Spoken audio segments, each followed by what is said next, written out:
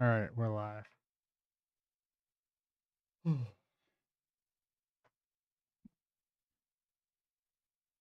I just open this? Okay, there we go. Yeah. So I sent this over. I sent this scene over to 604 Spirit, and he's I guess he's gonna take a look at it and tell me what I did wrong. I'm sure that I did something wrong. I don't know what it is, but I did something wrong. But I got this working. And that's the most important thing. So it turns out that the sprite creation thing actually totally works exactly the way that it probably should.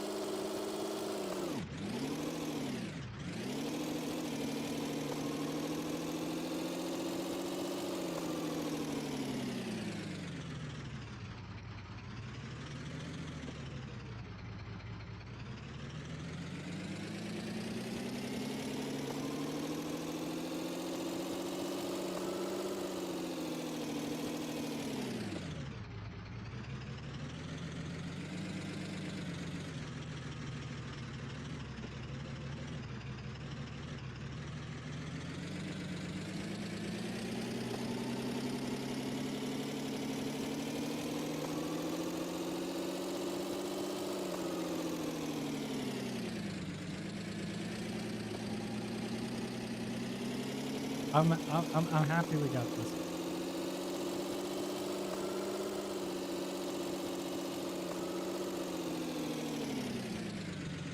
Now to tune it. Um, right now it's effectively this here, and we don't like that because we're not going for bus. We're not going for a bus. We're going for Truck-kun, the truckiest coon of truckiness.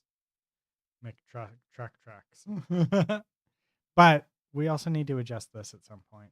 So effectively I need to bring this back here because this is too far.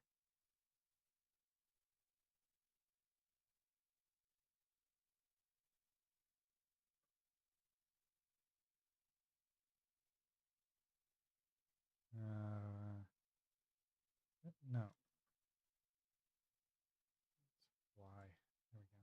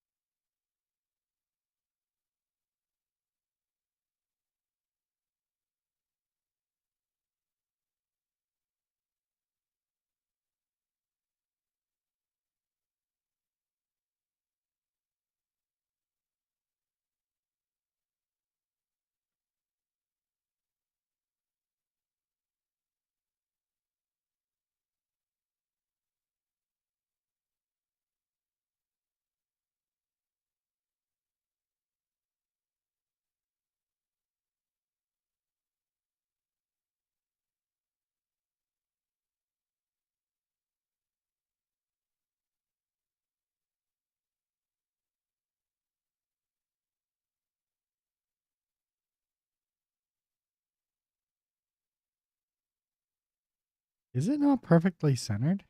Oh, it might not be.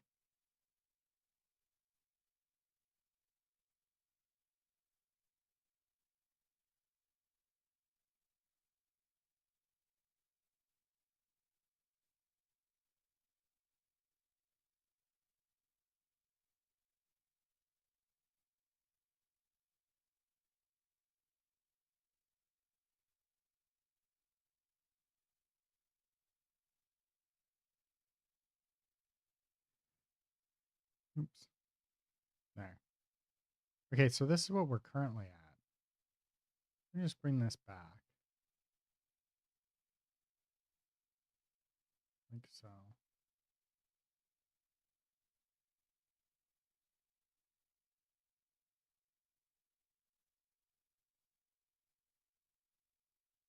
Right? Just like that. And then we add a physics shape.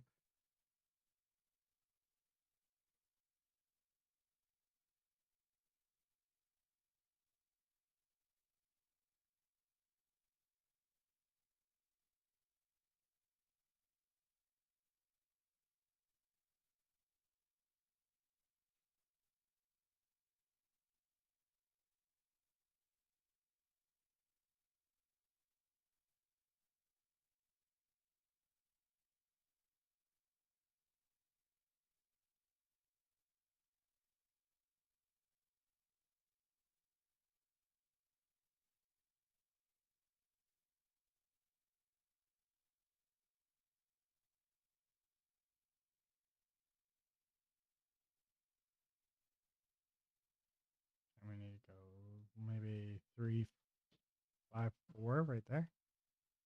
And then maybe 1. Nope. 2. 3. Nope. 1.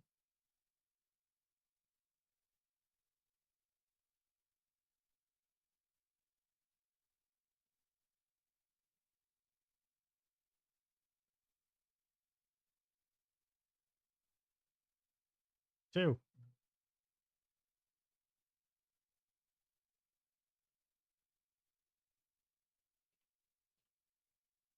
we go.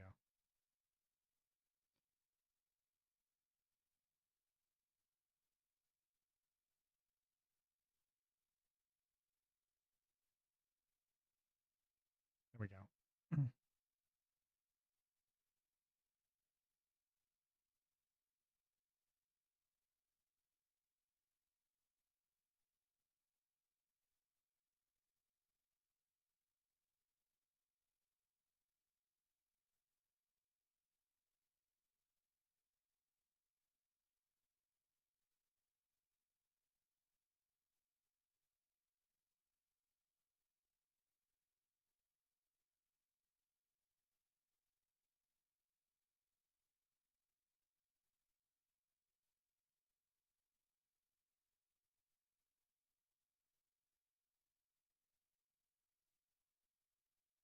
There we go.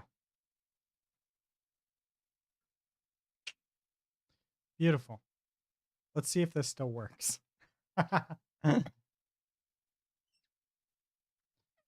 Theoretically, this should be a more performant shape.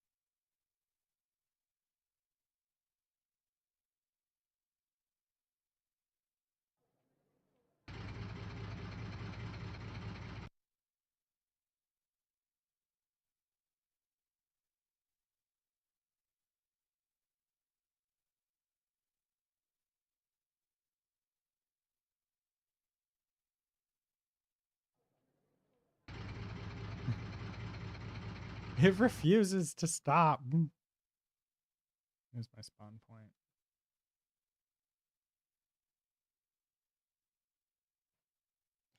See, it still feels like I'm spawning in the world and then I get flung out. It's a little bit. It actually is less violent right now than it used to be, which is kind of nice. But mm,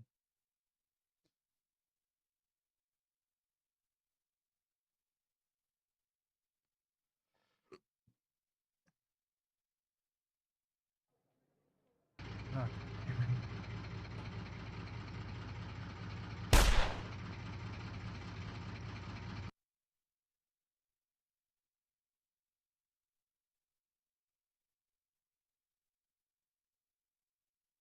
I wish I could get it perfect, but I can't.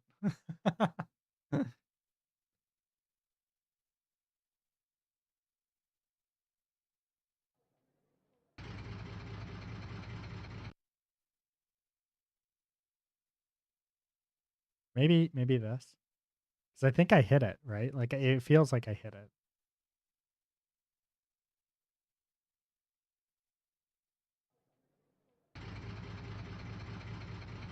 Am I maybe spawning wrong? Wait a second.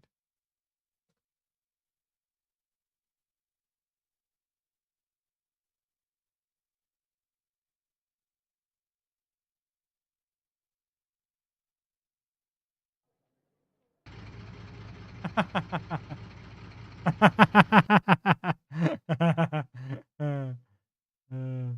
think I found the problem.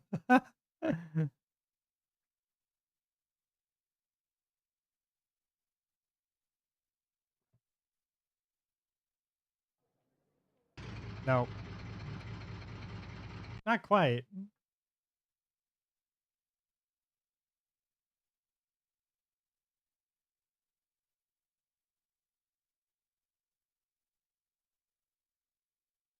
Let's find out which direction we wanna put these in. It's less violent than it used to be, though.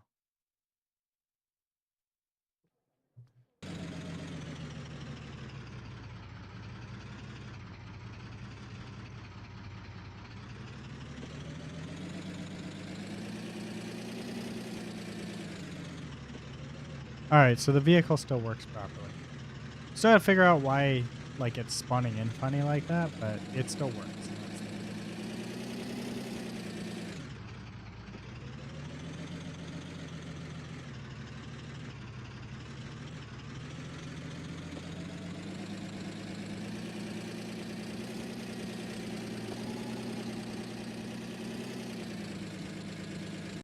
Okay, so next thing we want to do is edit this so it feels better. So wheel mass is not 20.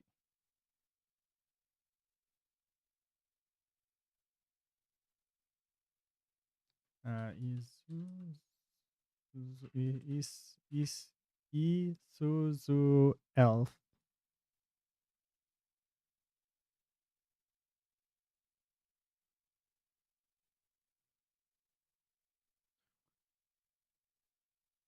It's 17 kilograms.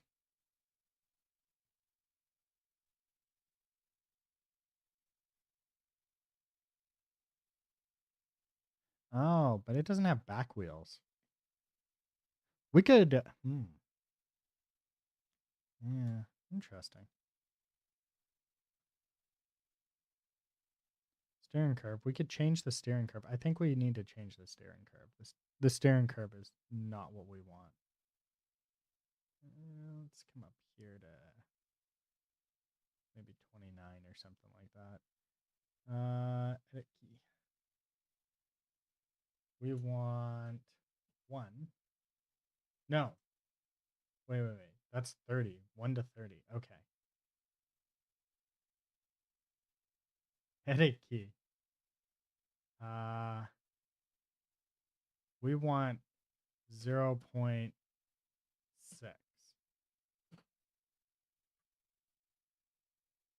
Now we should have better steering at higher speeds.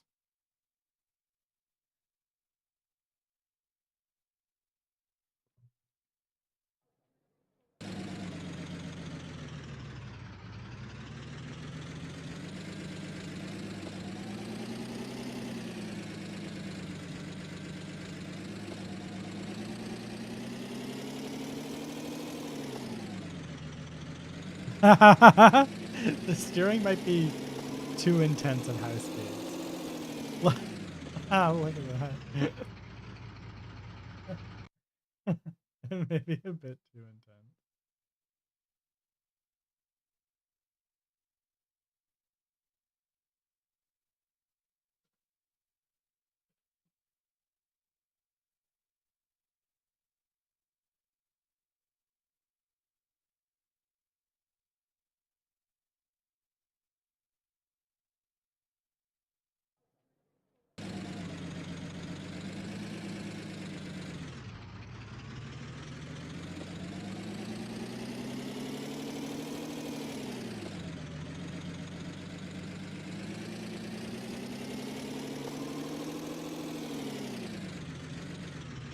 Wow, that's a lot. Okay, so that's still two edit keys. So this used to be 0.1, so let's go 0.2. We didn't want to like it shouldn't have been that I wasn't expecting it to be that crazy.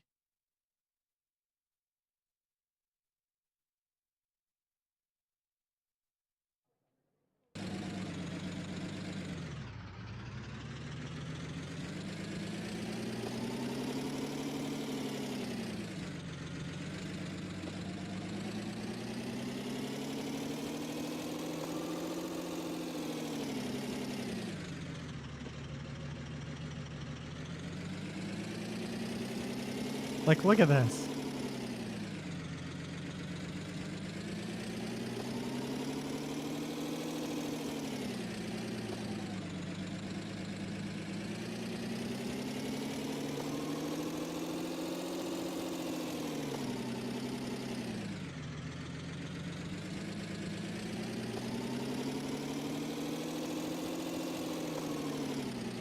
I'm still I,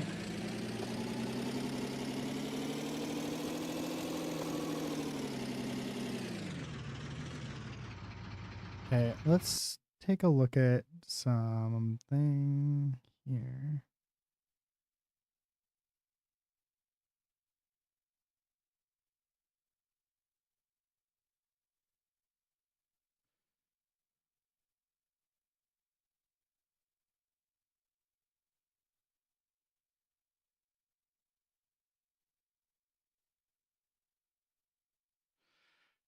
Uh,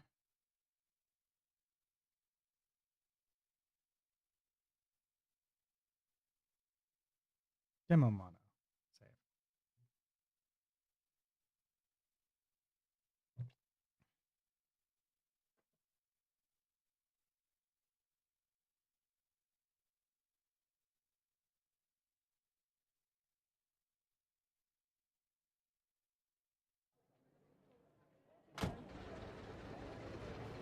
Now, if I'm not mistaken, this is not a.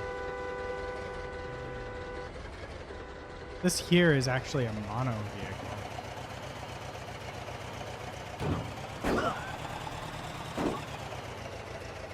Huh.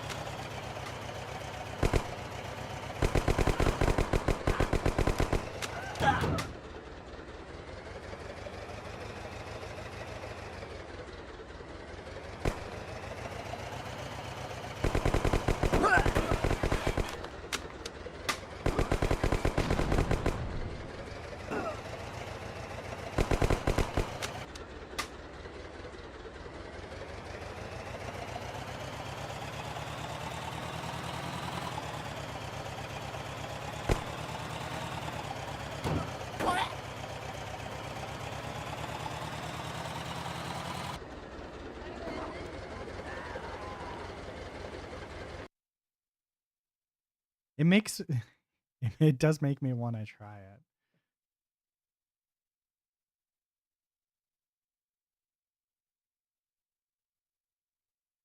What was the one that I had? I think I had dots installed and I was gonna try it. It was the Simcade one, right? Was that Ash Dev arcade vehicle?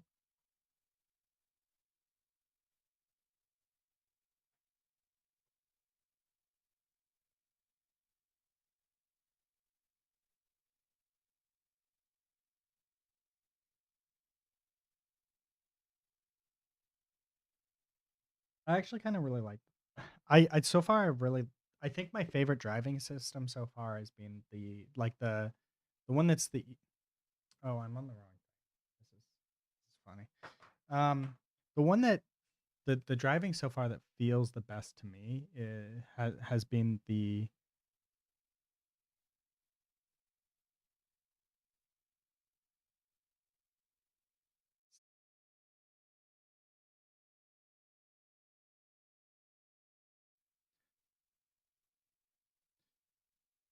But I think this one has. This is arcade vehicle. So not this one. This one doesn't have the Simcade with it.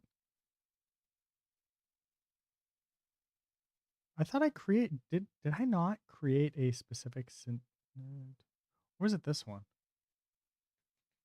We're gonna figure it out eventually.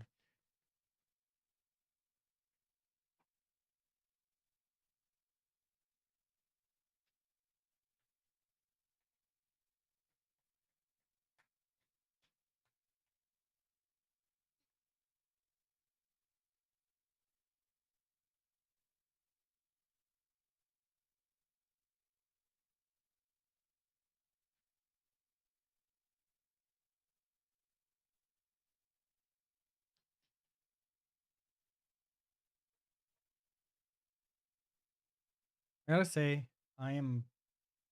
Oh, yeah, this is the Simcade one. Okay, so effectively, what we have here, we come into here and we go here and we do the demo vehicle.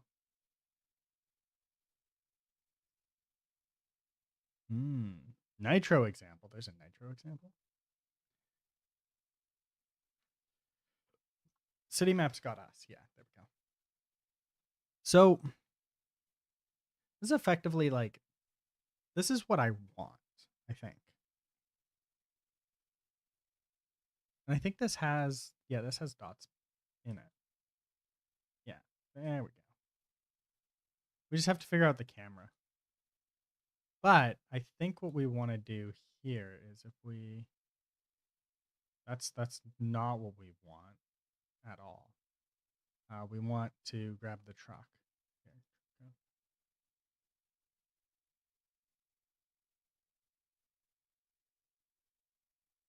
Yeah, there we go.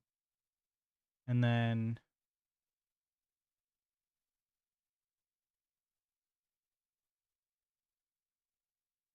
right there.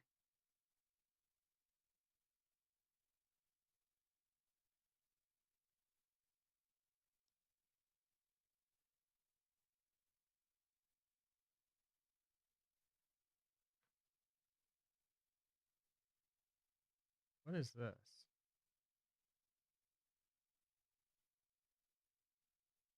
Hmm.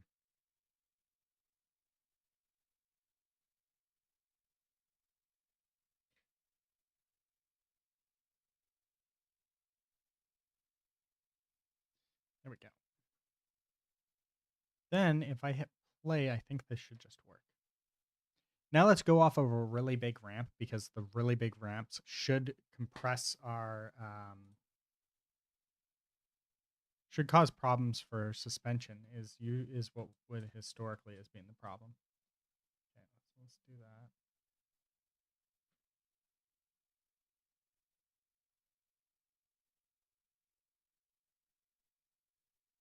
that. Okay, so no problems there. So let's fix the camera. The camera is too far. Main camera. Okay, so this is our camera, I think, right? If I hit play, I think I should be able to figure out the camera settings here. Ah, fuck. I forgot that it was going to play maximized. Focused.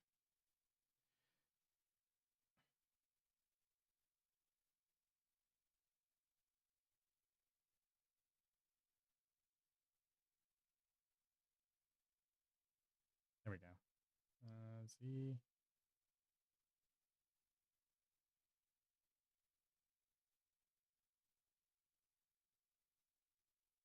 There we go.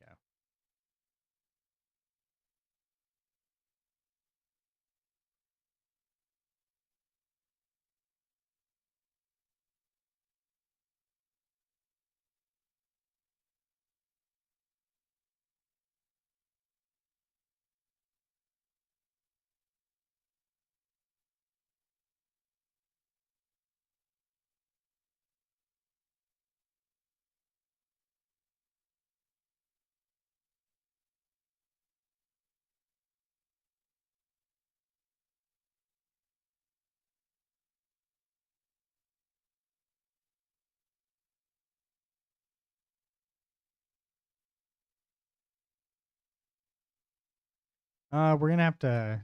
I think like oh wait, right, because we are going with a 1 or a 0 here.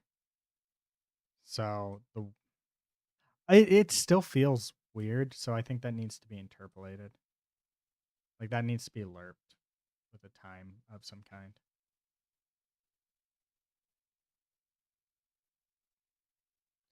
But and this is the big but. We should see about getting let's get this into let's get this here working, this world here working with the dot city. And if we can get this working with the dot city, then we can hopefully drive this vehicle around this here. So that's the goal today, is to get that working in dot city.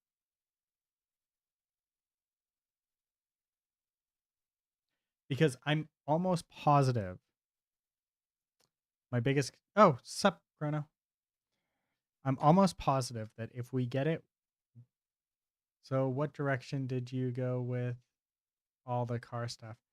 Um, I'm kind of on two tracks right now, and we're going to try something. And if it works, we'll go this way. And if it doesn't work, we'll modify the existing dot stuff.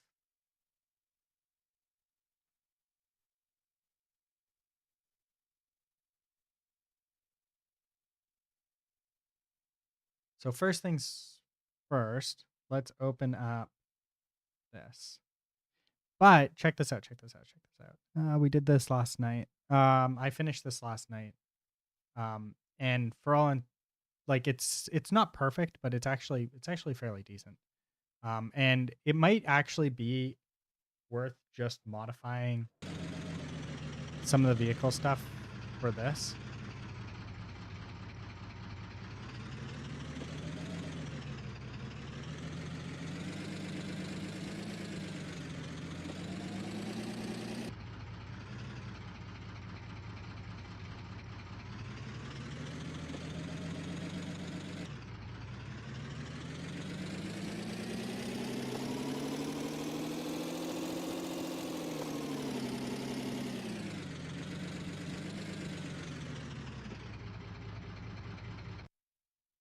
Yeah.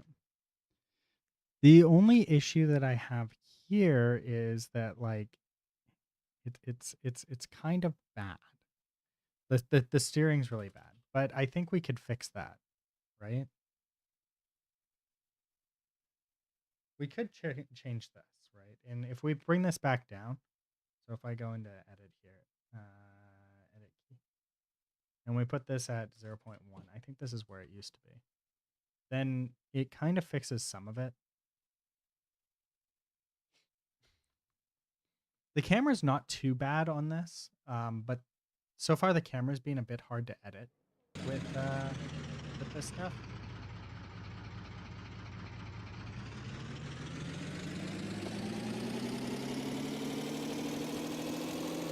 Yeah, there we go.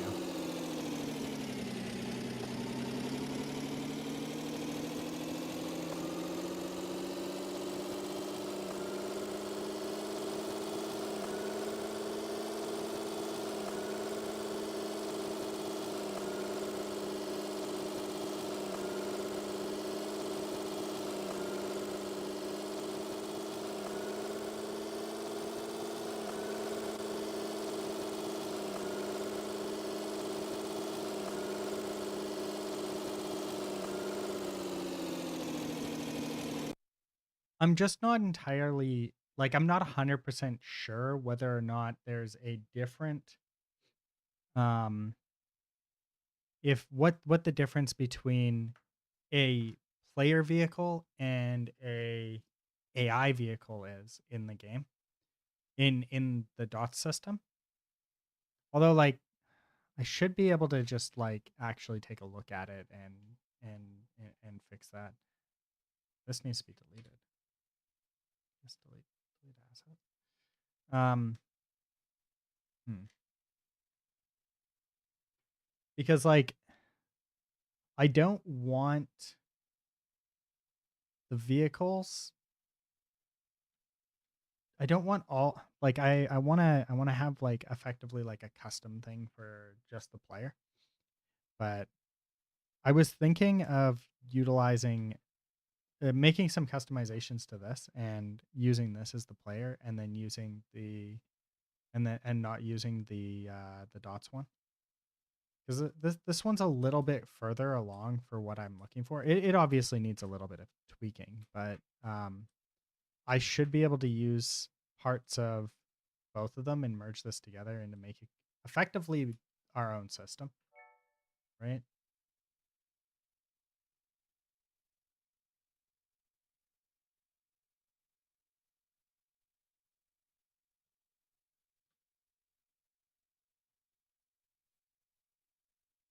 Where's the camera here? So that's kind of what I was thinking about working on today. Where did the camera go? Is it this one? Yeah, it's this one. Okay, so this comes back and this comes up like this, right? Something about there, probably.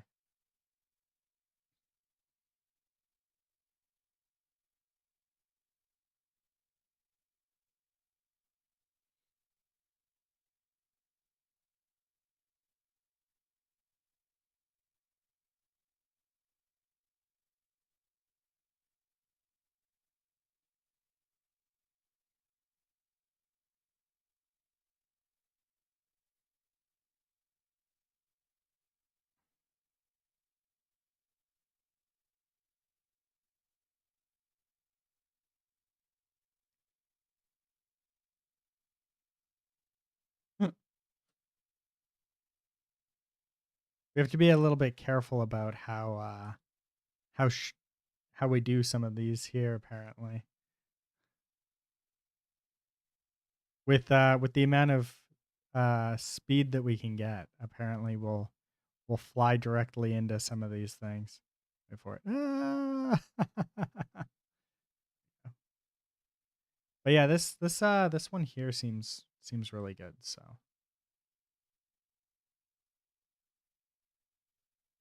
I'm inclined to continue forward with it.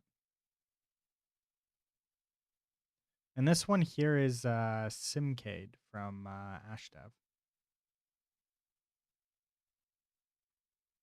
My biggest issue with the Ashdev stuff though is that like the documentation is severely lacking.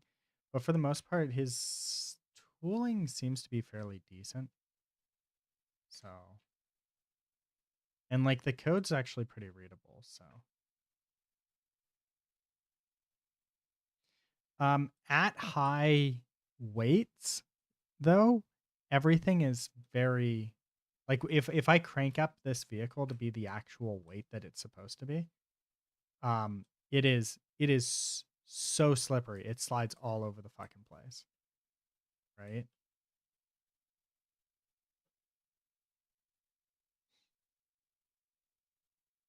But this has like air control in it already, and it has air control and what else? Sorry, it has air control. It has the it has the drifting mechanics that we want, and then yeah, so drifting mechanics and air control are all part of this, and like it has it's fairly decent. So I think this is like the best starting spot for us if we can get this to work inside of the existing system. Wee wee handbrake turn. Wee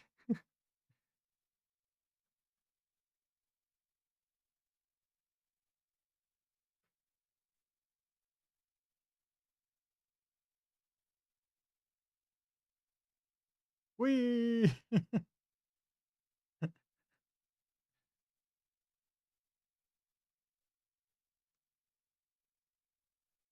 So yeah, and then we don't risk. Then we can have like a really like we can have a very different vehicle system for non-player and a very difficult different vehicle system for player and For like NPCs don't need to have all the same things as a player does, right? Kind of thing.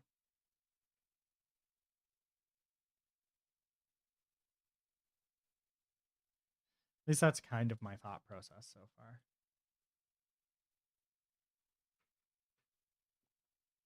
But there is a way for us to effectively get all of this. Like we could. So one of the things that we could do also, and this might actually make more sense, is we take this truck, right? So if we come here, we can add more data authoring to it, and that would give us more of the stuff that we care about, right? So then we could take the code from I think this is the one with Syncade. No, this is vehicle physics. Dot city, yeah, dot city with Simcade, right? So we could take some of this, right, and move this into dots. Now that I have a better understanding of dots and we've got some good examples of vehicle stuff in dots, we could take some of this, move it into dots, and just attach the authoring for it to only the player character, the player vehicle.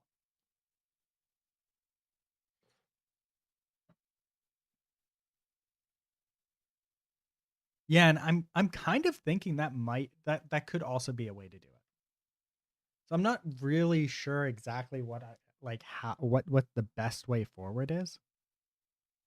What do you think? What are your thoughts, Chrono?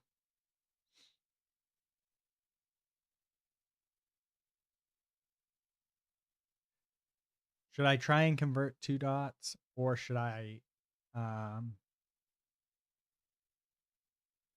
kind of leaning towards I'm like half leaning that the problem is that like half of me is like, let's just do it in dots.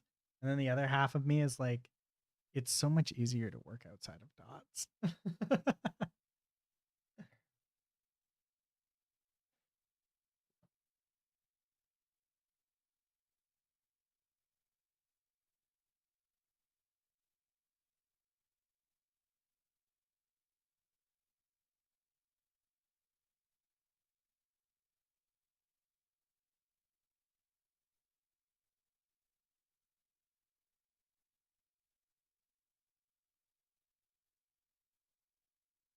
We're gonna close this one and this one though. If you do it outside of dots, you need two physics world, but it's overall easier. Yes. Well, it's easier in some aspects. I don't know if I'd say it's overall going to be. It might be easier.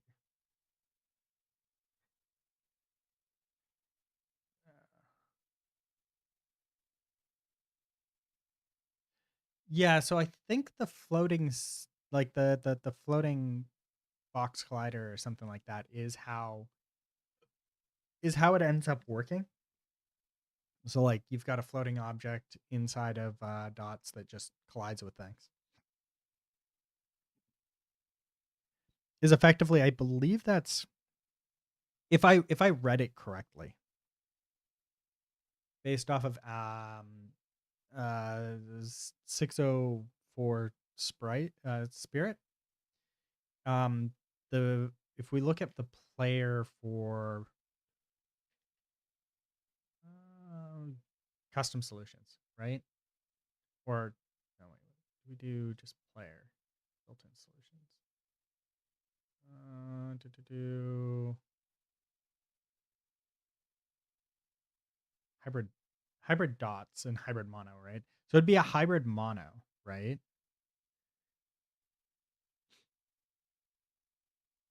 And effectively like collider for dots world without mesh representation. You lose a small bit of performance interacting between dots and game objects, but does it really matter all that much compared to simplicity? Well, that's the thing that like it might not actually be as simplistic, right? Like it might actually be more challenging in some ways.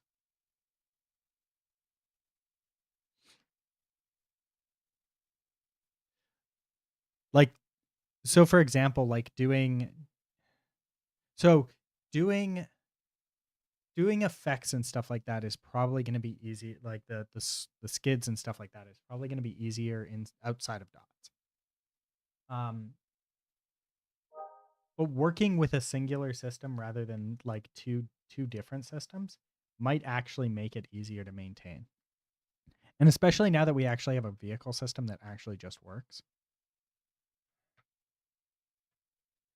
Also, there isn't any demos. This is the one that's been concerning me the most is that there isn't any demos where you drive a non-dots vehicle controller into a ragdoll, into something, and then it ragdolls. So my concern is that we lose the ragdolls, right? Because like yeah, because like we were having physics problems with having both dots and regular physics going at the same time.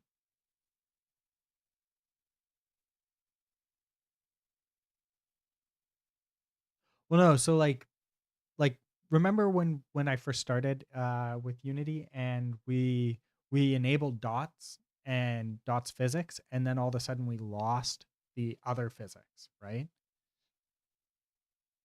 Altogether. So like if we use a if we use a monophysics, right? Then how do we get ragdoll in dots physics, right? If we're doing if we're not using dots physics, right? Because one of the here, unlike the hybrid dots entity collisions, so one of the steps here is to actually effectively turn off in your settings um the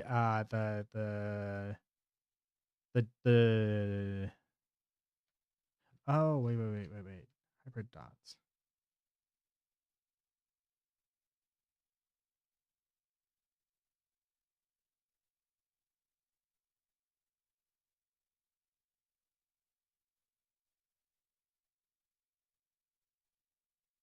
general settings.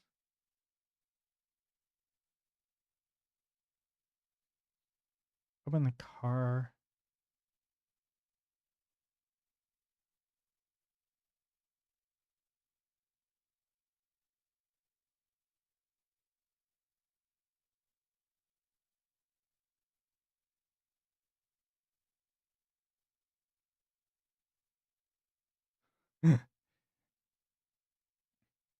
So I think what we do, right? So here's my prefab, right? This is my proper okay, yeah, this is the proper prefab. So we go into here, city editor, do car prefab.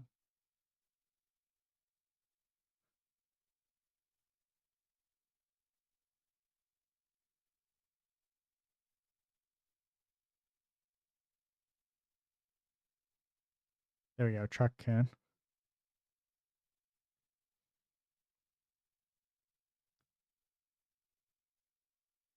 Player.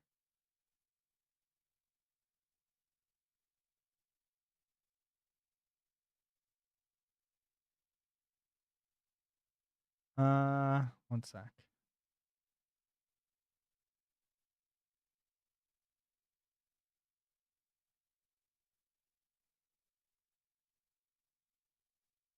Set entity type to hybrid entity monophysics.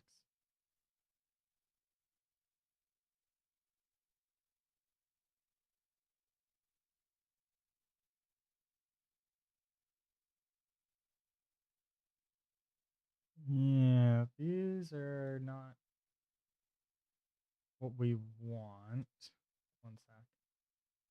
We don't want to have all of the. Actually, we should just probably do all of them, just in case. Save.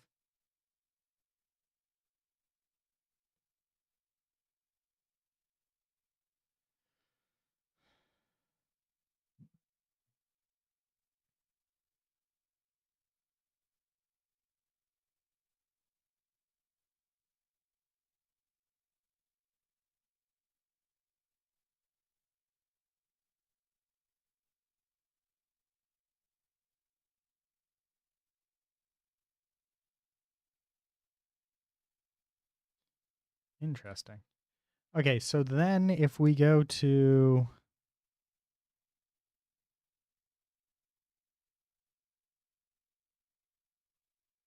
here. Wait. This is dot city. Asset. I guess prefab game flow.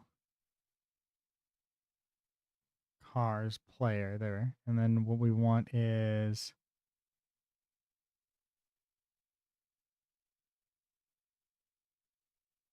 I'm not sure. I know there are hybrid games out there with ragdolls, so there has to be some way. Okay. If that's true, then this should just work. But let's take a look here and see if we can find the packages, prefabs. It's not in prefabs. Scenes. Oh, here we go. Test. Test scenes. Custom vehicle. This is one. Save.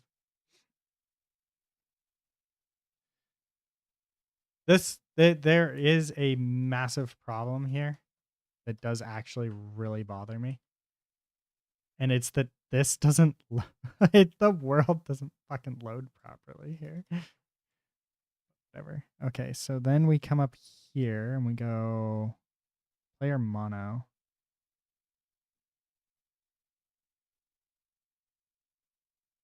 It just gave us this, right? Yeah, and then we just pop that in there. And then we hit play. What happens?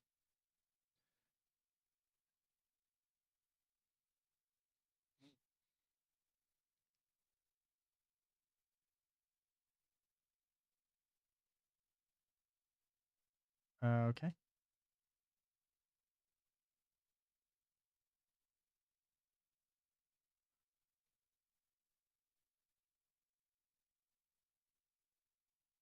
Those are the road cones, props, lanes that don't really exist.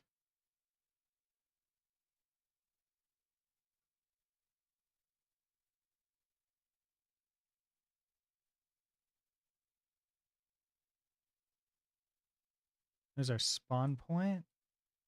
There's a bunch of spawn points, apparently. Services.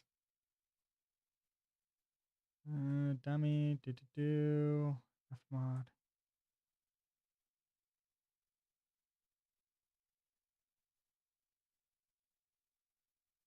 Feedback, raycast.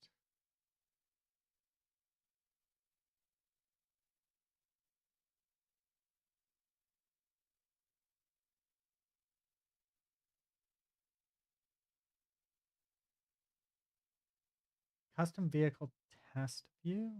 Where is this? Ah, there it is. Wait, this is all in the main camera, right? Ah, here we go. What if I go like this? Sweet. If I hit play, do we not see that HUD anymore? Because that would make me very happy.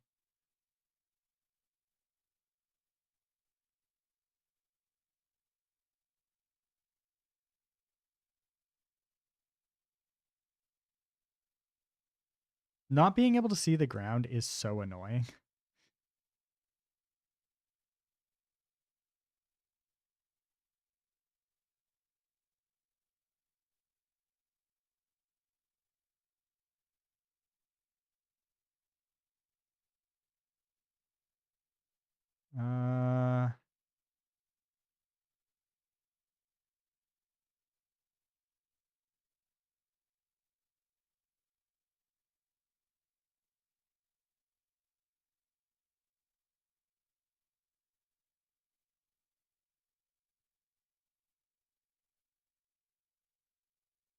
Uh, do, do, do.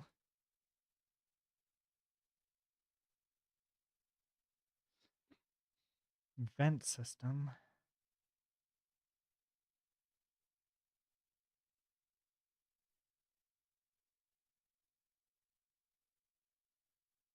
Come on, can we get just one little thing here? I don't care about this. Input UI.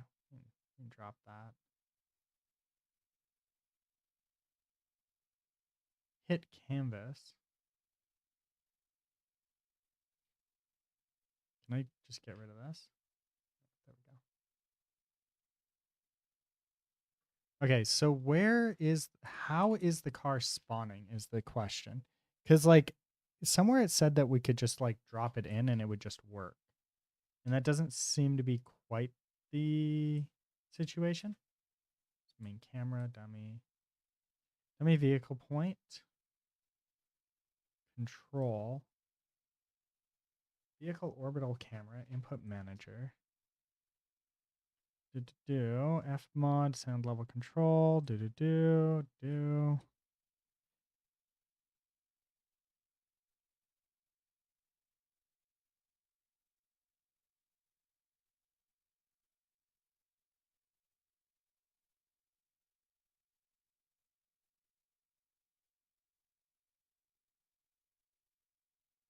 I think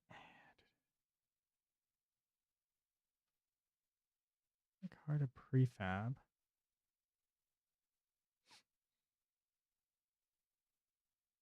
In the prefab info,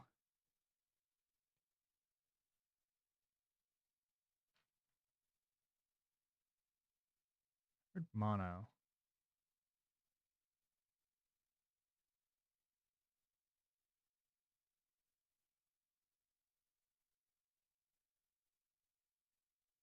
A user custom solution. This topic about how to replace the player with a custom user solution. You want your own script to spawn player character. Following these settings, type to hybrid mono. Set the player controller type to custom.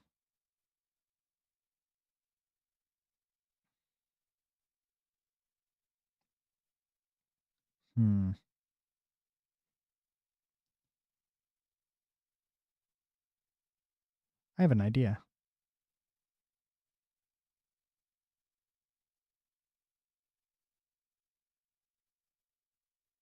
Don't save. We'll leave that one the way it is. Okay, we'll come back over here. Okay, so create a world. We'll create a HUD. Create. There. And then I'm going to bring this here over to my side. Then we're going to come back into here and we're going to say hub main camera city. Cameras, main camera city.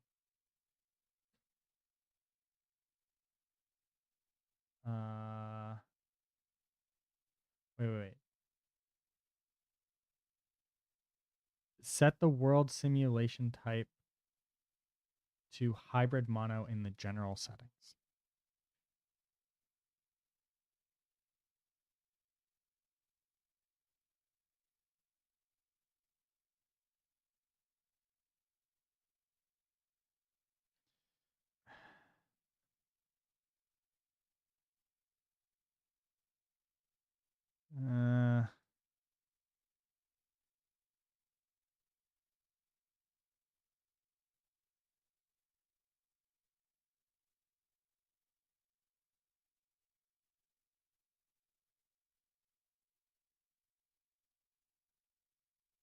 Terrain is untagged. We're going to say that's ground. It's terrain. What is this? This is ground.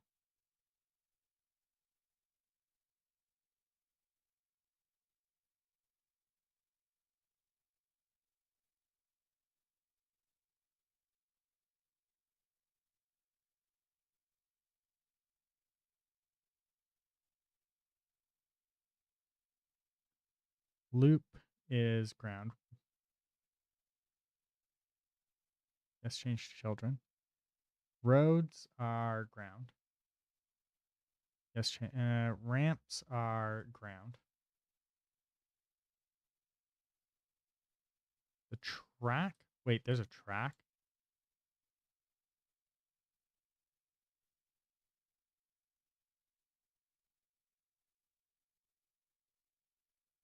Oh, okay. Track is also ground.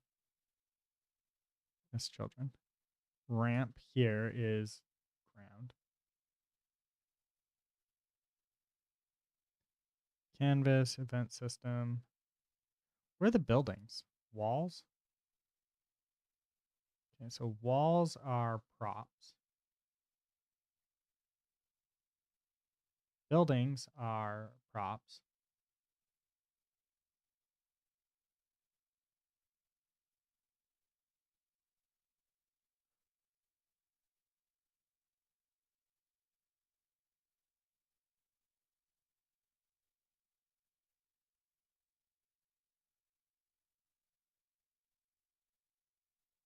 Okay, yeah. Test grounds are ground. There we go. Let's hit play and see if this works.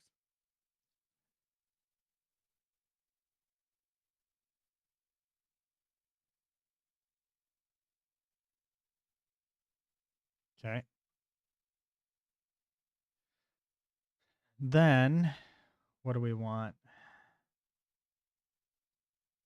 It said general settings, right? Props, do layers, ground. Copy physics shapes?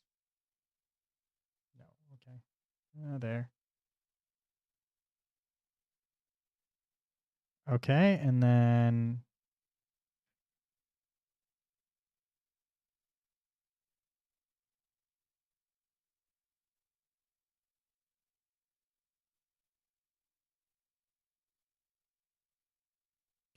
config.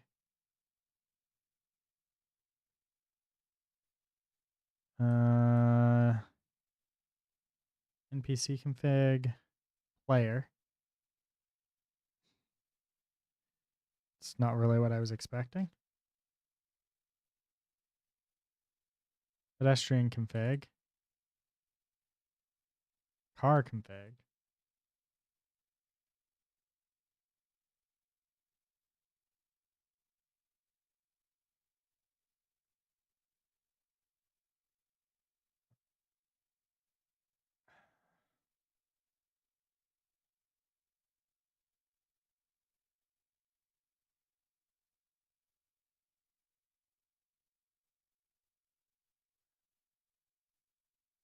General settings. Where's general settings?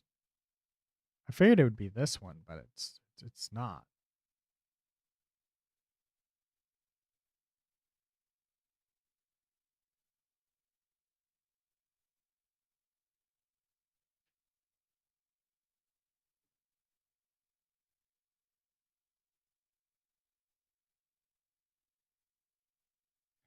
To do.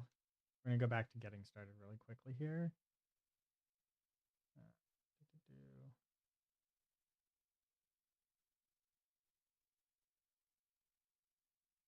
Right. This is hub here. And then where's the player spawn? There's the player spawn. Built. Here we go. Custom.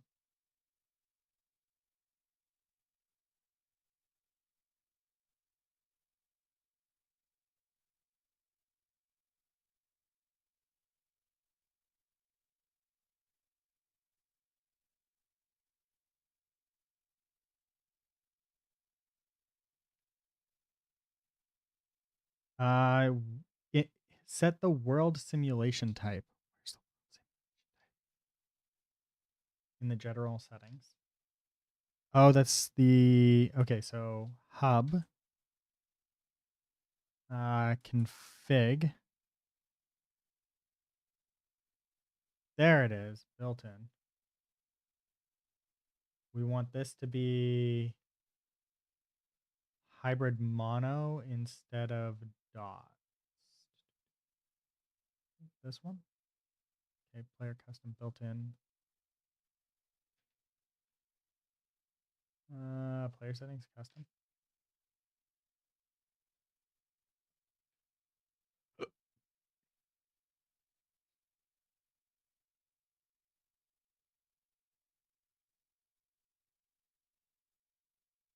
Hybrid mono. There.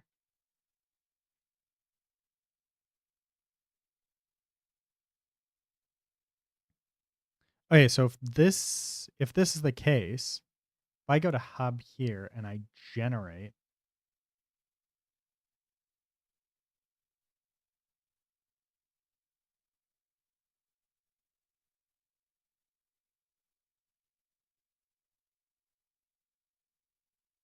move back.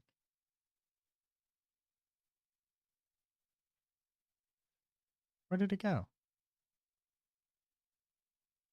Oh, we'll generate. And then we hit play, what happens?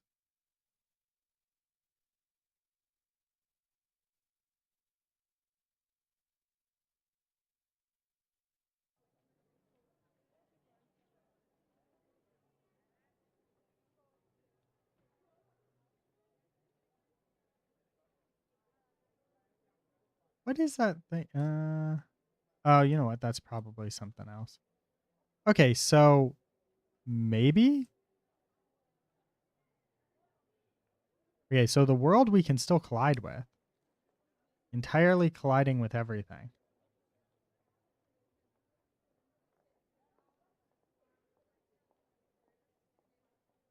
Okay, so the next thing that we want to do is we want to get a I guess we need NPCs walking now, right?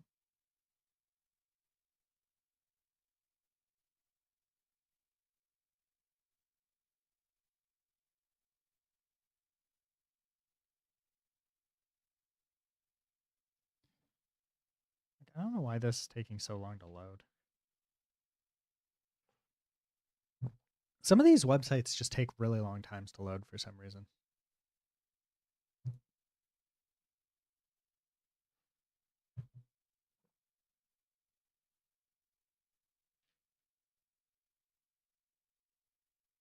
Pedestrians. Oh, that's why.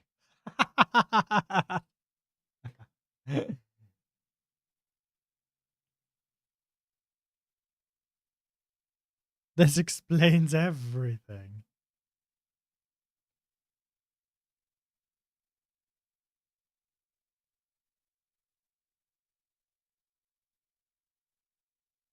Ah, it's not the end of the world. It's back.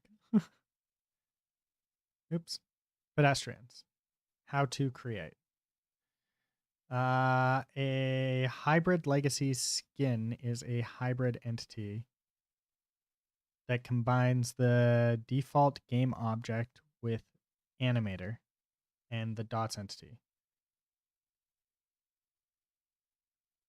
If necessary, configure ragdoll do. I just want to use the existing one, right? So what we want to do is we want to just create the 604 sprite. What?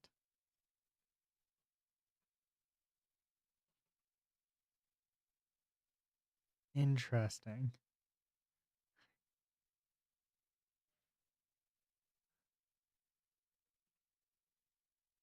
No, it's spirit. Sorry, 604 spirits.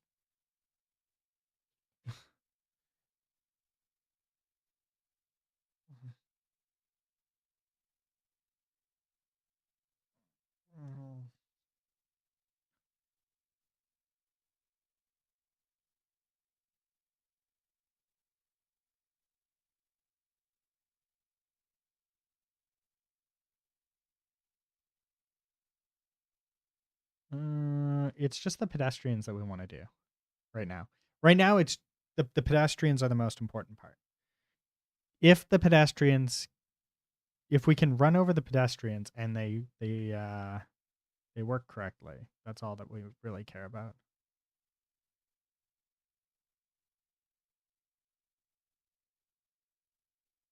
Look at this. Do GPU pedestrians integration,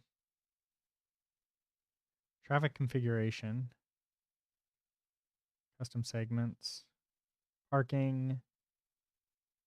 Do road streaming, pedestrian nodes. This video explains how to use the Pedestrian Node Creator.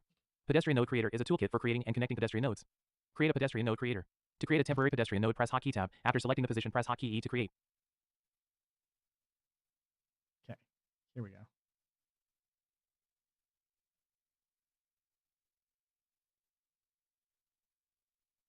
Okay, let's go back to here and we'll move back. We're going to add pedestrians to this sidewalk right here, and here. Okay, so here, create pedestrian node. This video explains how to use the pedestrian node creator. Pedestrian node creator is a toolkit for creating and connecting pedestrian nodes. Create a pedestrian node creator. To create a temporary pedestrian node, press Hotkey Tab. After selecting the position, press Hotkey E to create. To Okay, so tab and then E. Ugh, no, wait. Okay, so we move it to here, right? Tab and then E,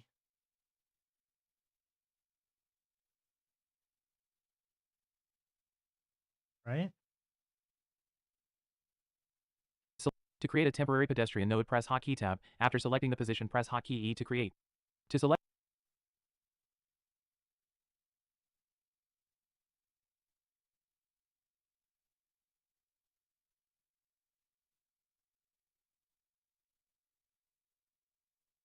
Did it work? I don't think it worked.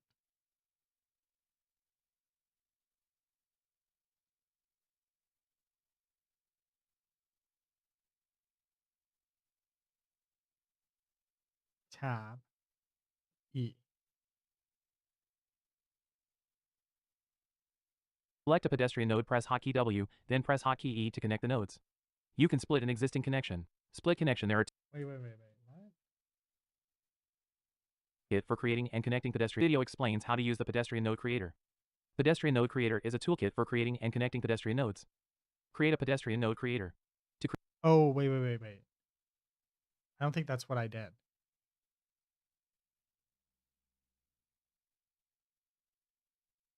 Yeah, that's just a pedestrian node. That's not what I wanted.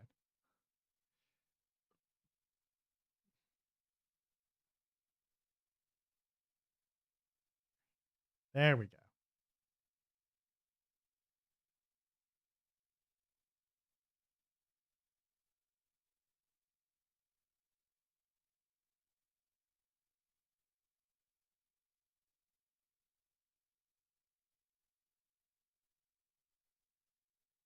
Tab.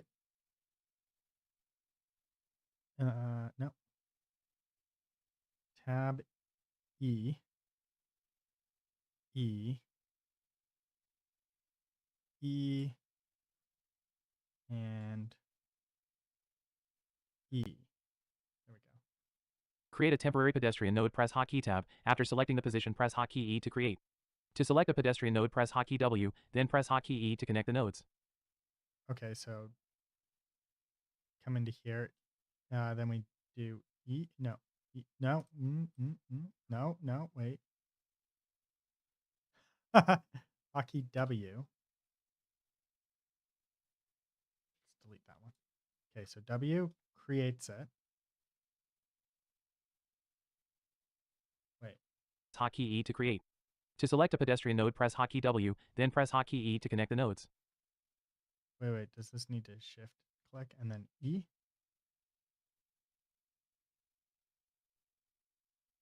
E. Wait. U to create. To select a pedestrian node, press Hotkey W, then press Hotkey E to connect the nodes. Okay, so select and then E. No. W. Select here. W. E. And then here. E. No, wait, what? This video explains how to use the pedestrian node creator. Pedestrian node creator is a toolkit for creating and connecting pedestrian nodes. Explains how to use the pedestrian node creator. Half debug. Pedestrian node creator is a toolkit This one. Okay. for creating and connecting pedestrian nodes. Create a pedestrian node creator. To create a temporary pedestrian node, press Hotkey Tab. After selecting the position, press Hotkey E to create. To select a pedestrian node, press hotkey W, then press hotkey E to connect the nodes. You can split an existing connection. Okay, let's try this again. So, okay, so here, tab, and then W, then E. Oh, there we go. E. Ah, beautiful. W, then W and E. Wait, what? Definitely doing something wrong. Okay, so we do this. W, click, then E. There we go. Then W here, and then we come down here, and then we do E. There we go. Then, I wonder if this like automatically sets up both sides. It kind of seems that way, right? Yeah, because both when I click this, both sides are lit up. Okay, beautiful. Split connection. There are two modes of split connections, only with right angle or with custom angle. We will choose a custom angle. A custom angle of 5 degrees means that the raycast for the split connection around the node will cast every 5 degrees. As you can see, the connection is successfully split. You can connect a line of nodes at once. Tick auto rejoin line. Let's choose a few nodes. Press the W hotkey on each node.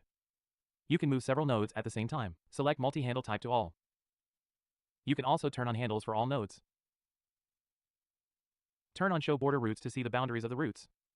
Let's try to change the width of the route's max path width. As you can see,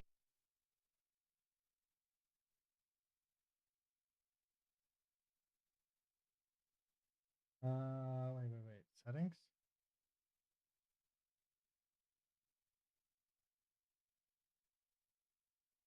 see the width border routes to see the boundary. Also turn on handles for all nodes. Wait, that one doesn't exist. Connect.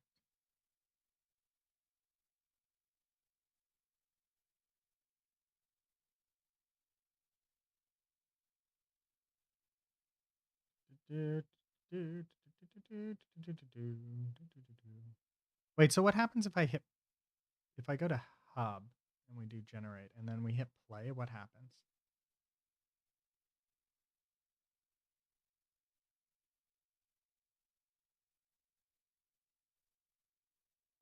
Do we see pedestrians? The answer is yes. Yes, we do. We drive right through them though.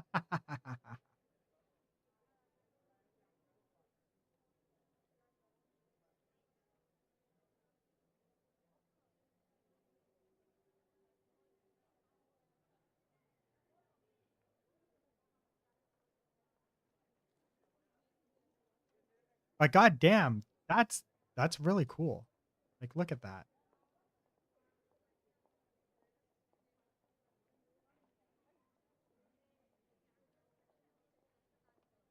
Yeah, this is what I had. I had a feeling that was going to be the case. Uh, I don't know. I don't think so.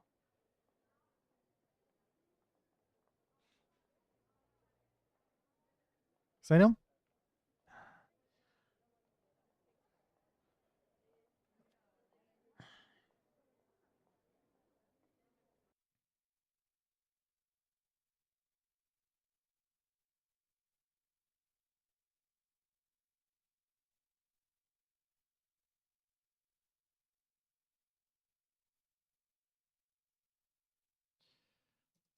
With a custom with a custom mono setup, use does the um I want to make sure I spell things correctly here. Yeah. Where's the hub? Here's the hub. Move back, right? There's the entity root. The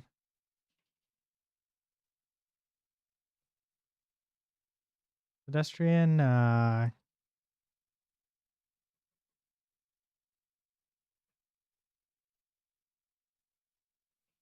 Ragdoll.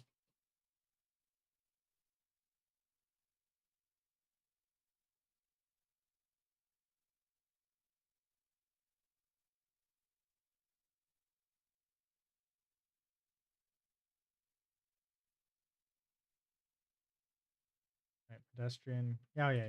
I did say collisions. Okay.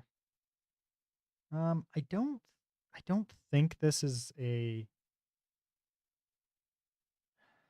I feel like it's not quite a like. I don't think that the pedestrians.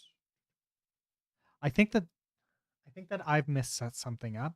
It's either I've missed why this game's so fun, chat.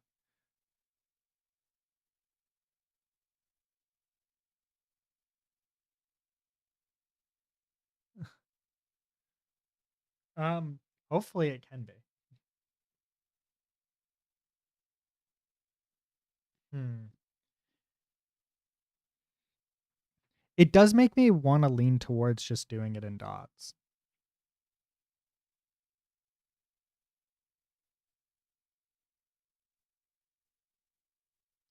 Maybe. This is yeah, this is the pedestrian node.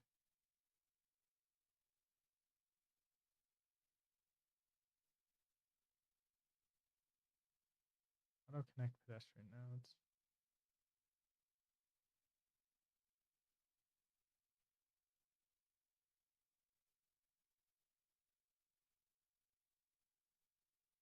Yeah, might be the way to go. I've got both of them, so like I should be able to make some changes. Okay, so this is the this is the Ash Dev one, right? The Simcade. Mm,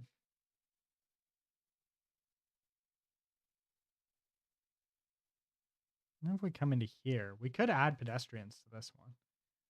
I think we've got the vehicle. Oh, I'm in game. That's why. Let's take a quick look here. I think I got the camera view correct on this one, right?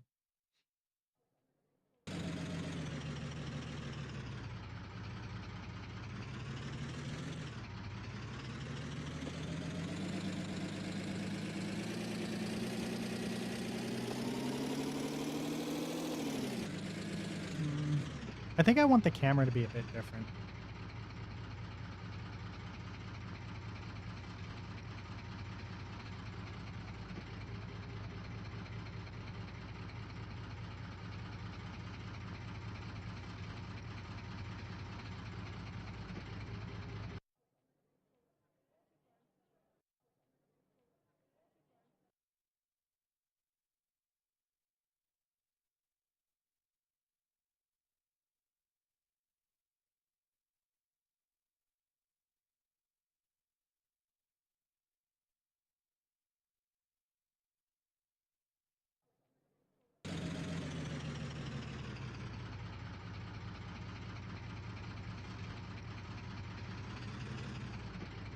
Okay, there's the.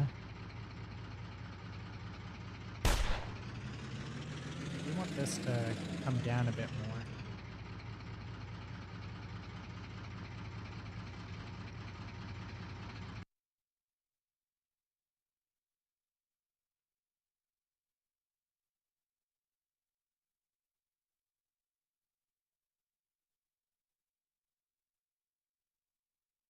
I think it's this one.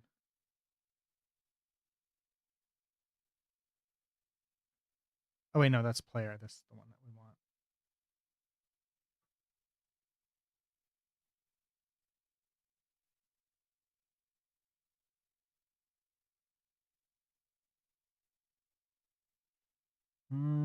Top down camera here, right? This is this one here, right?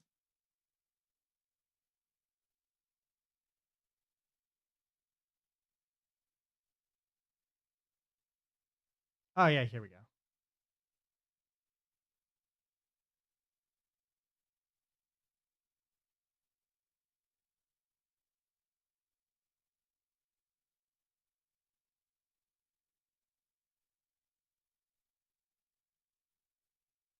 This is dampening. This is target offset. No, don't want that. Follow offset? Oh, here we go.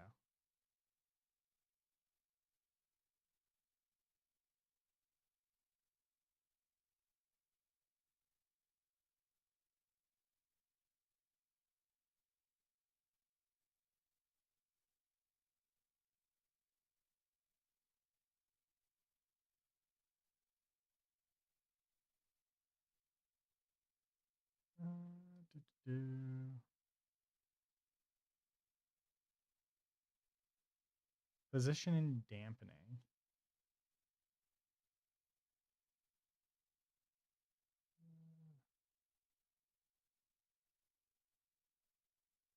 Is it this 7 here that's the problem? 0.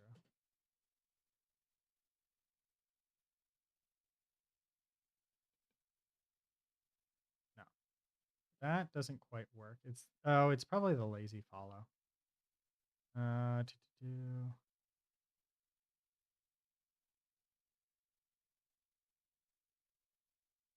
Yeah, that's better. Then position dampening on here 7. Let's say 0.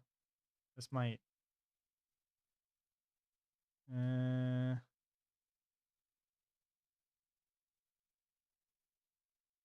oh, that's so off.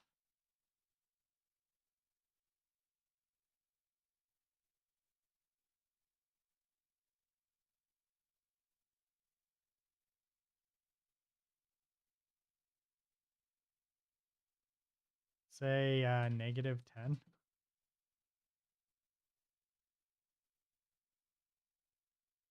Oh, it's getting reset to 0 constantly.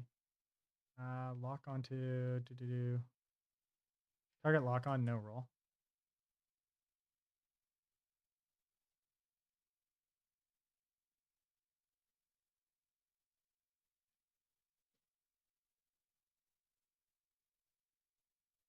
Oh, there we go.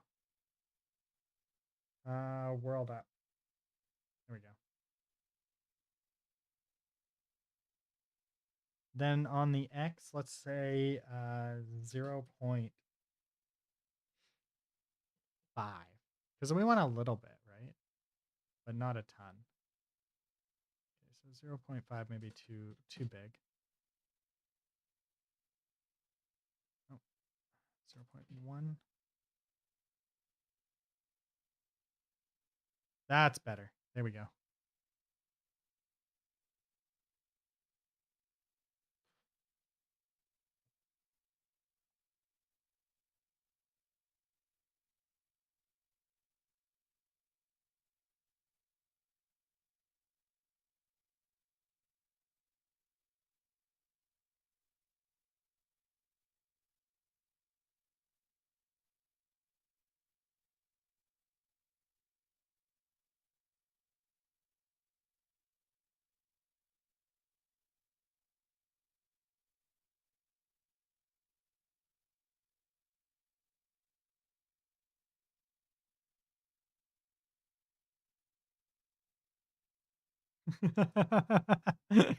Yay. All right, let's add pedestrians.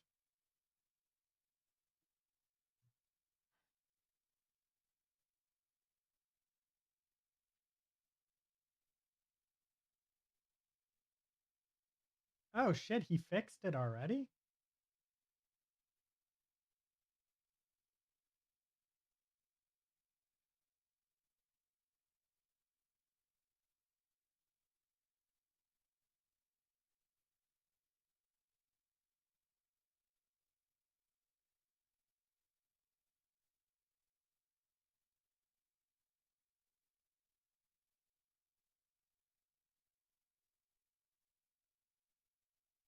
I will come back to that and take a look.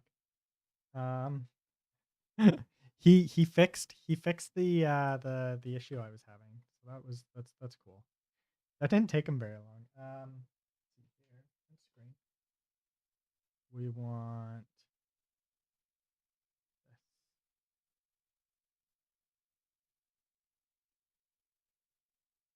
Did that take the screenshot? No, it did not. There we go.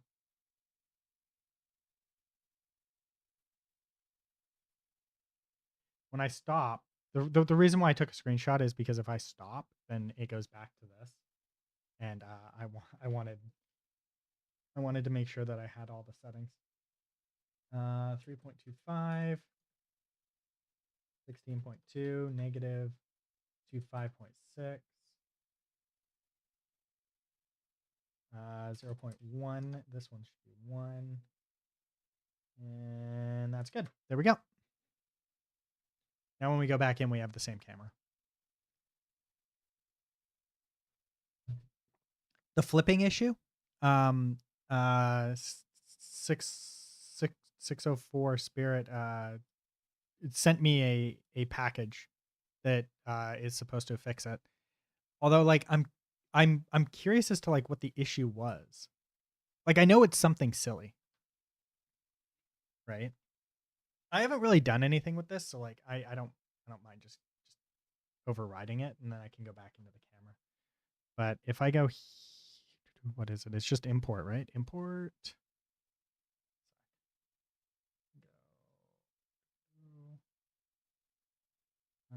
Copy link. No, I have to say, so far out of all third party packaging, on any all third party packaging on any like system like this, like the Unreal Asset Store and whatnot, 604 Spirit is by far the most responsive person I have ever dealt with in my entire life. Like, holy shit. So yeah, like I would have no qualms buying another asset from him.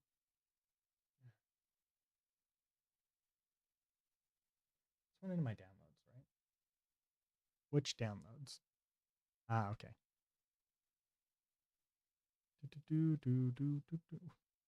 No, was it right click? It was right click, yeah. Import custom package. Downloads? Open. What file? Oh, wait, what? There's changes to the vehicle to wheel system and the traffic initializer?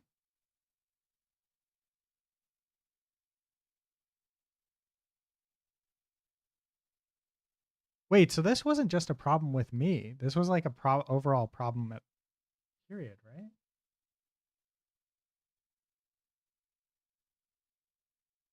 Interesting. I found an actual bug.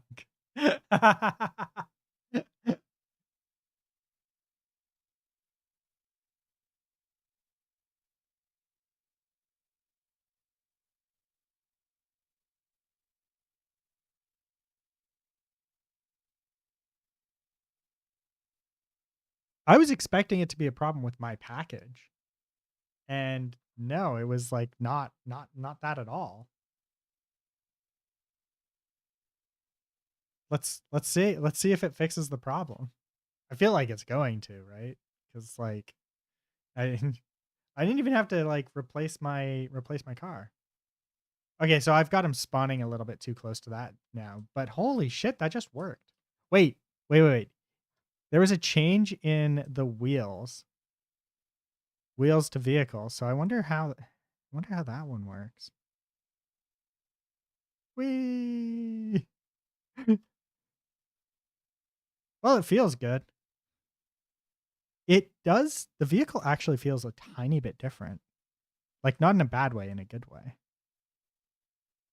The lean is so much more pronounced like this. I'm gonna have to add a way to flip the vehicle. Oh wait, I can flip it that way. Interesting. Wait, can I always flip it that way? I do like how hard it is to flip the vehicle because I really wanted it not to be easy.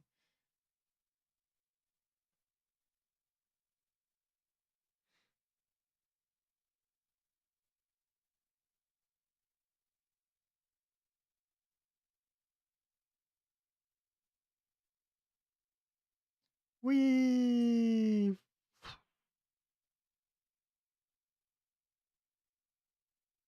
What was that? That was interesting.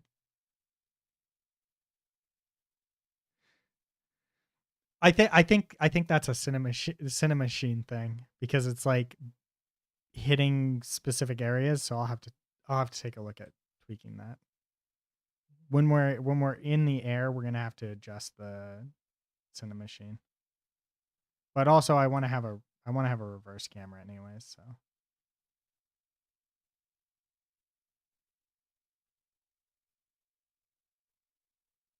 all in all, this is pretty good.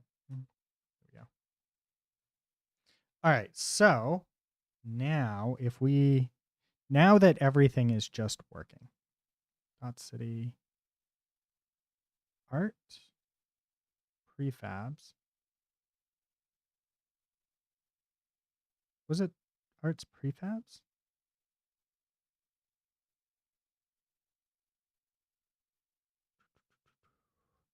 It's not. I thought it was. Not animations. Materials, models.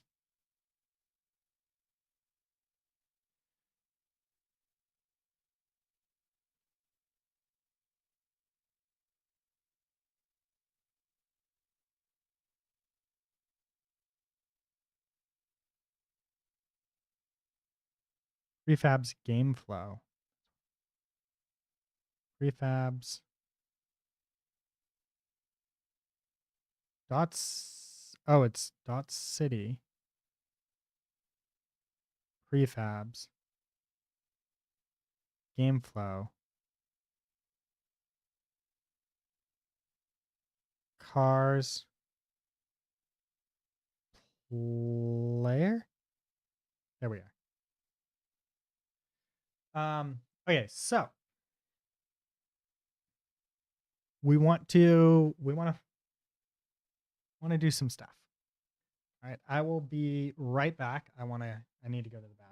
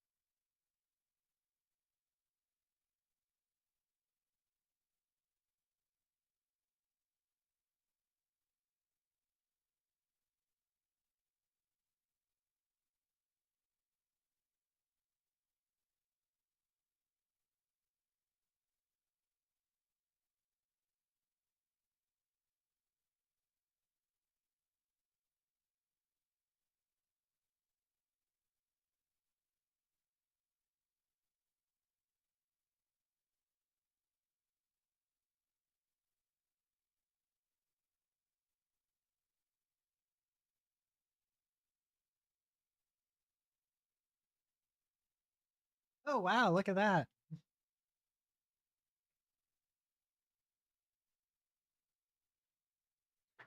I kind of wonder. Let's oops. Know what I wanted.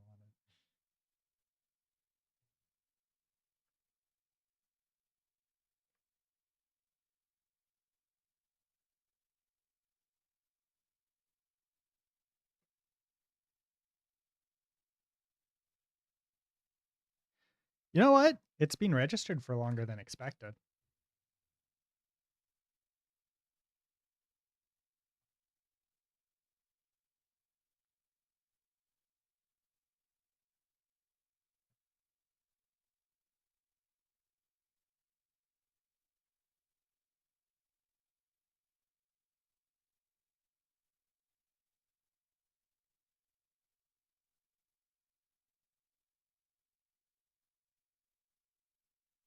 Nice ID. Two Cows has a interesting history. I believe Two Cows started out as a Two Cows. Like I think they started out as like a company that like they initially did like patches for like I think at one point they did patches for like video games or something like that. I might be wrong.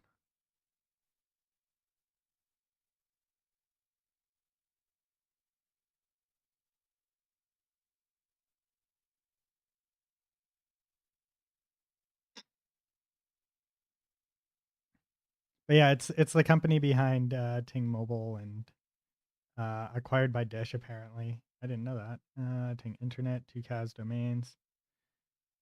I don't even know what that is. Yeah, shareware.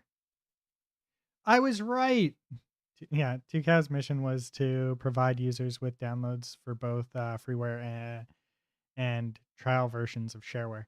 So like this was a spot where you used to be able to download like the really old Counter-Strike versions.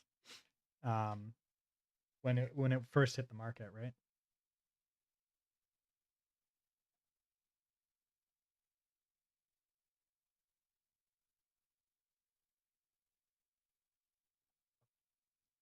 And now they're a really big provider for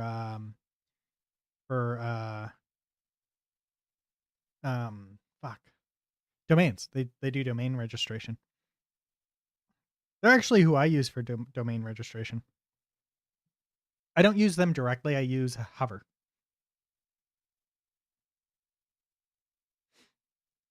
But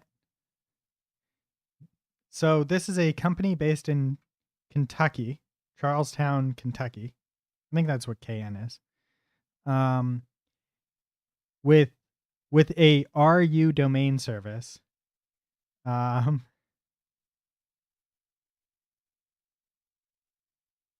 utilizing a Russian web hosting company.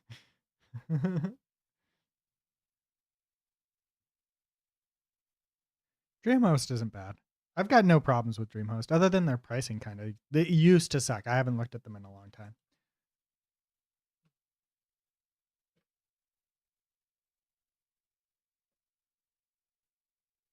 Yeah, they're like my only issue with DreamHost is that like service wise, domains isn't their primary service. It's secondary to their web hosting, and their web hosting isn't very good in my opinion. Not like it's good for like your standard user, but like their VPS service is not worth it. Their cloud hosting might be worth it now. I haven't looked at this in a long time.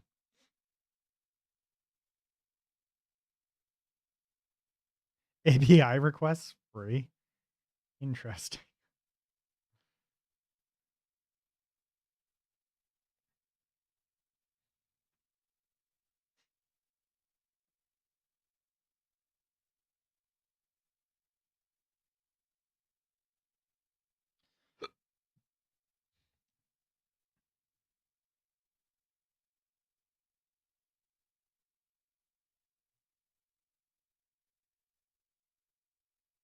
Yeah, that's fair.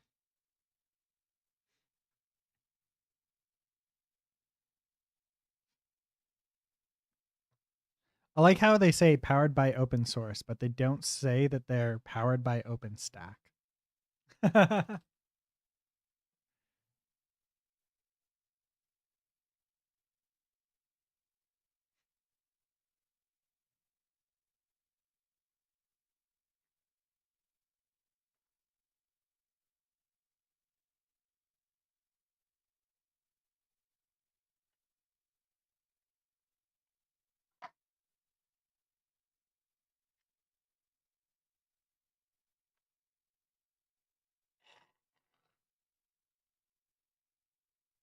Unless they moved away from it. New Unreal assets released. Oh, right. I was going to talk about that. Some of them look pretty good. I already picked them up. This one's pretty cool. This one here, if I'm not mistaken, this is like yeah, it's got Unity support. And the assets aren't too bad looking, right?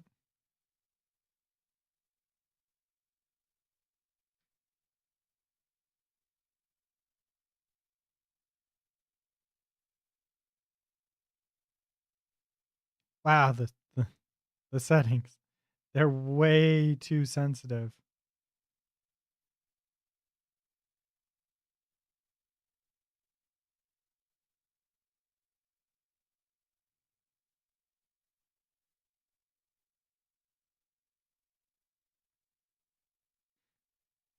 Don't forget, everybody, grab the professional version. Always the professional version. This spaceship one doesn't look too bad.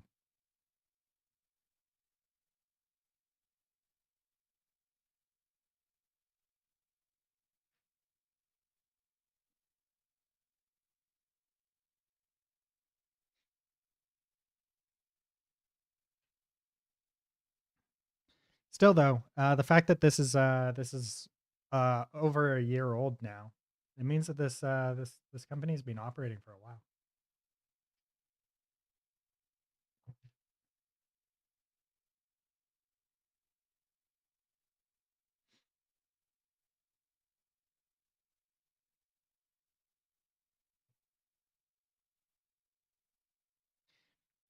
Part of me does wonder, like, I do wonder exactly like how that system works, like their whole like referral code system bullshit thing.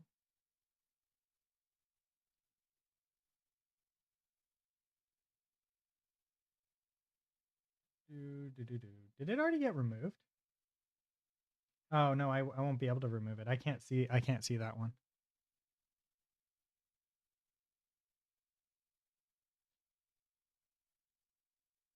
You would not have remembered to select pro. Ah, I got you. Don't worry.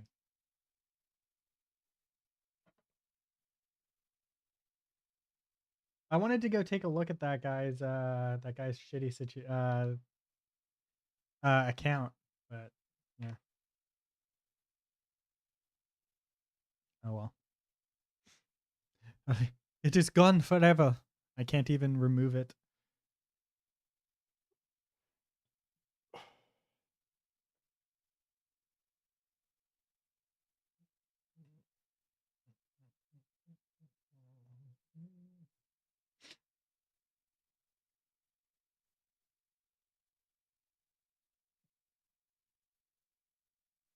But yeah, I'm still surprised that this has been registered for over a year. It expires next year on the 20th of March. Like I'm so curious about like exactly how they are doing the botting and like what actual services they do offer, but not enough to actually ever do anything because like I don't understand the idea behind view botting, right? Because like I guess like it kind of makes sense on Twitch to a certain level because like everything's based off of how many viewers you have in your stream that gets you pushed further up so people notice you, right? But it's just like if you show up to like a large a large stream that's got like, well, not necessarily, because like you might, I don't, I think Twitch doesn't pay out for what would count as a view all the time, right? So it's possible that you wouldn't make money off of it, but even if, right? Even if you had, so like if you bought it like 70 people or 100 people or whatever, right? And the money that you'd make off of those people from advertisement is lower. The advertisement money you'd make is lower than the money that they charge for the views. So you'd still be out money. The only thing it does is bring you up in the ladders. But even if it brings you up in the ladder, if you're not entertaining enough to actually hold the audience, then it doesn't matter how many people check you out because you're high in the algorithm, because they're just going to bounce anyways because they don't find your content interesting.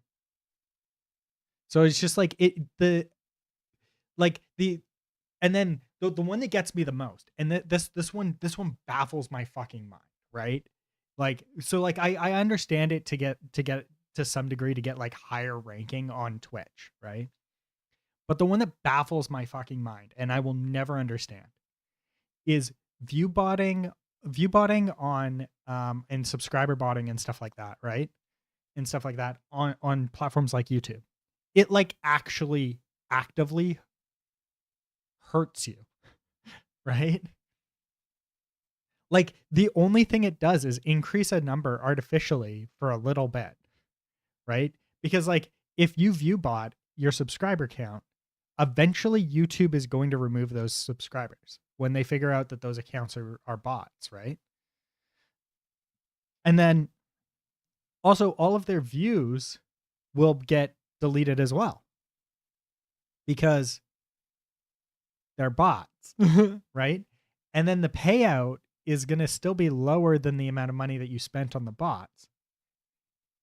And the bots didn't watch the video, so then it hurts your engagement, right? Metrics. And it tells YouTube that you're not doing a good job. So then YouTube pushes forward your stuff less often, right? To less people.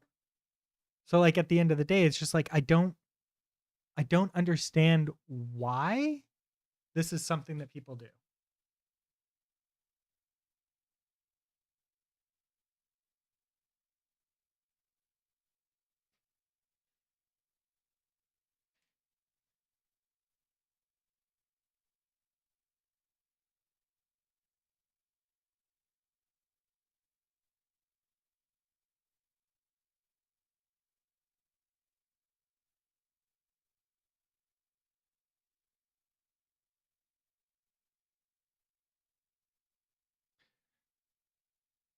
Maybe it's kind of like security theater.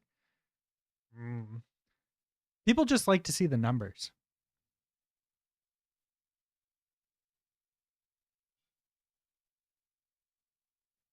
It's also like when people worry about follower count on platforms like Twitch. Follower count means nothing on Twitch. Like actually, it doesn't mean anything.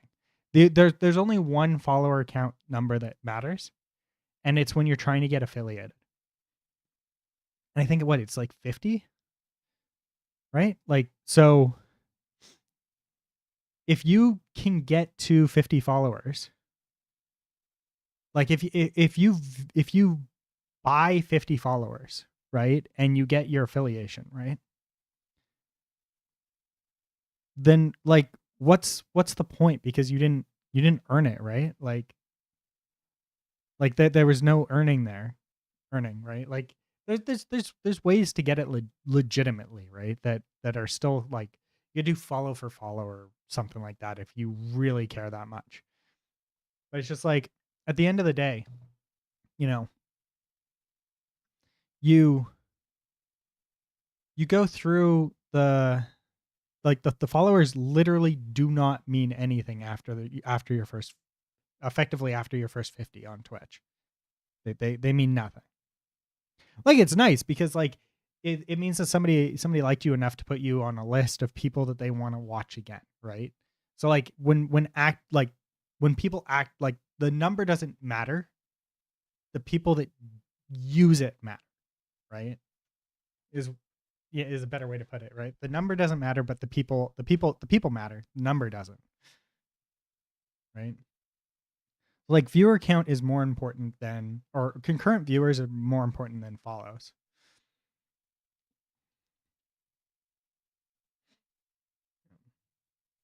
Just somebody's more likely to be a return viewer if they're following. It's the only thing.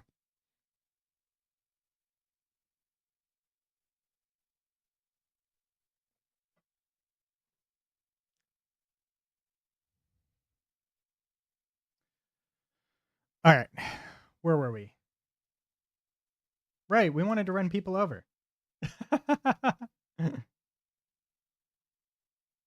Wait, we needed to move. I think we needed to move this. It means we go into hub here and move back. And then we grab this. And then we move this over like so. And then we hit play and we fall through the world because I forgot to hit generate. Wait for it, wait for it, wait for it. Ah, beautiful.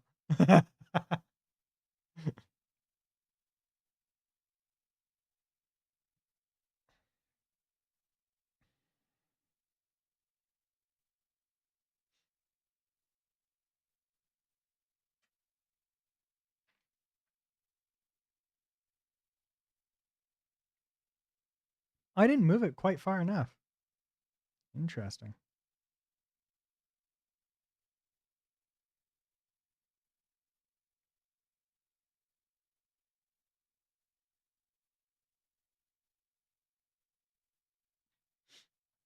I still love how 604 Spirit literally created exactly what I was working on. But but obviously he spent a lot more time and effort on what he created versus what I was going to create. And so his is way better than what I would have made. But still, wow. Look at that.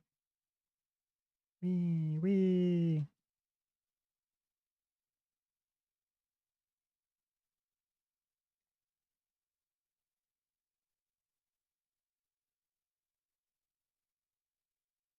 So wait, if it's like actually a police car? No. Okay.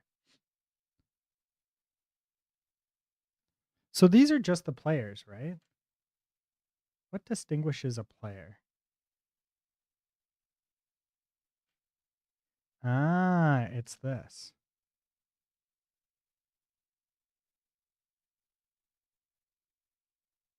Okay.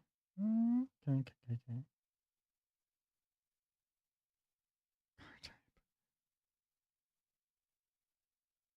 Wait a second. Do any of these have non? Like, these are all like? Where's the police car? Is there a police car? There's a police car thingy, but I don't think there's actually a police car.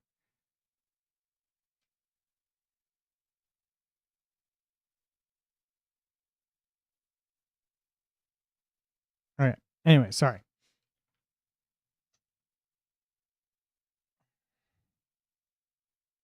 ID bus 1.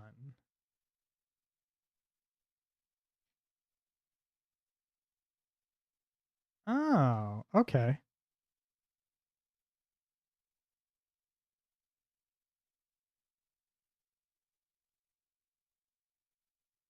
Huh. Wait, so I think that means that I'm right on my initial thought that we should be able to edit this without worrying too much.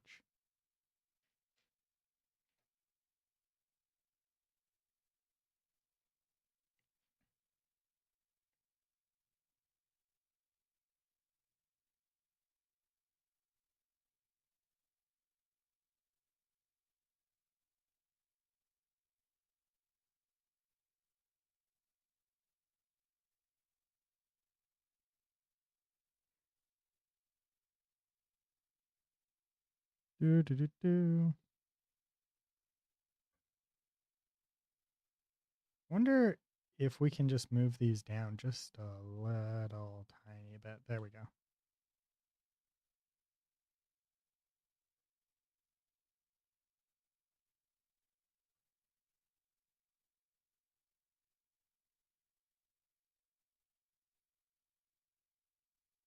Mm.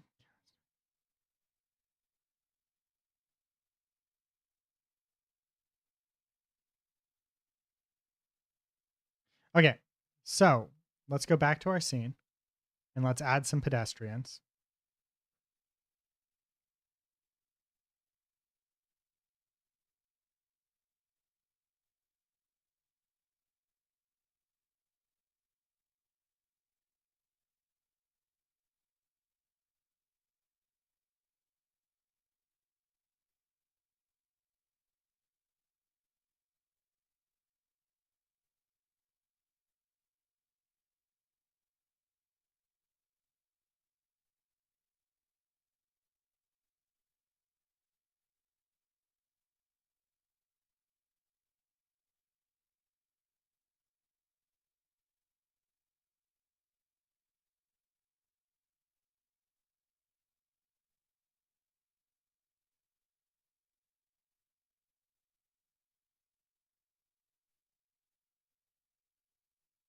There, and then W.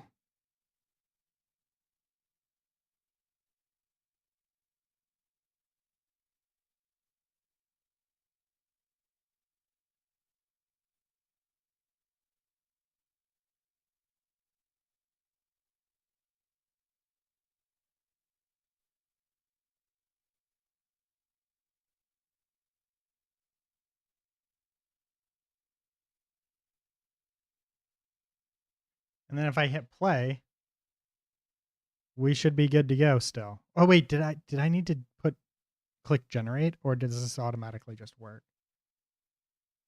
I might need to hit generate.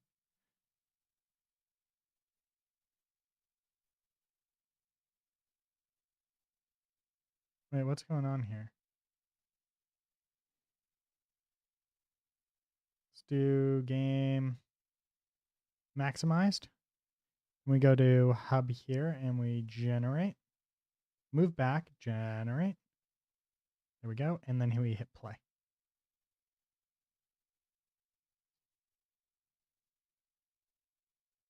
And now we should have Truck-kun being able to drive into people again.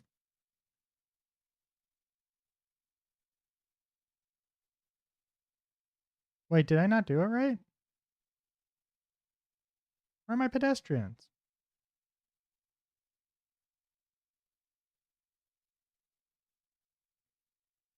Where'd my pedestrians go?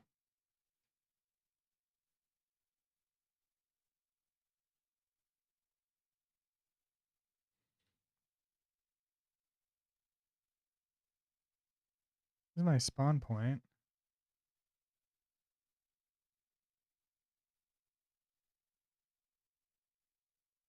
Move back. There. Okay, so what did I do wrong? Choose a custom angle. A custom angle of 5 degrees means that the raycast with a split connection angle in the position, press hotkey E to create.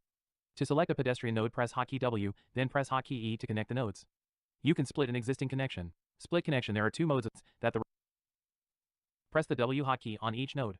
On boundaries of the routes. Let's try to change the width of the routes max path nodes to as unique nodes of the selected of the pedestrian. Oh, okay, no, that should have been it, right?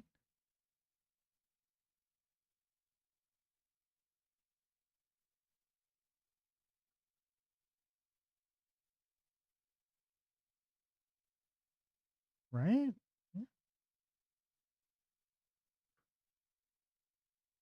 Wait, is my create thing gone now? Is that how that works?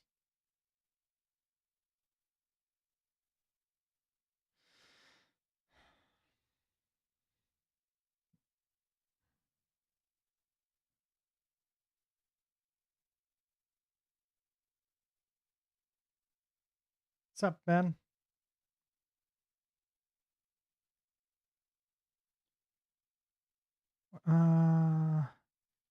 This should work, right? This pedestrian route. Road.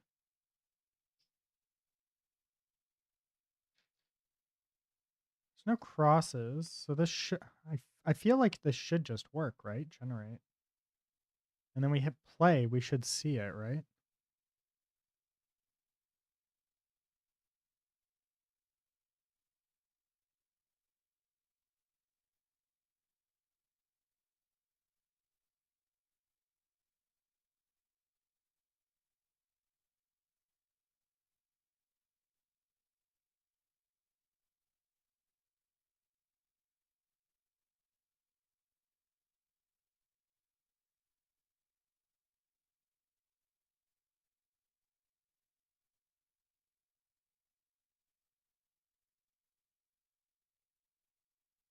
All right.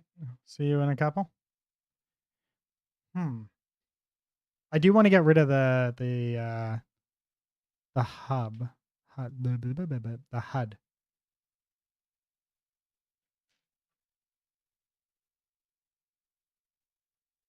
I think it's this one, right?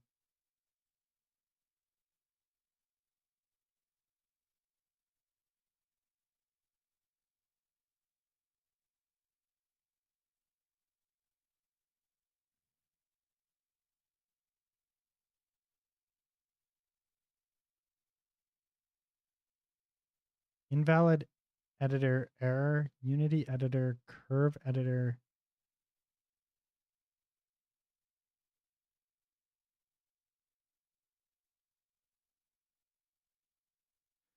Ah, that's what it was.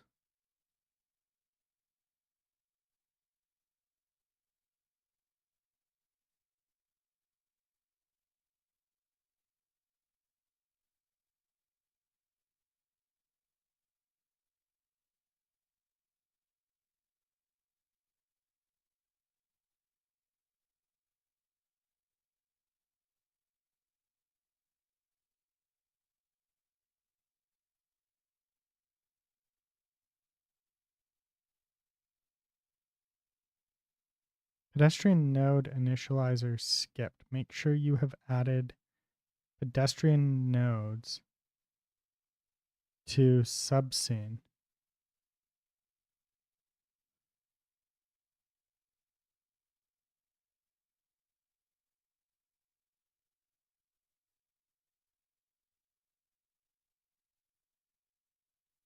Pedestrian nodes are in the subscene.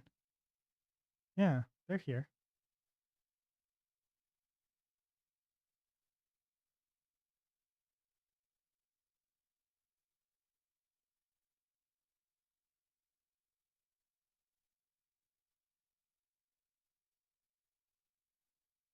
Okay. They're all supposed to be there. Here. Right? We can take a look at this and go like this. Max path width? What's this do? Yeah, there we go. Let's say 4.5. Oops.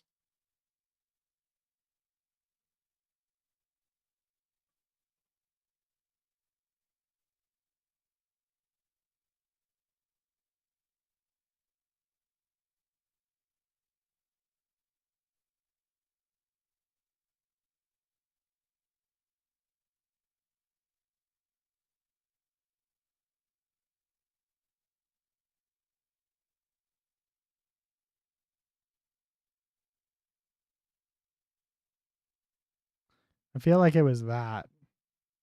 Now if I hit play, do they spawn?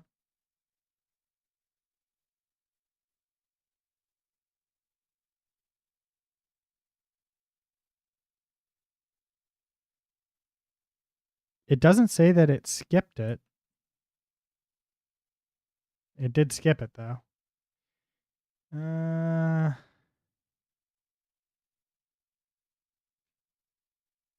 Pedestrian node.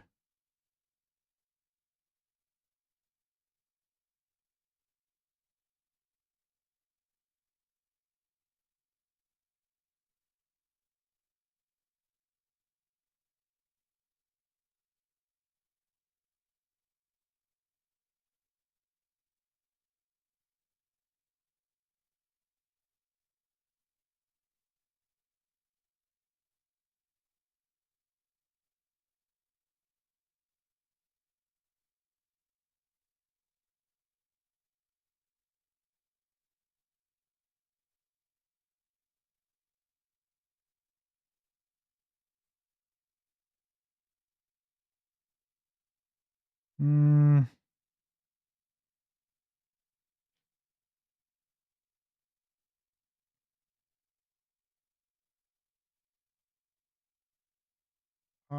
default connection. Let's just do this on all of these.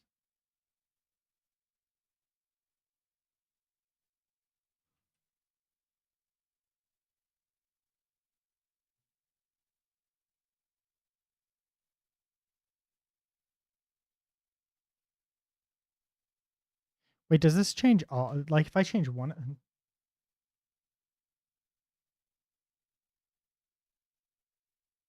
connect, connect.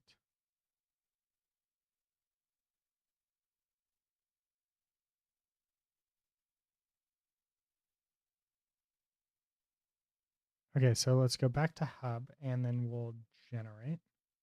We'll hit play and hopefully we'll actually have them in there. I did generate, right? I didn't generate, did I? We'll see if I fall through the world or not. Okay, I did generate. They're still not showing up.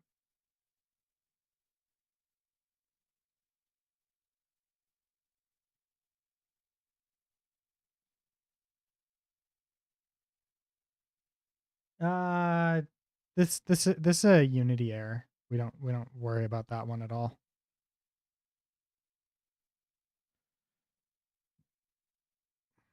This one? Oh, the no.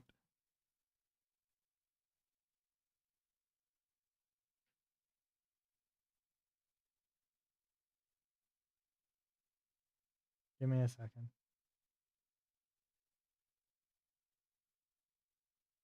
We're gonna go like that though. I did copy the error though, so we can go here. Traffic option. Window.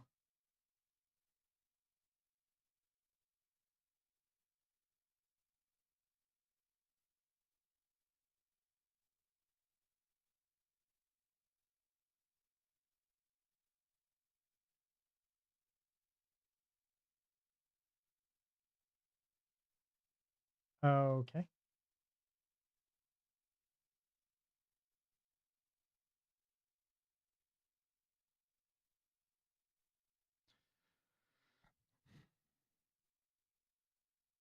Okay, I still don't think this is gonna be here, but we're gonna double check it. Yeah, it's not there. Okay, that's what we were expecting.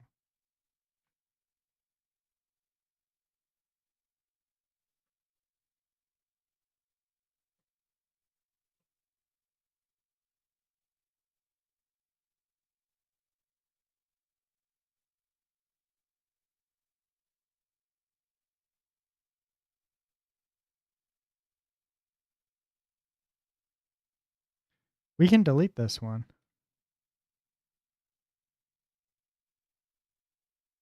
And this one, I think.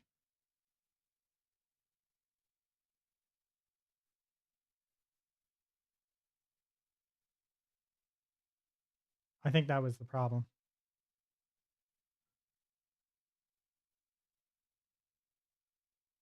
God, I hope that was the problem.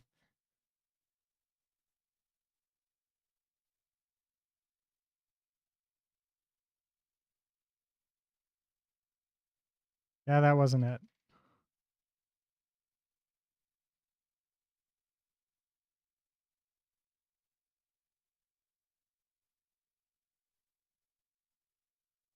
Car prefab? Move back.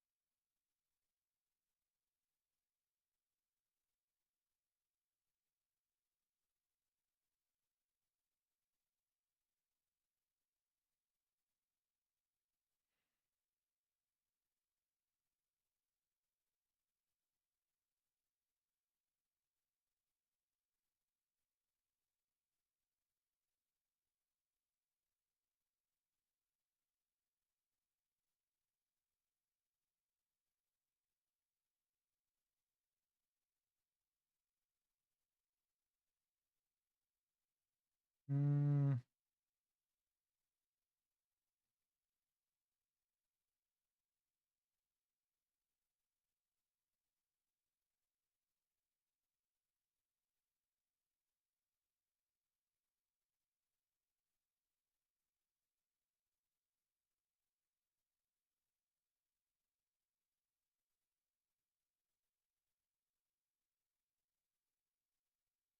I need to do a 5-minute walk, so be back in 10.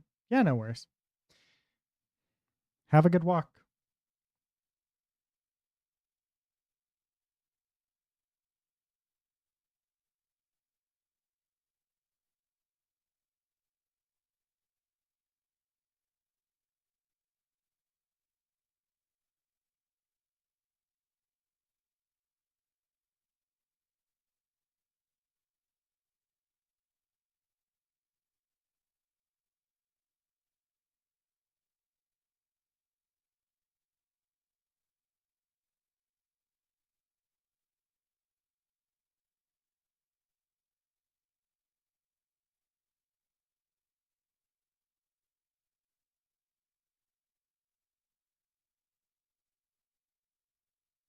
Part of me just wants to do this and delete, right? Because I think these are there's like I think these are bad. I think I did something to screw these up.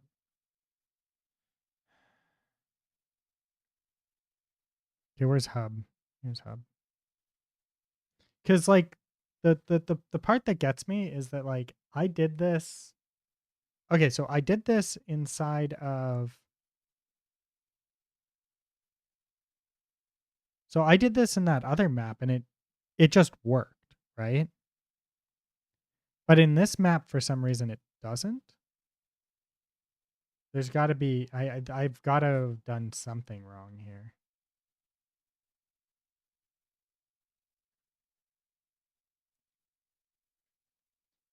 Hmm. What did I do wrong?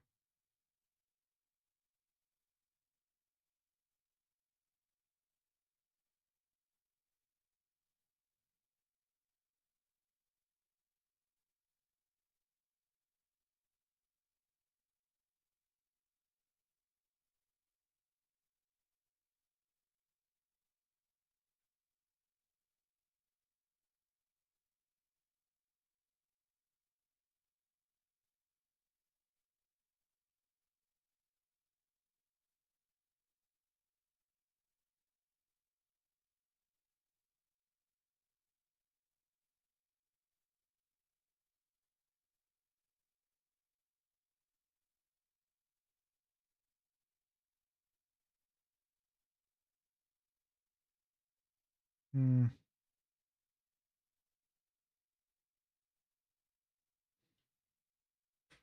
Okay, so we do that, right? We come here, we hit tab, right? And this is going to be our E. So we do that. Then we do this. Create pedestrian node creator. There. Tab. Oops. Tab. We do E.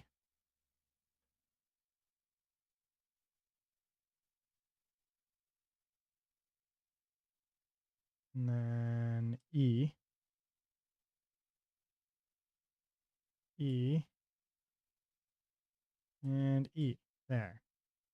Now W. And then E. And then E. Then W. E. W. E. Maybe W and E. Oh, okay. There. Then we go to hub. Right, no, then we go to here.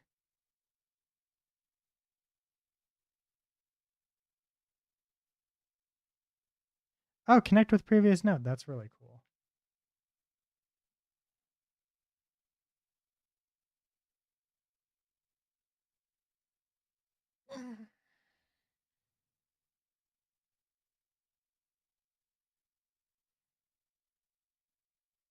Then we generate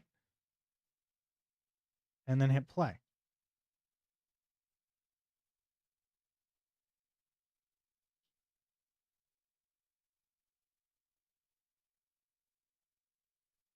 And okay, so I think I think I know what the problem is. It's this. Invalid editor window of type editor, Unity editor, curve editor window, title curve. It's got to be this.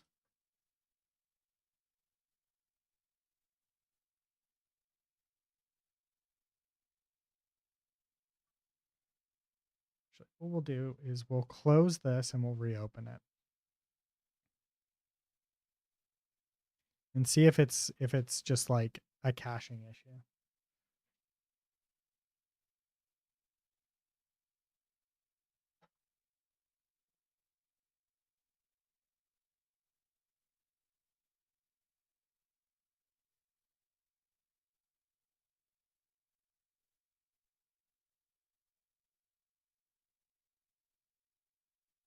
And if I hit play, what happens?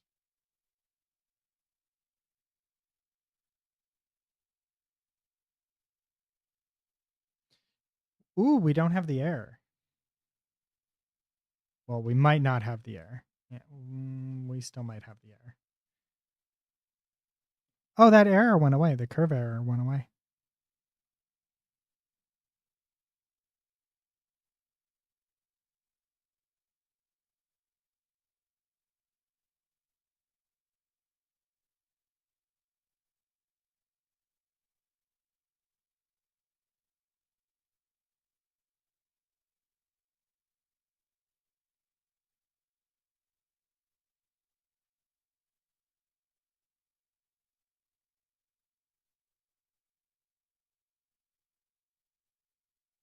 Hmm.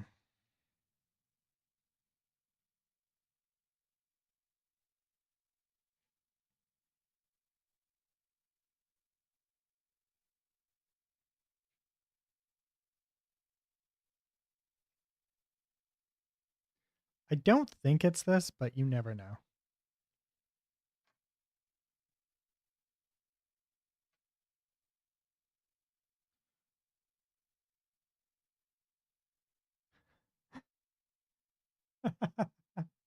Hmm. Hmm.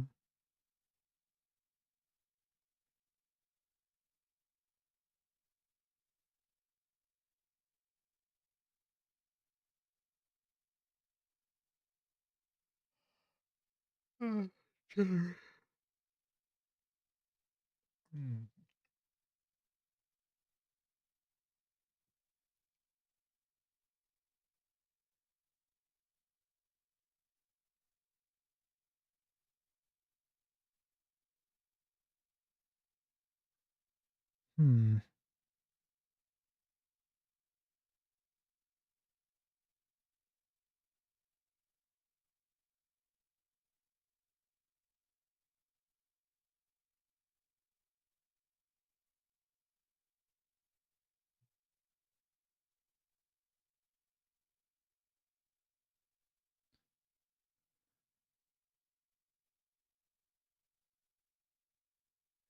Uh, hmm. Let's see if it's broken in here too.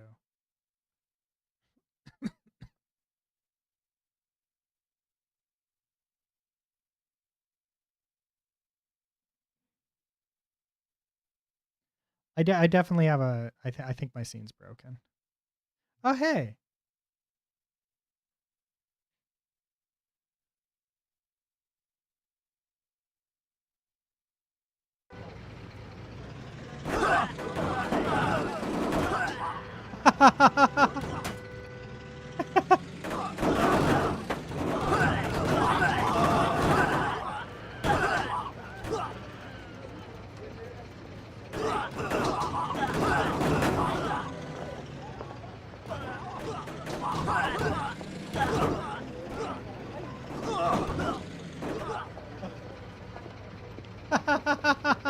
It worked.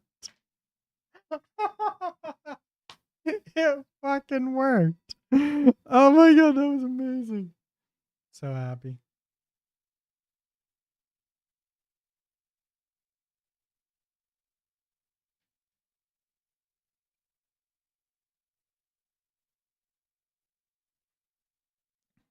Now there's something very important to do.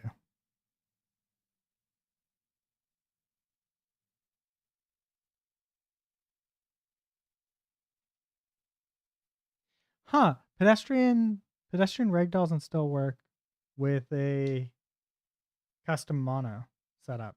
Interesting. Wasn't working for me. That's probably because you need to set up something specific for like okay, so there was Chrono was right that there's probably a setting that I was missing.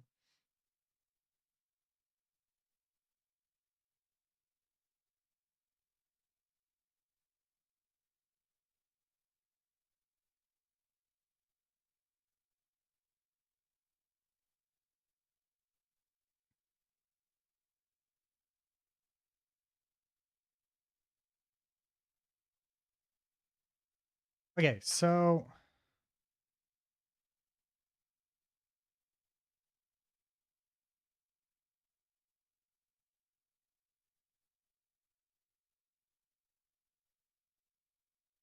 no pedestrians here. Yeah.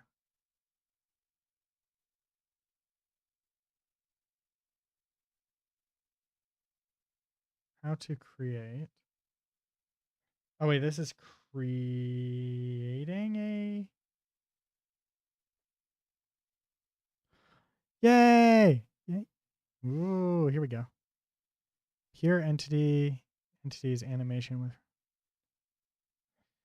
high, hybrid here.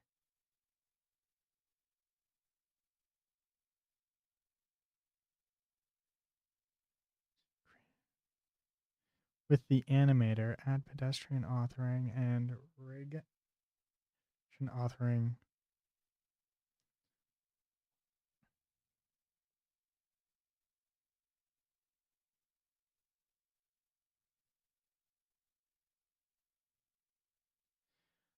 Hybrid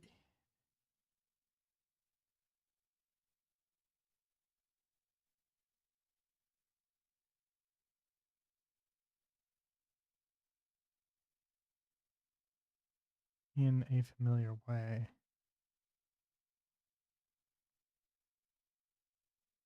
Hybrid shape factory?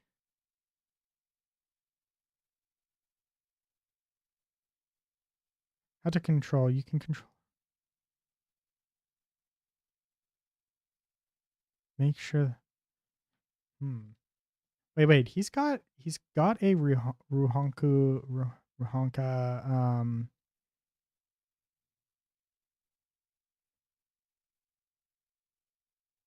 Yeah. Here, city packages.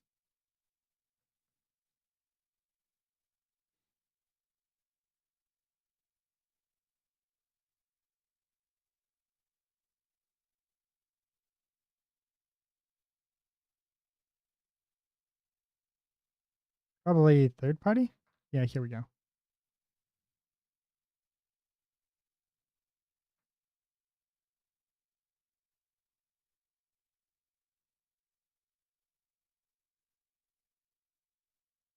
What's FCG?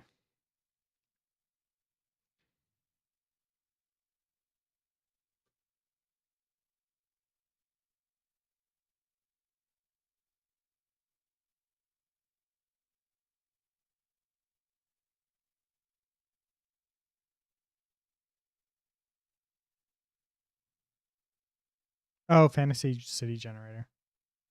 Uh, $300. The road generation looks good.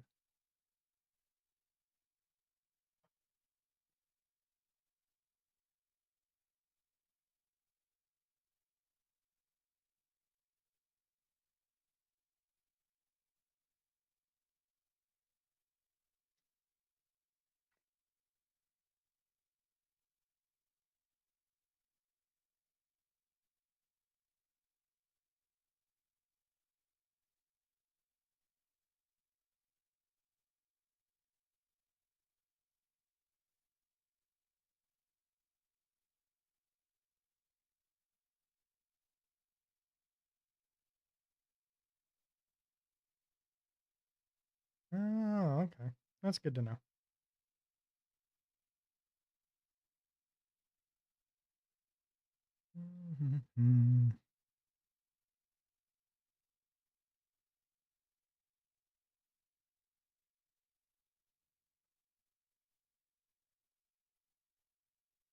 Okay, so then if I go to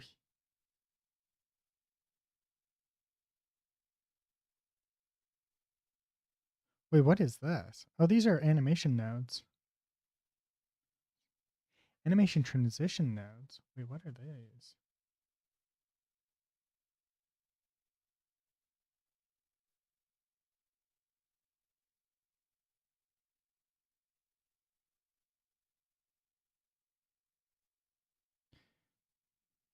Damn it. Okay, so I think it went into prefabs.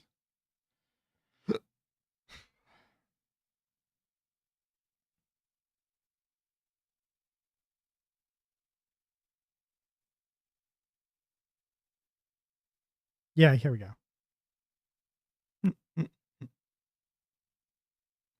I'm gonna bring in. I'm gonna bring in my current stuff.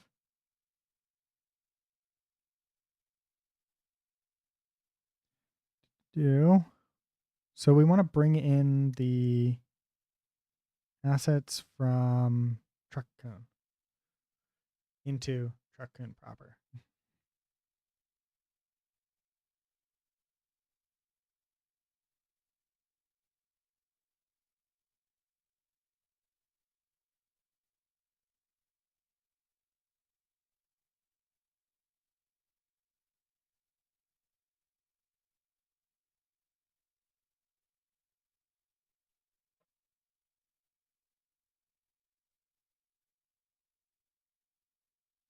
By the way, does this 604 have anything else?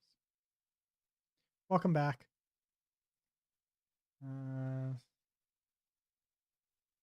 Dots City. He's got some other packages, right? So what did I miss? I will show you in a second here.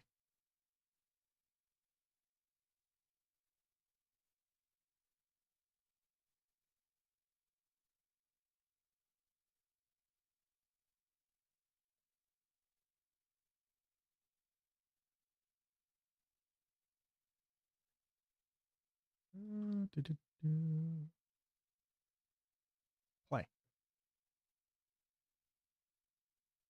I wanted to see how if it worked properly or not, and the answer is that it does. Whee!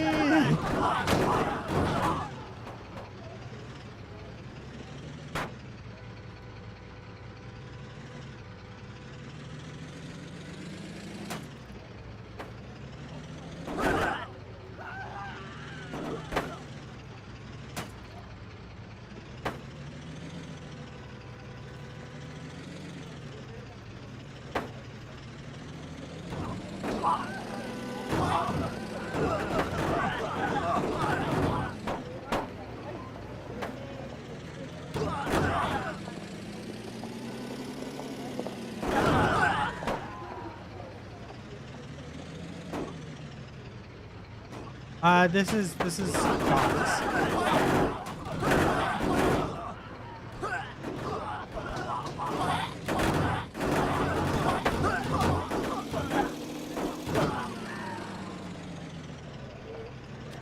I did hear back from 604 Spirit. I'm just gonna start calling him Spirit. Yeah, the game sounds are super loud. I'm sorry.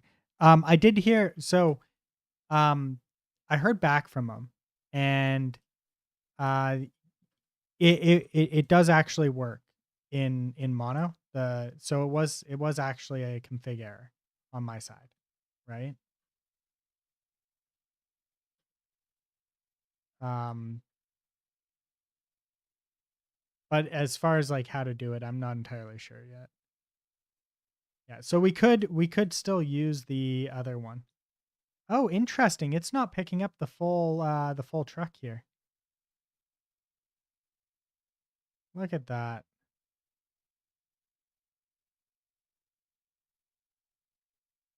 The front of my truck is not being picked up.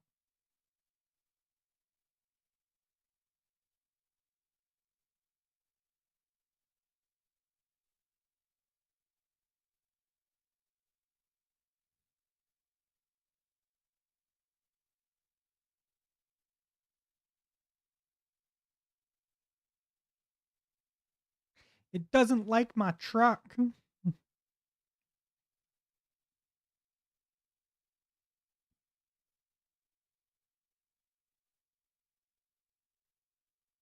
Like we know why it doesn't, but like still. Oh, wait.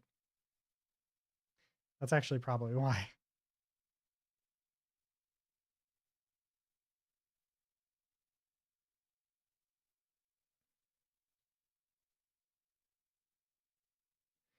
It's two parts instead of one. So it is possible that it throws one away, right? But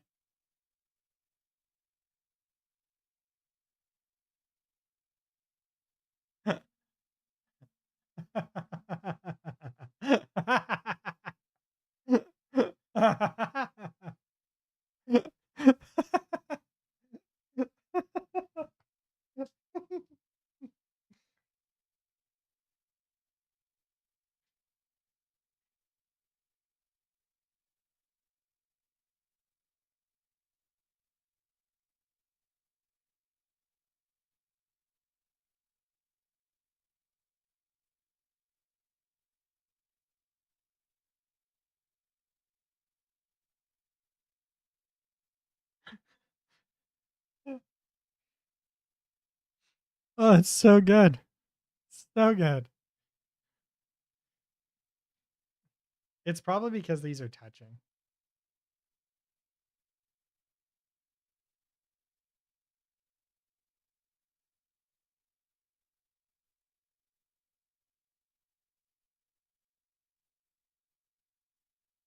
So if I just bring this forward just a bit, it might fix it. Let's find out.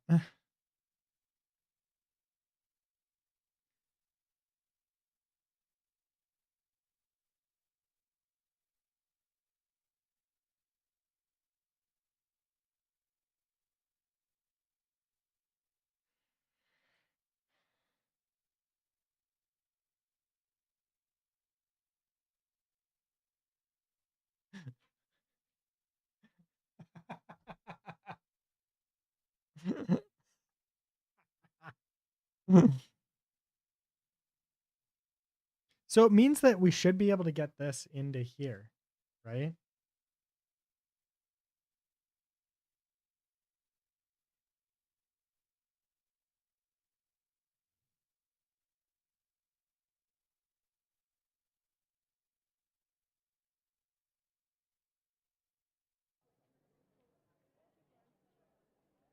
Wait a second.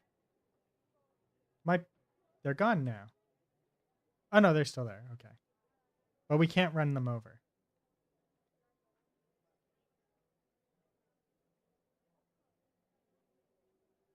But that's because we've got the wrong pedestrians probably. Do, do, do.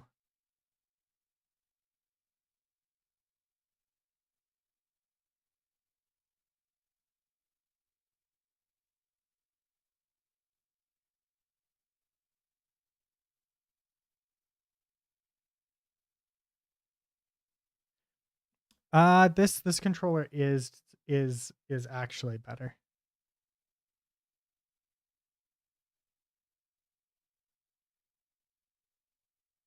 Mm,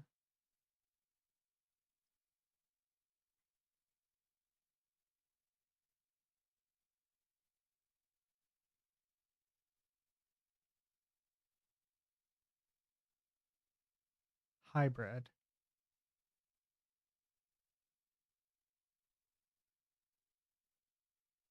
Uh,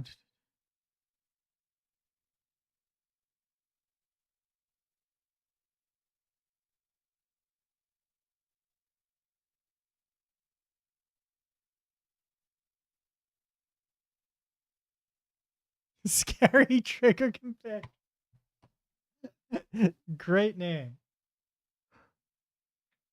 I love it. 10 out of 10.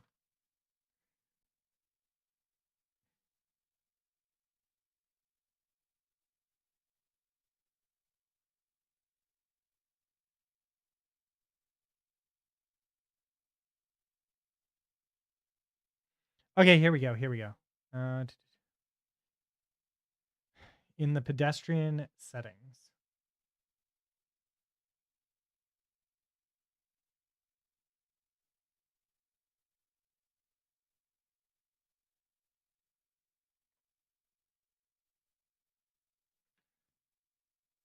So how do we get to it?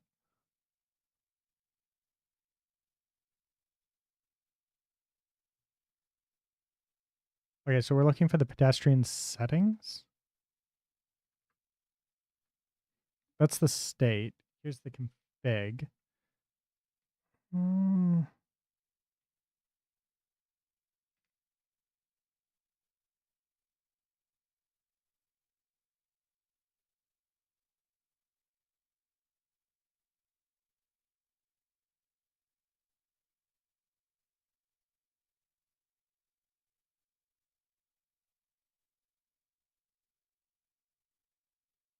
Sup, Mecca?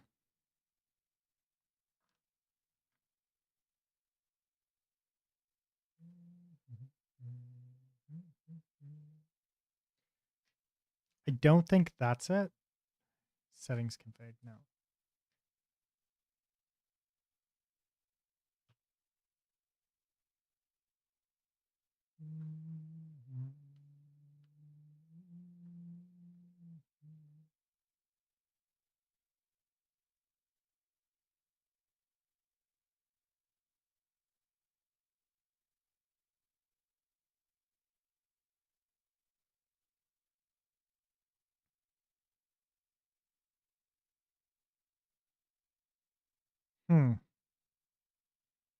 Would this maybe just be under hub?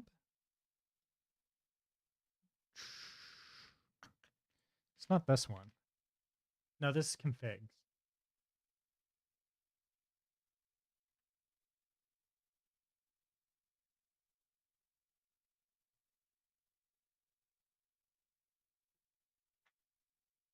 Oh, there it is. Right there. That's the one.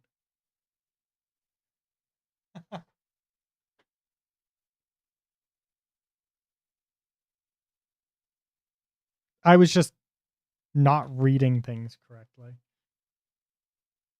Pure GPU.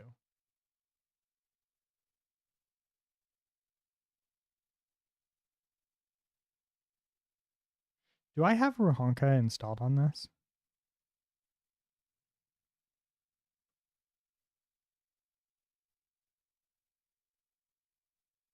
In project, okay.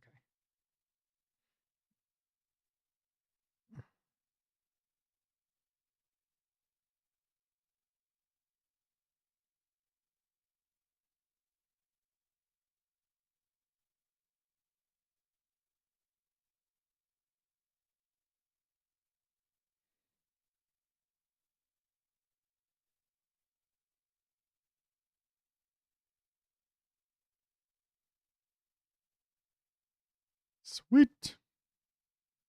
Okay, pedestrian configs.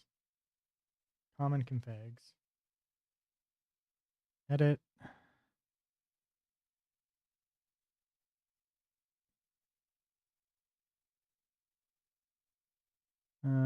Wait, back down to prefabs. Pedestrians. Ruhanka. Okay, yeah, they have not been render pipeline converter.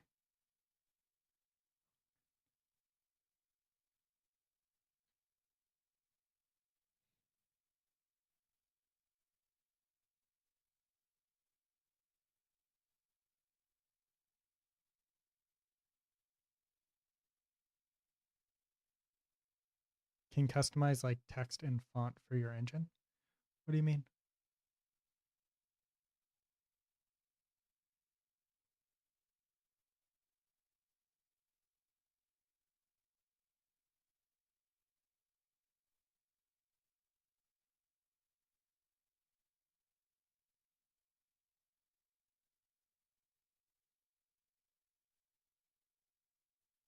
Oh yeah, there we go.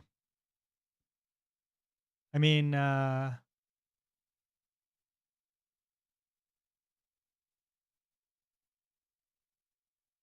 yeah, no, I've tried. I wasn't able to get it to work properly.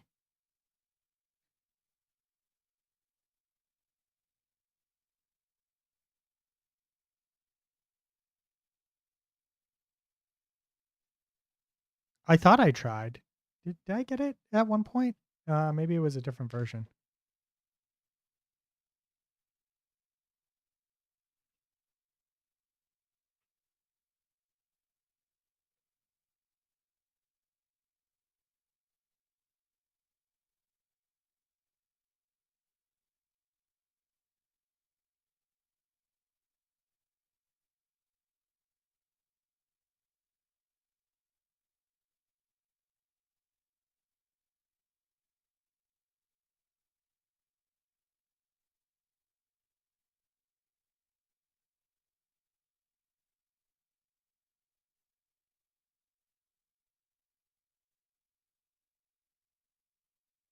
That actually might have been it. Is that like this was the best of like a shitty situation. Editor.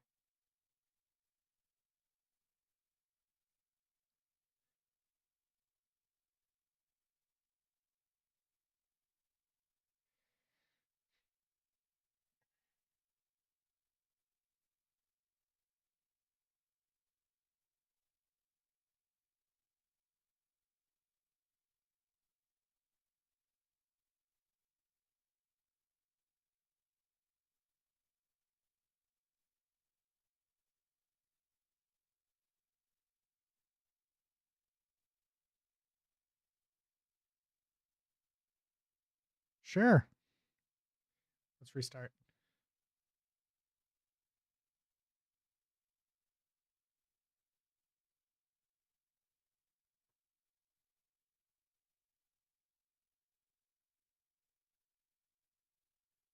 Was that Monty?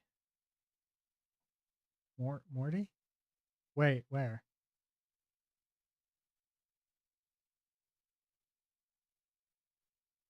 Oh, that's so much better. Oh, you mean the character?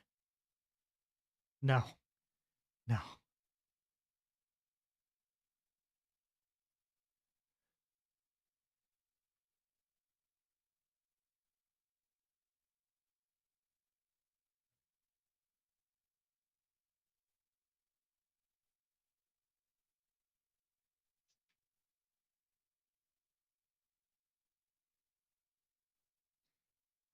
Um like theoretically?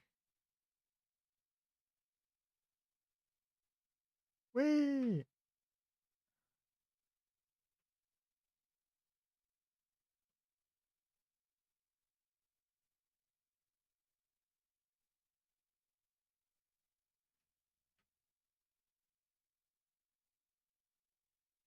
Okay, so where were we here? Back in scene. We got a scene. Oh, thank God I can finally see things. But that's no, it was under configs, pedestrian config, common config, here GPU, Ruhanka hybrid, play.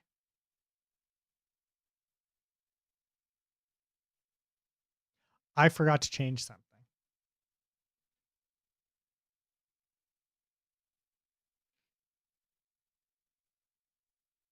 There we go. Like theoretically, yeah, could be.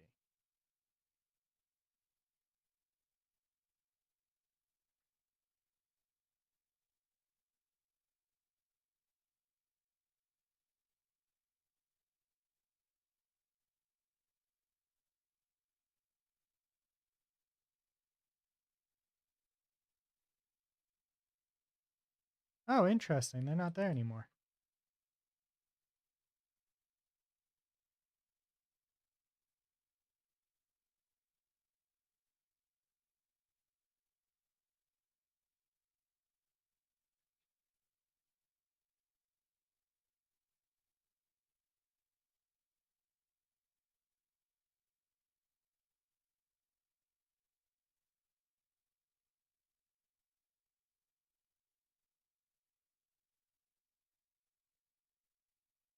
Like how your truck says Isekai? Hell yeah.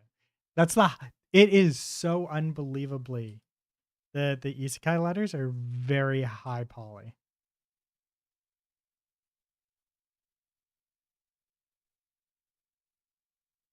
What the fuck just happened?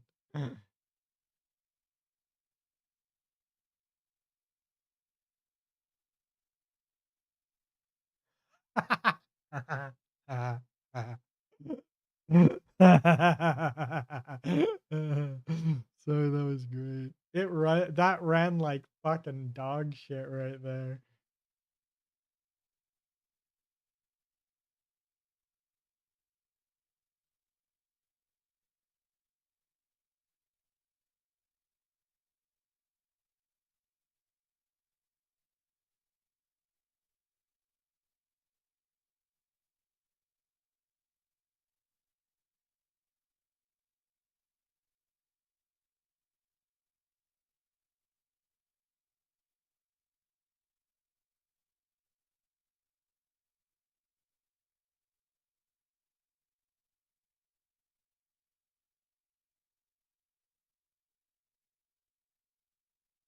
Yeah, the lettering is super crazy high poly.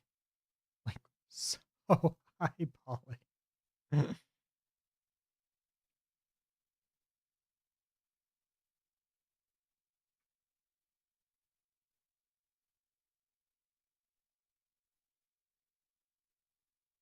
Yeah, I see for the crowds that I want, I think just sticking with the other system is better. And then adapting this into the other system.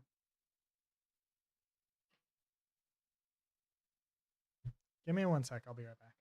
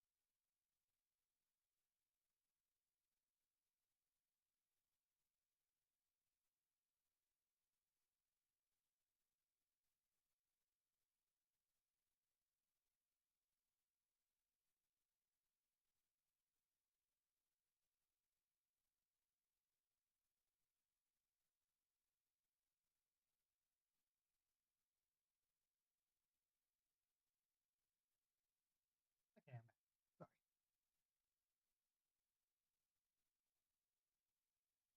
Yeah, I think that the like having I think doing like the in between where you have that, I think it's going to be too much of a performance hit because I think well, I think the issue would be that we'd have to write our own collision stuff. No, it's kind of a weird situation. Both of them require both vehicle controllers require editing, right? They require customization. The question is though, like which one do we think is going to be better? This one definitely has a lot of stuff that's good that we like. But we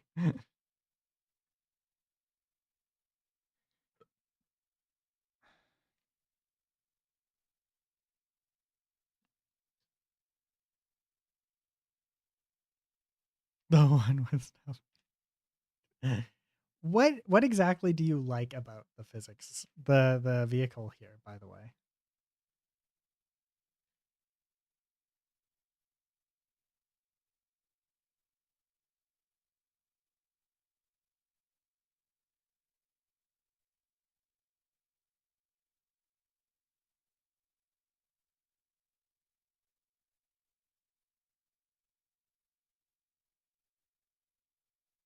If we do this.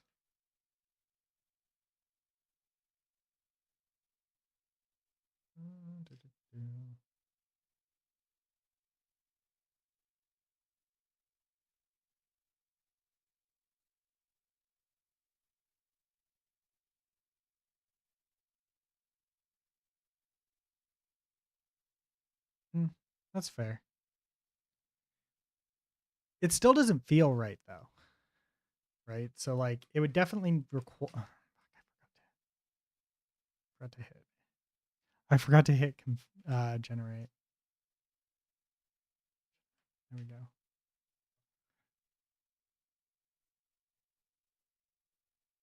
Yeah, wheels definitely messed up. Yeah, they're little they feel really wonky. The wheels feel really wonky. Well, specifically the front wheels feel really wonky. And I think it's because like it's like an all or nothing kind of situation.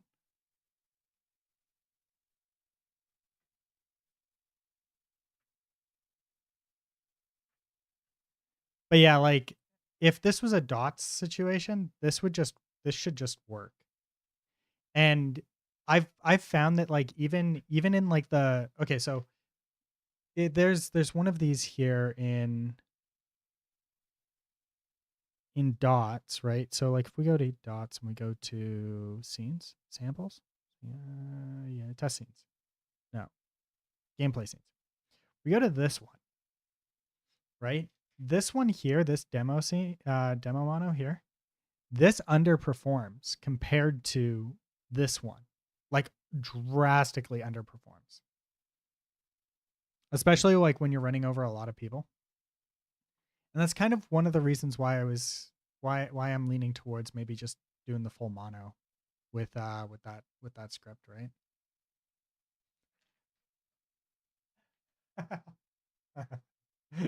Something's messed up. Generate.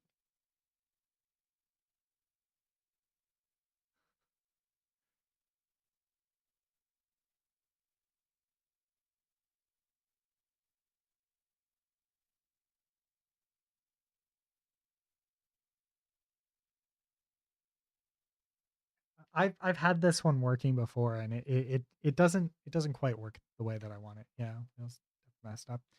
So I'm thinking that like if I stick with this, we're gonna have to change this though, unfortunately. So we just do this and then we do.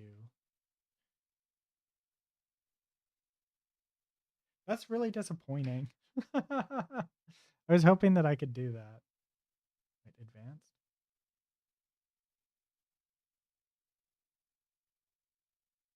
Oh wait.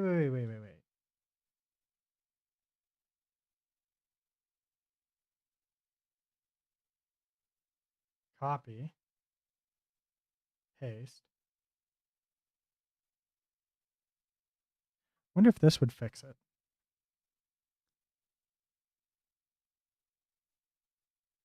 This one here is city control. The other one is ashdev. Oh, there we go. That fixed it. Yeah, this one's city control. The wheels feel better, right? Which is kind of nice.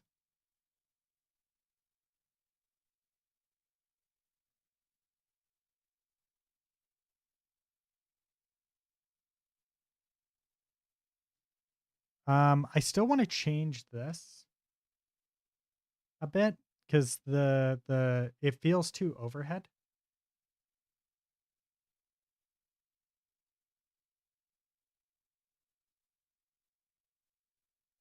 So we're gonna try and fix that real quick here.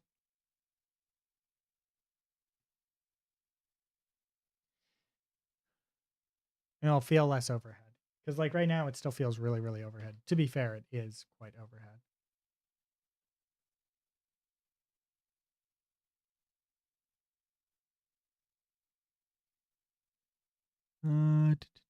Cameras. Virtual cameras. Car.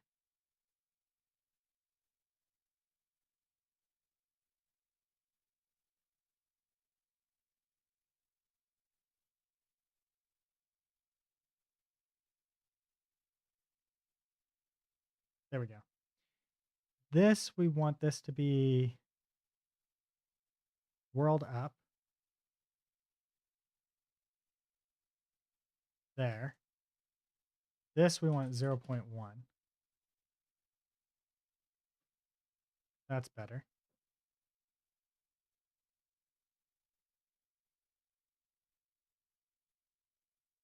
Give me a moment here. I'm just gonna jump back to the scene that I had with with the with the tr- with truck with with our truck. Let's save.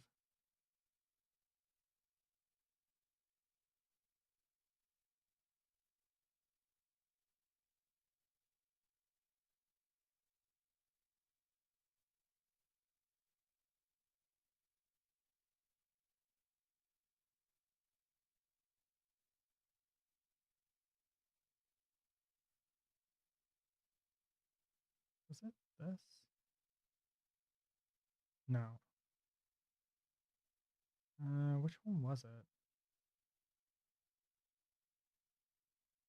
Oh yeah, it was this one.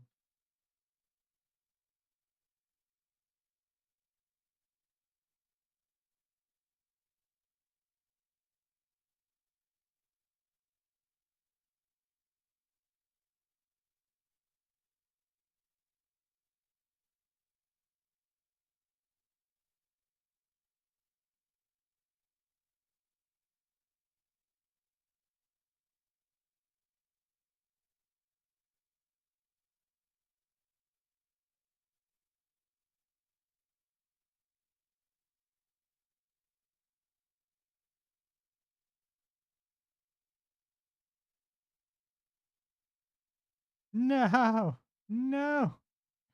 That's right.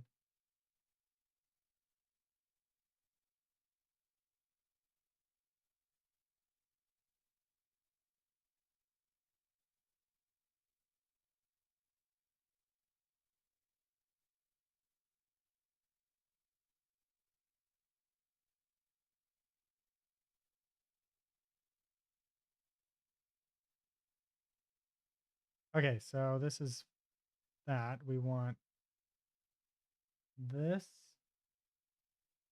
Then we want 14.8, -26, and 0.1, and then hit play.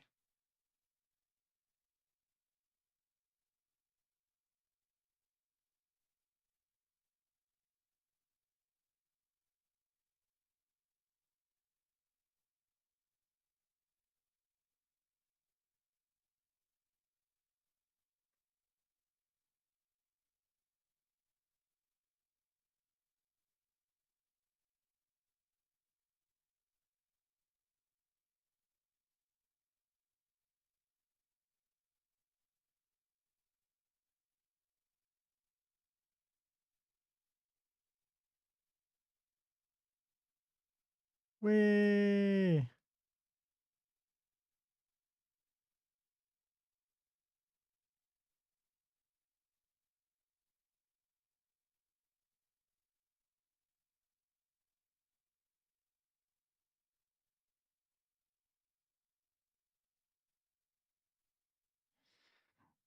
So the next thing that we need to do is get an anime girl in here.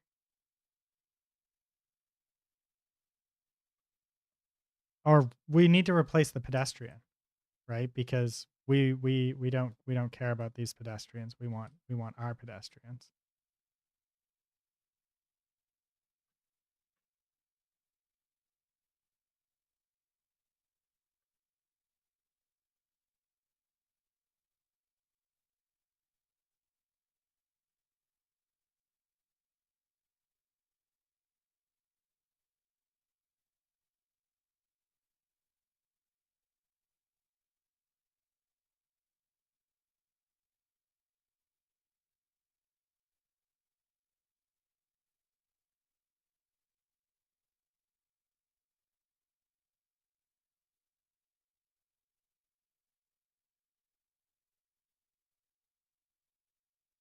Okay. So let's create some pedestrians. I wish I could just turn this down.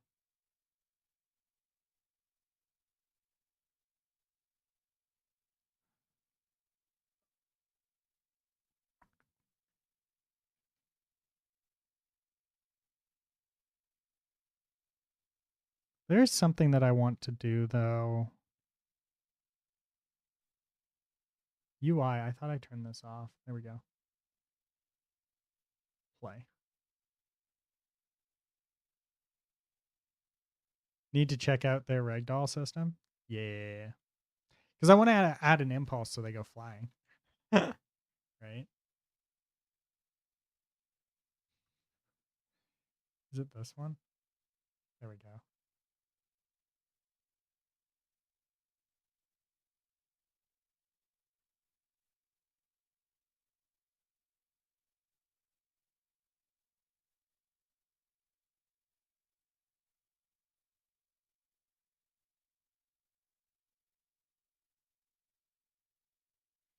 Is this like an isometric thing? I feel like there's something weird about the camera. Because, like, it feels extra toony, even though everything's correctly sized, right? You know what I mean?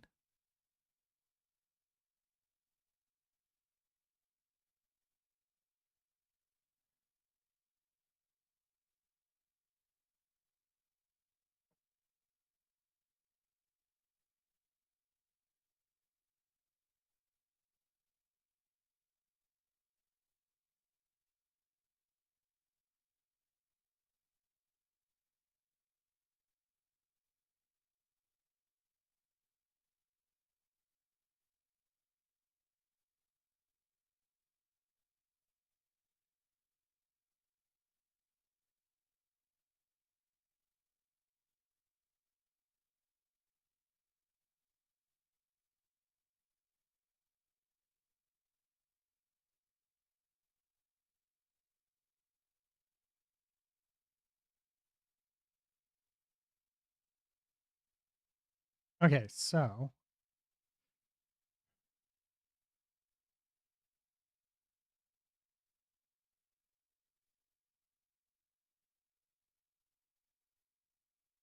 is this a prefab?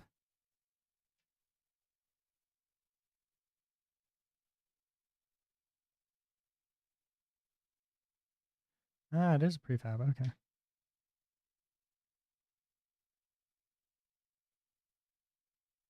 Oh, it's part of Main City.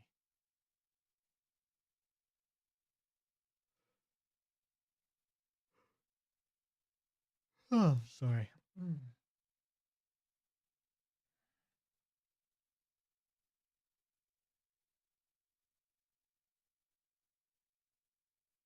All right, let's bring the pedestrians in, which they are in.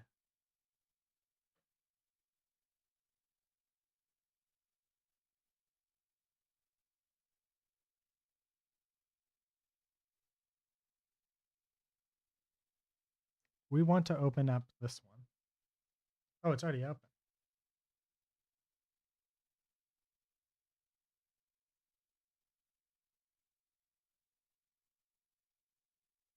Wait, what? Oh, it's this one. There we go.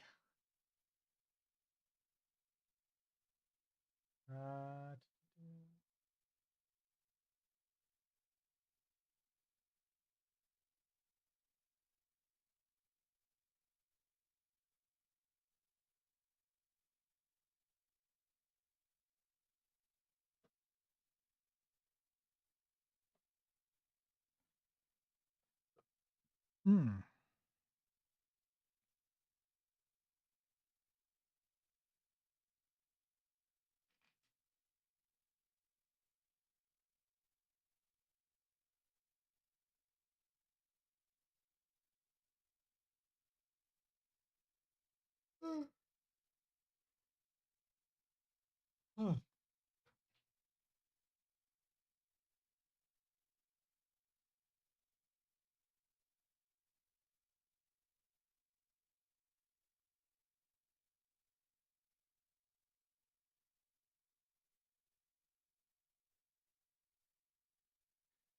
Look at that. Beautiful. Open the pedestrian. Okay, so a hybrid legacy. No, I want. Wait, what are we currently on?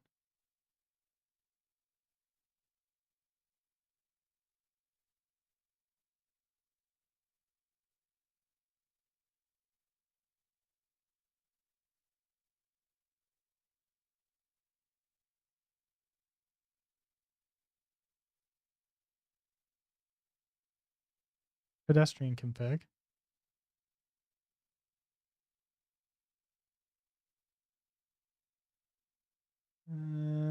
Pedestrian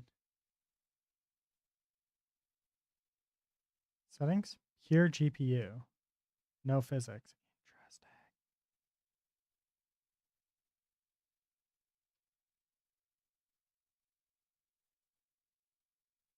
Oh, right. There's one other thing that I wanted to bring over. I almost forgot. I wanted to bring this over. We're gonna turn that city that one city that I have into a thing.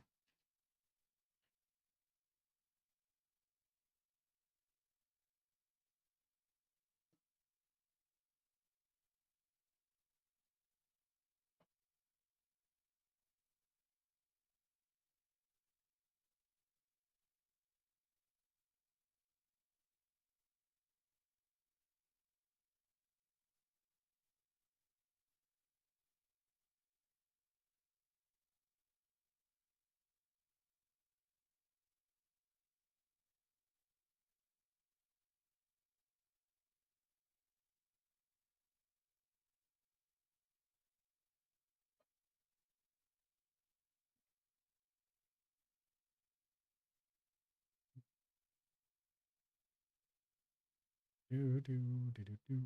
Mhm, mhm. Mhm, mhm, mhm, mhm, mhm. Mhm, mhm.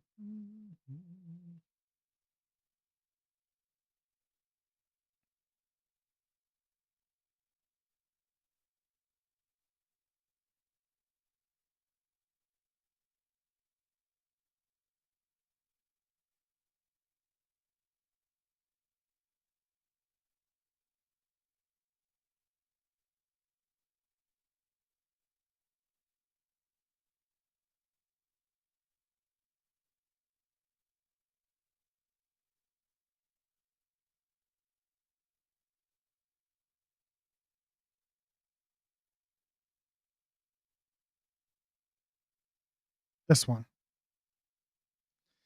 Mm.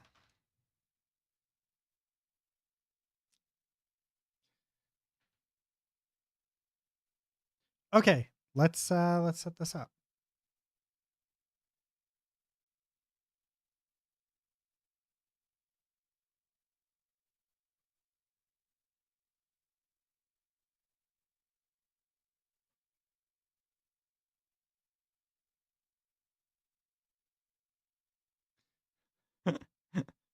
This entire thing needs to be put into a sub object of some kind. It needs a parent object.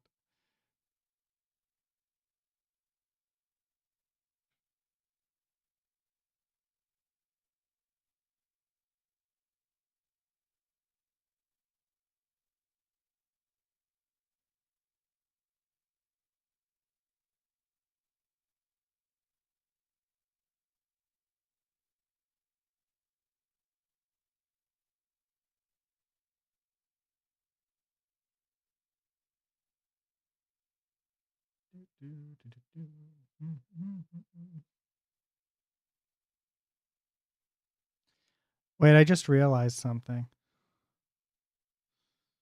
Nothing's tagged.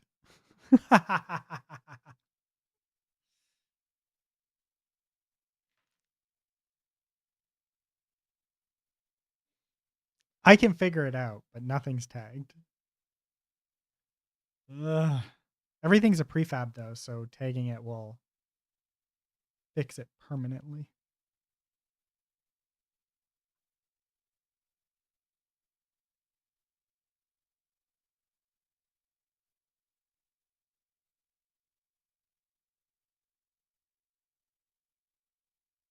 This is SM Road.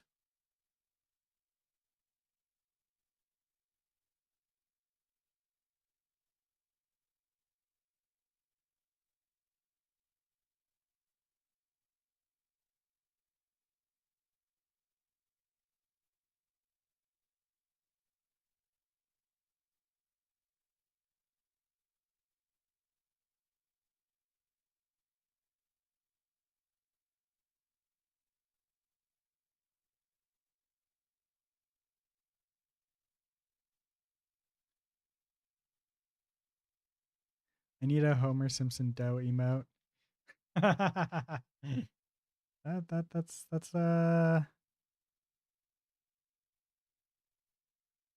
in isolation. Let's see what we got here. Oh, these are different levels of lotting.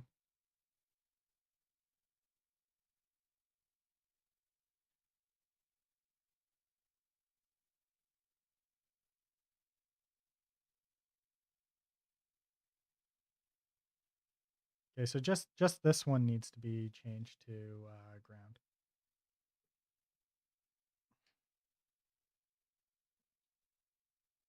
How do I jump to this?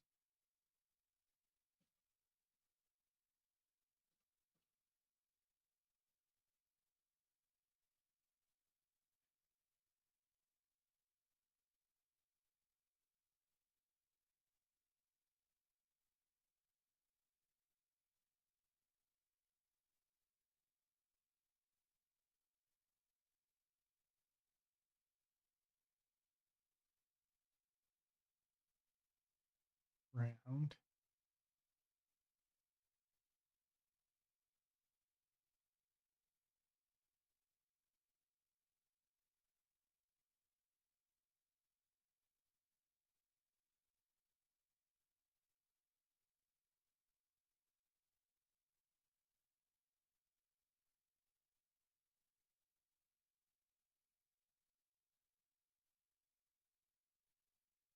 Round.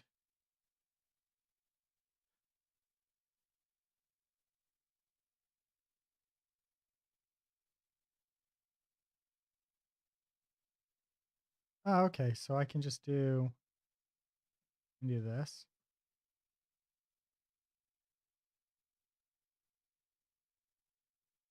I don't know if I trust it.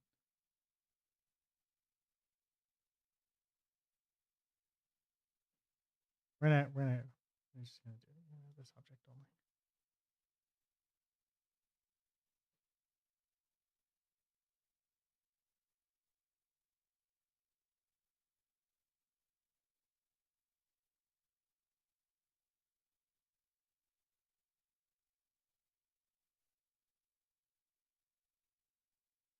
Okay, beautiful.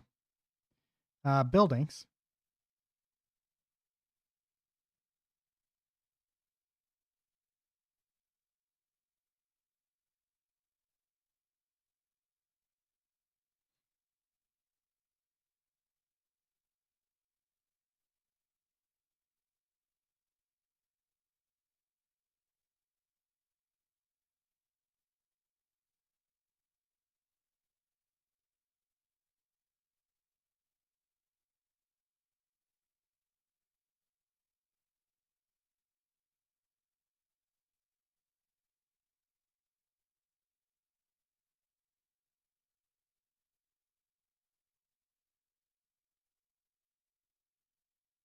What are these? Oh, these are my subscenes that we can delete.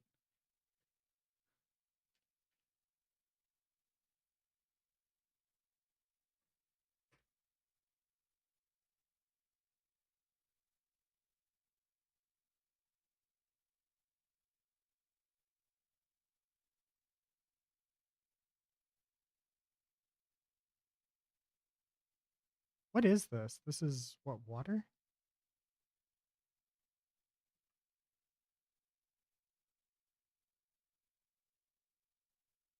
Yeah, it's water. It has no collisions. Does this have collisions? This does not have collisions. These should have collisions though.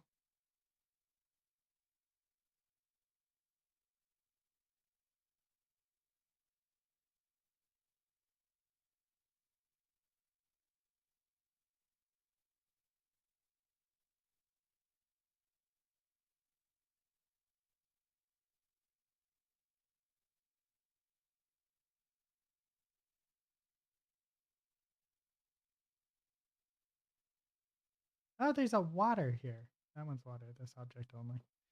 Um,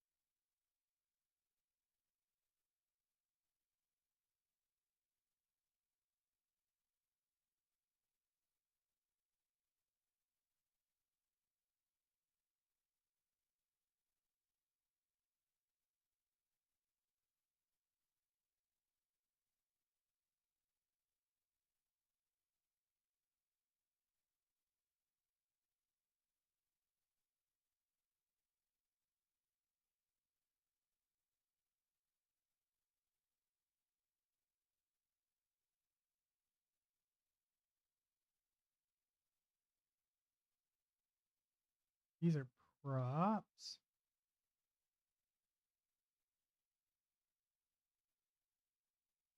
This is a prop.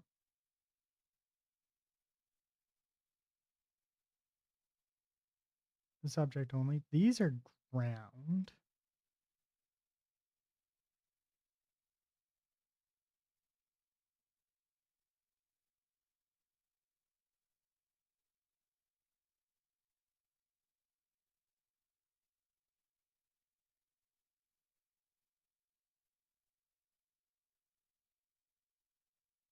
These are props.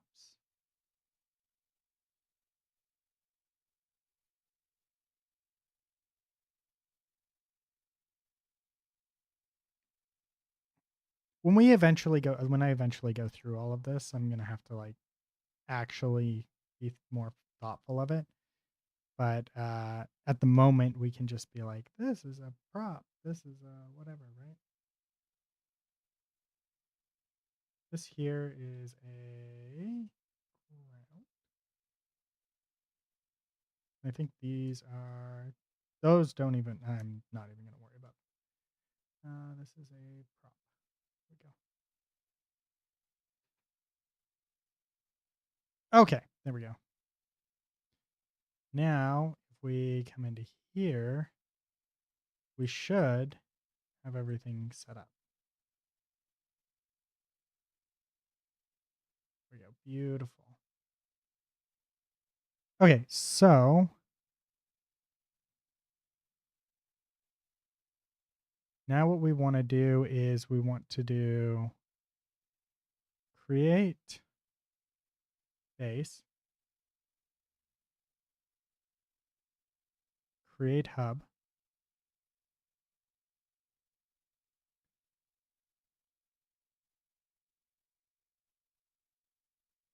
I'm gonna put our base spot in in the spot that we've been putting it in as close as I can. Which is like way the fuck down here, I think.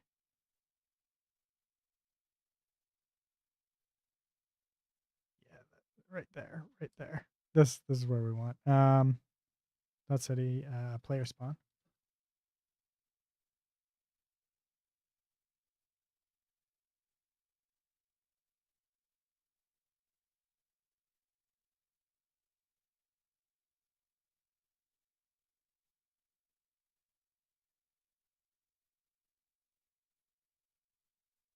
Spawn point. We are.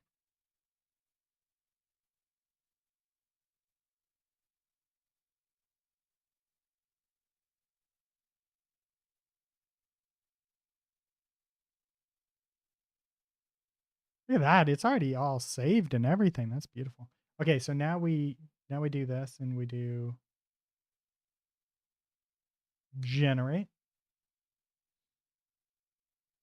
This should take a bit longer.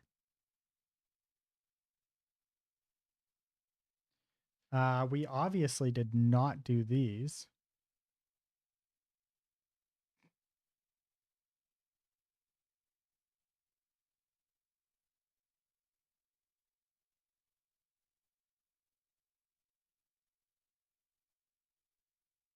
That's a prop. This is default. This needs to be prop. That's a prop.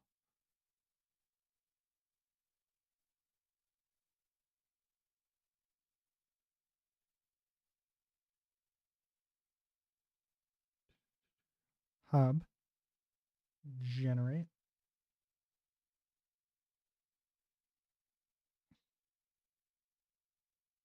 You making a new map?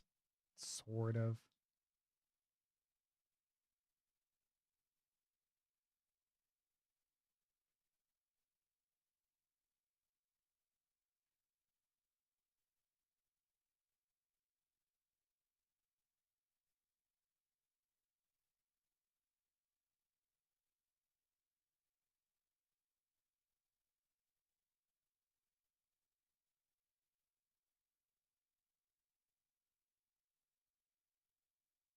Uh,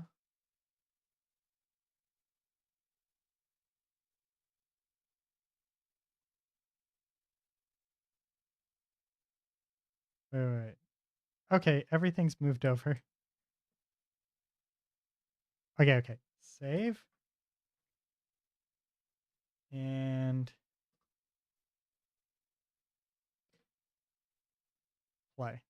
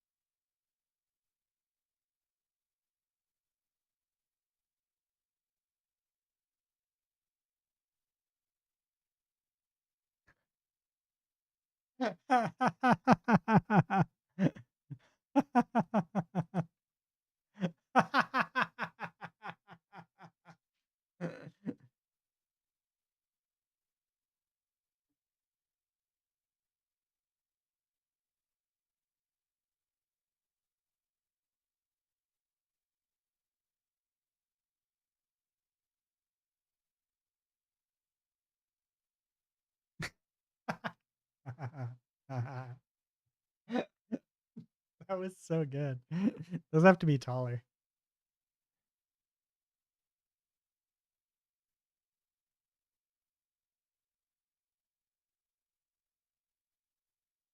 Wait. Is this like wait. Oh, that's actually just a road sign. Interesting. What about this one? This one's a prop, but this entire system needs to be moved up. Will this move up? Not without changing all of these. Neat. Okay. Okay, so how many of these do we have?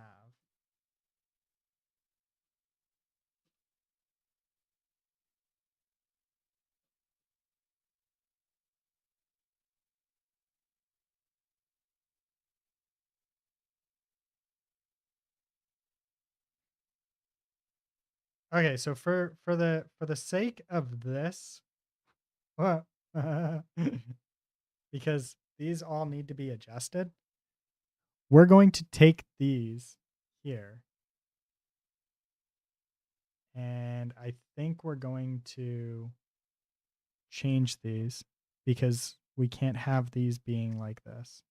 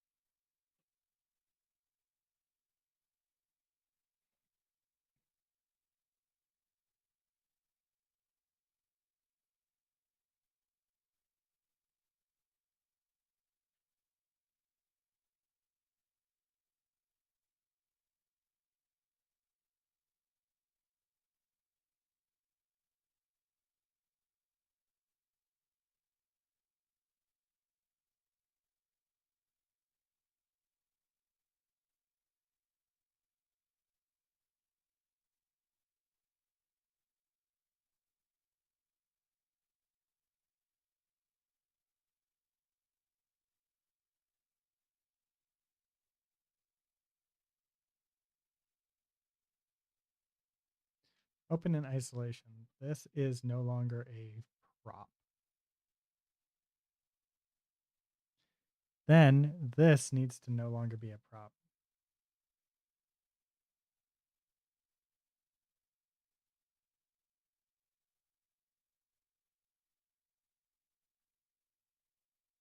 And I think that should fix the problem. Generate.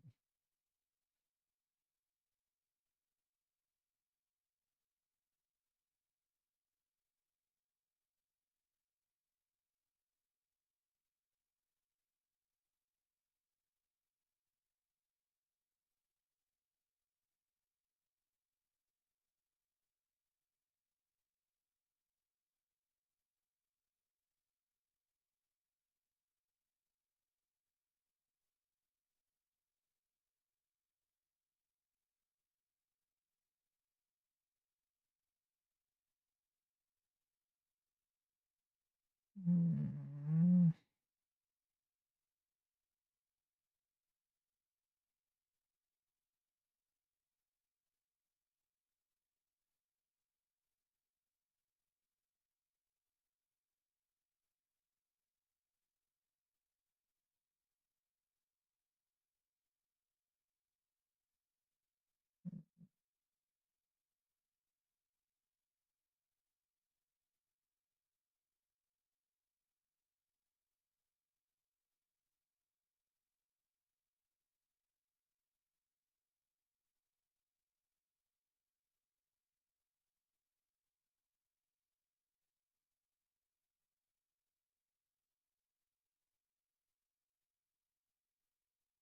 Okie dokie, and then scene.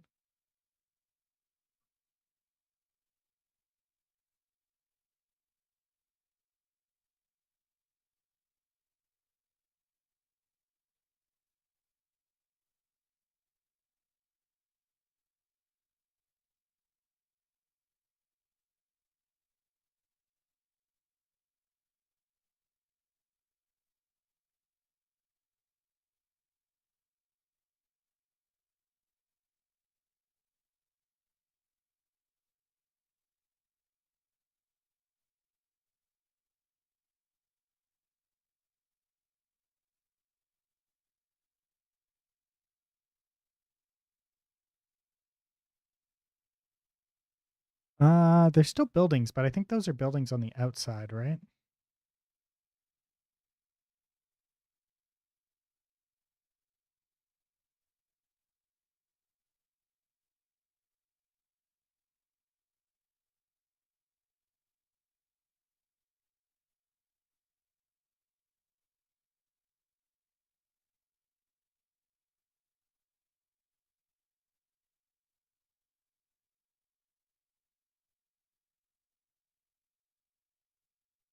Oh, these are building fans? Oh, these aren't building buildings.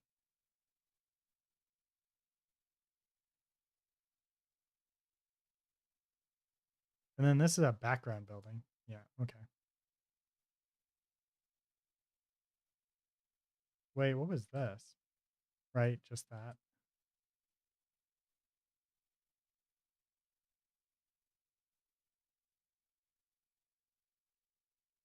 Okay, so I think we're good. Let's drive. Let's drive. We're just gonna click generate. Make sure everything gets moved in.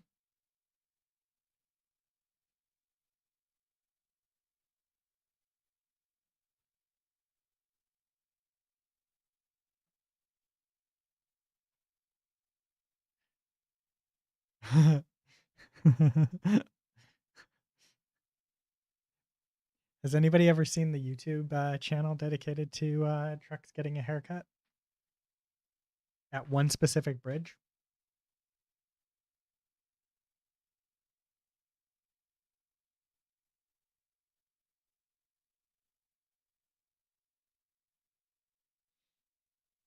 Okay, let's hit play and see how this works. Let's see if we get good shit.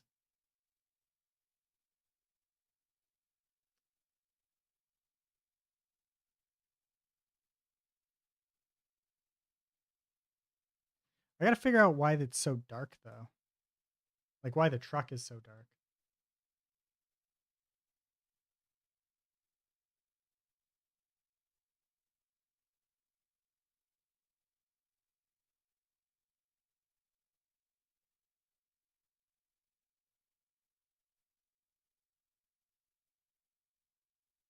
Wait, I thought we moved all of those in.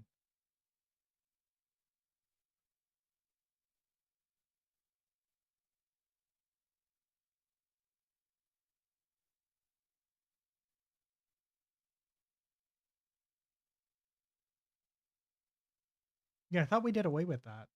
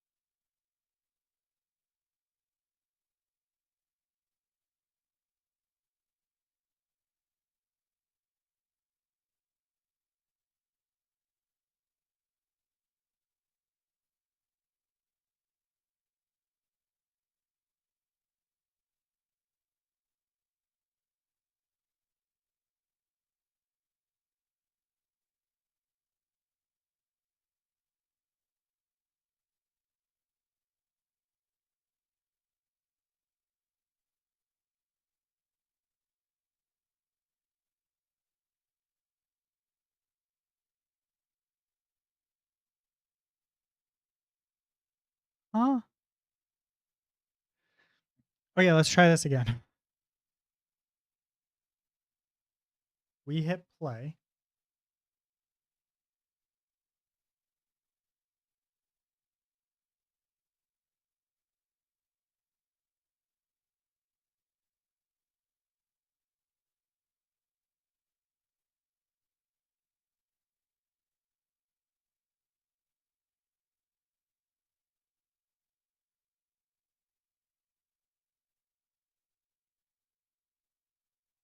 Anything not in the subscene should not have colliders that we can hit.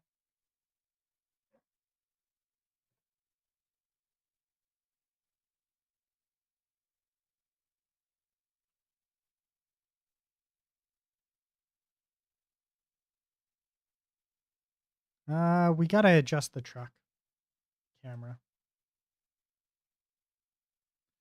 Okay, there it is, right there. Yeah, that's like the first one.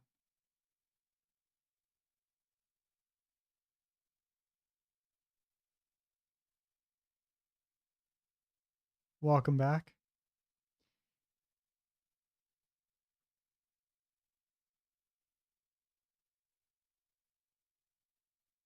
Yeah, this one specifically is the one that's causing the problem. Oh, you know what? You know what? Move back.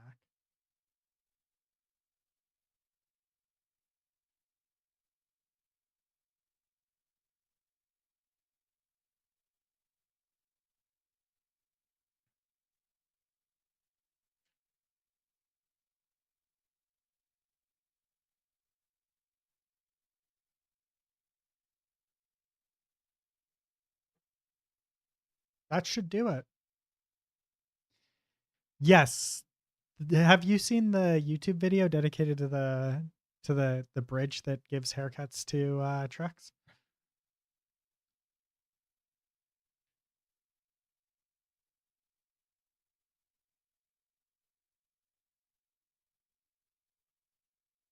It's great, right?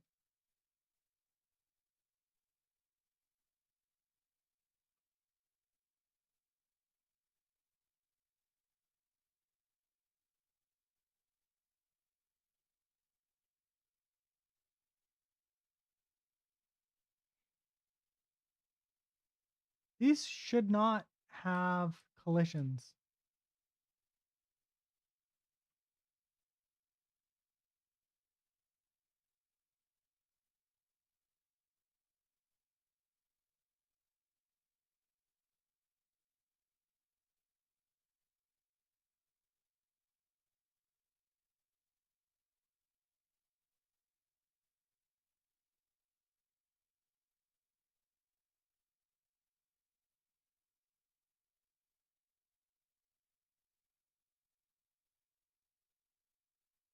So here's our spawn. Then we came down here and we hit this one. These are default. These are default.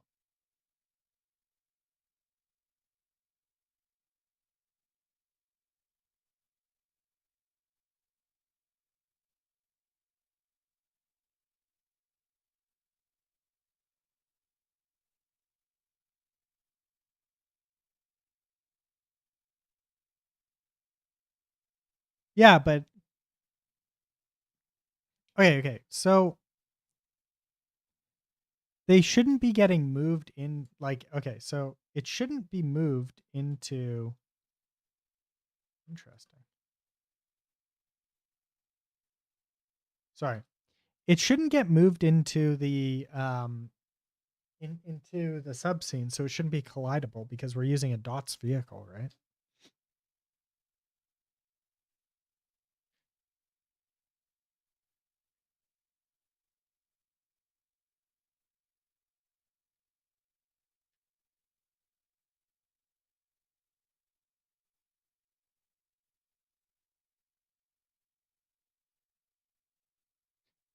Like here, if it doesn't get moved in, we should fall through the world now.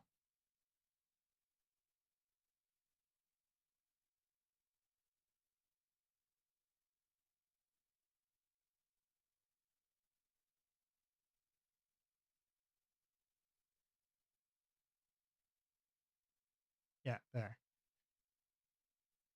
We fall through the world.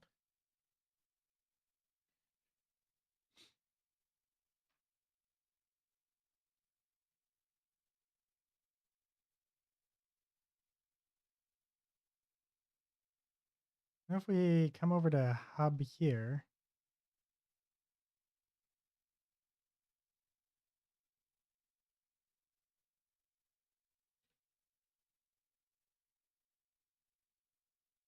what all is in here? Nothing. Yeah, nothing's in here. Okay, so we go to hub, and then we do generate.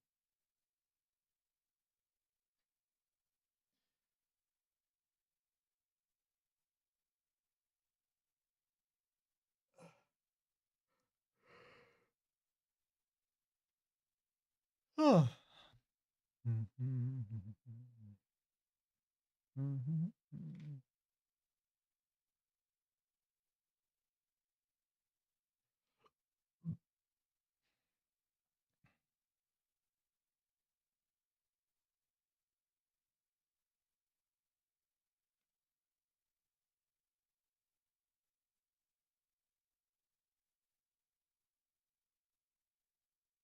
It got taken in anyways. Interesting. No wonder it's working.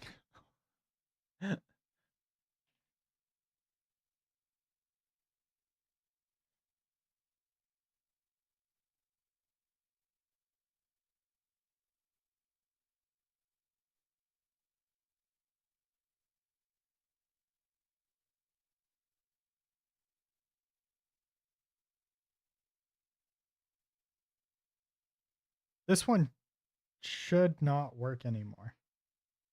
This one specifically should not be collidable anymore. The sign at the top there, I think, is still collidable, but we'll double check.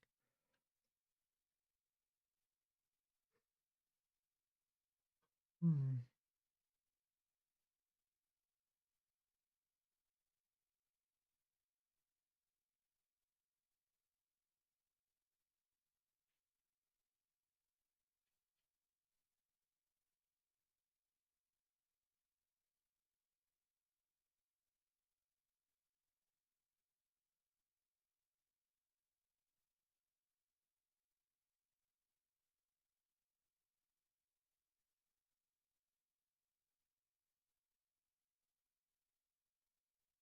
Yeah, I think that's working.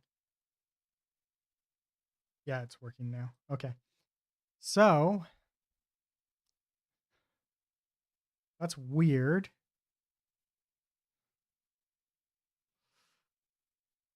Ba-ba-da-ba.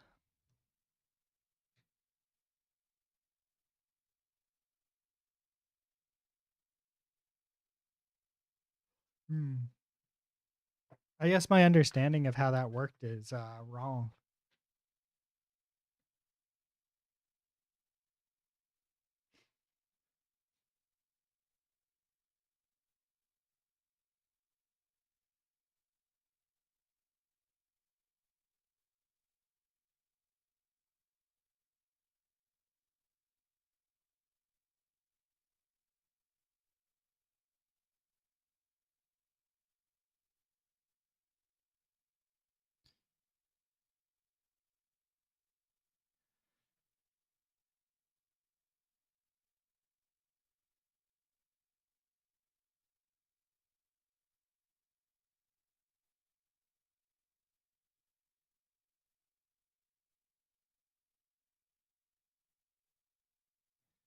Yeah, I was under the impression,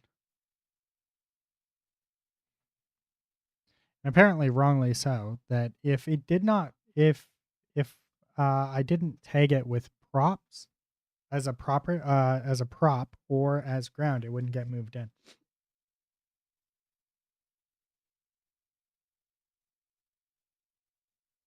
And that's how you say wrong.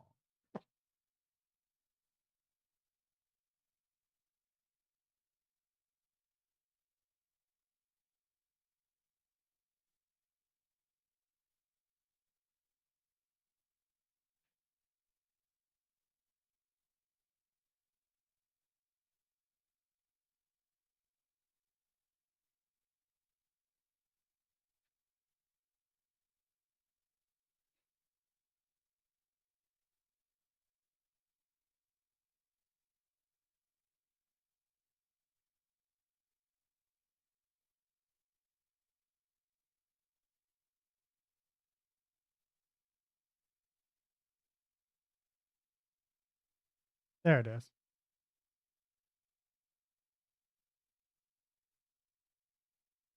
But I still can't select this one apparently.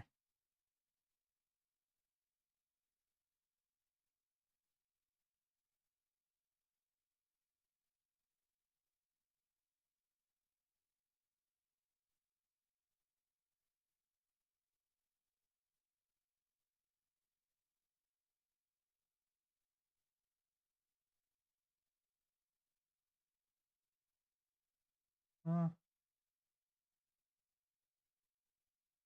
why am I touching an entity? It's supposed to be unloaded.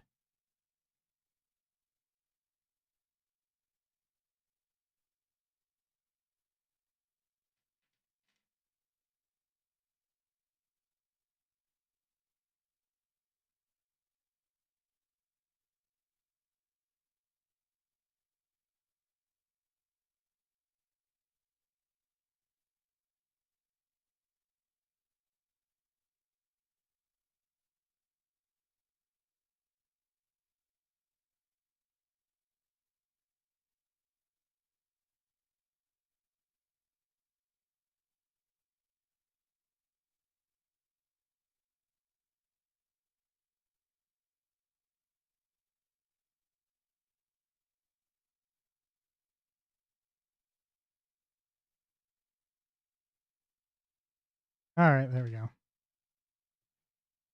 Ugh. Something separated these out in a weird way. Hub. Generate. Generate.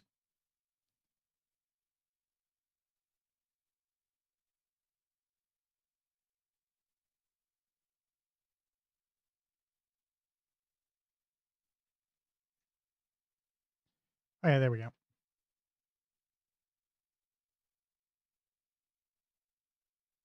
I don't know. It doesn't seem to because there's a bunch of things that I didn't attach any tags to, and it didn't move those in.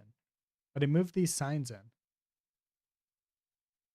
And it was probably because something got cached. It's probably a caching problem. More than likely.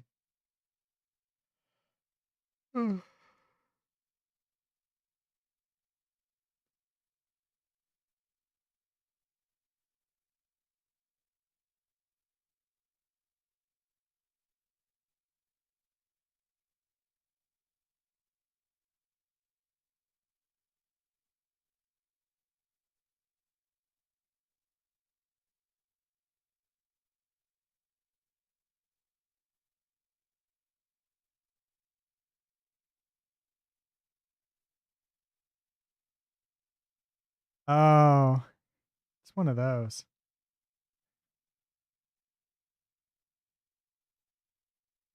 Interesting.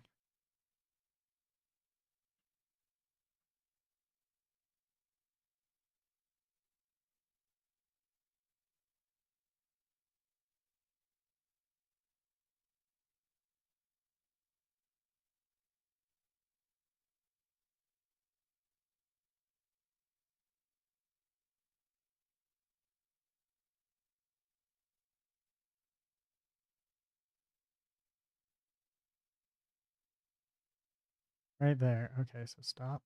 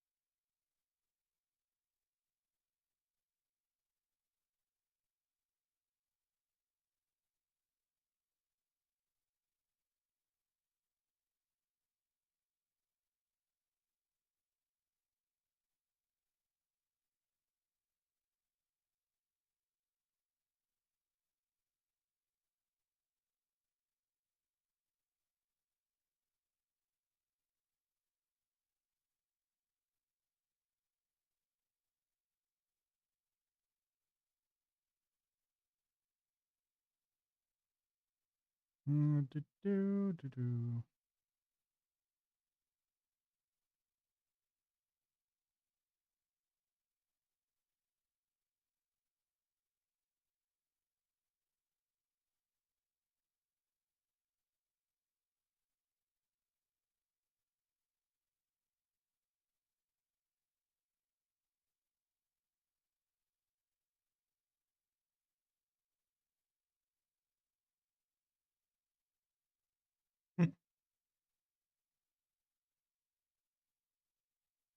Wait, is it the box or the mesh collider that we're running into?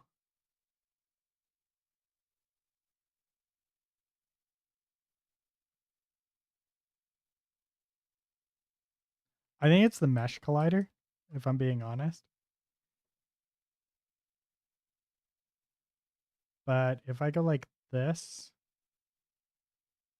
this, this.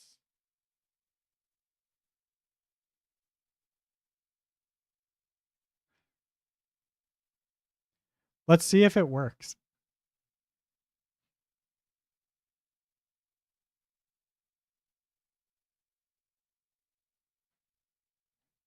Oh, I forgot to hit generate. We're gonna fall through the world. Falling, free falling.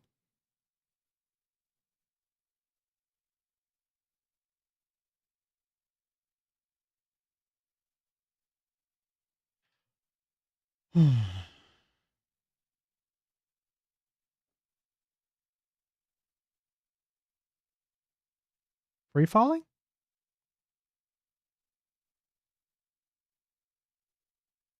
A piss poor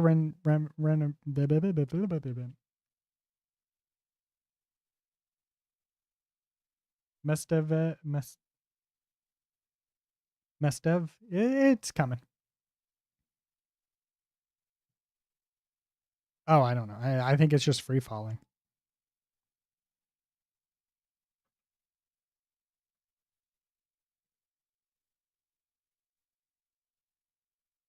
It was right.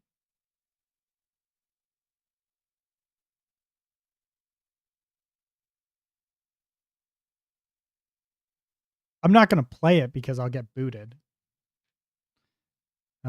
I'll get fucking just turbo kicked real quick. So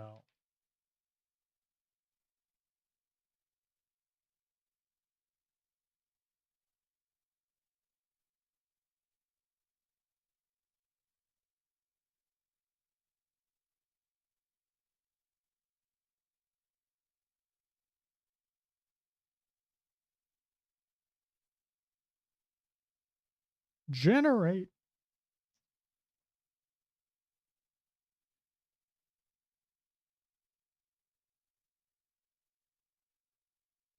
Play.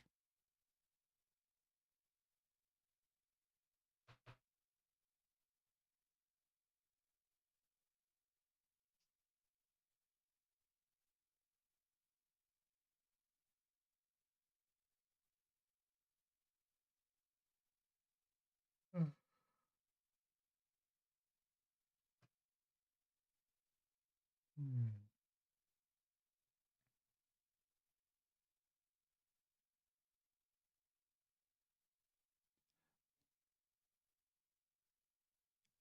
We have a system working. Now we just need to make sure that we can drive around the city. Once we can drive around the city, then we'll we'll hit it up and sensor.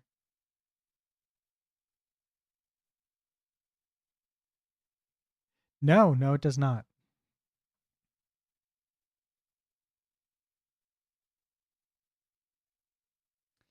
Um, Unreal has a more performant editor, in my opinion, than Unity. Unity's editor is horribly unperformant.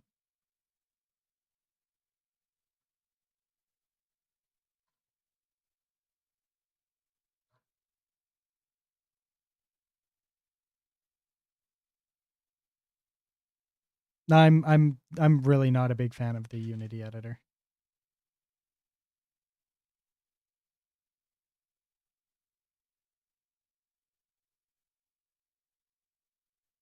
I'm going to deck out here. Have a good one, man. I may be on later.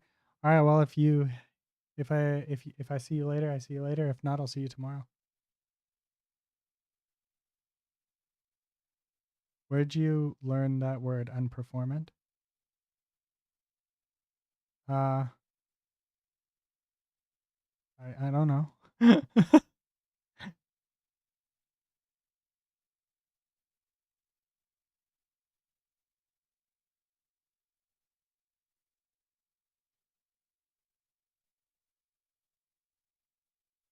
I don't know if it's actually I don't know if it's in the dictionary.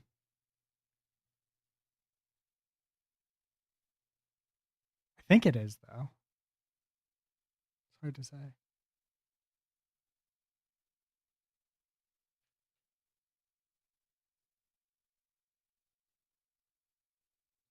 Yeah, let's see. We start down here at this one.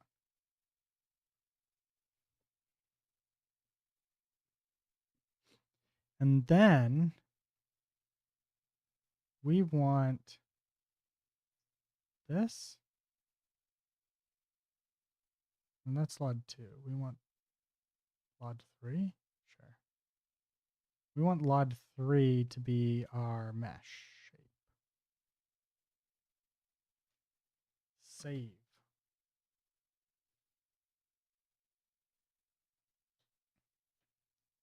Yeah, I'm not a big fan of the Unity editor for all the hold on, you know.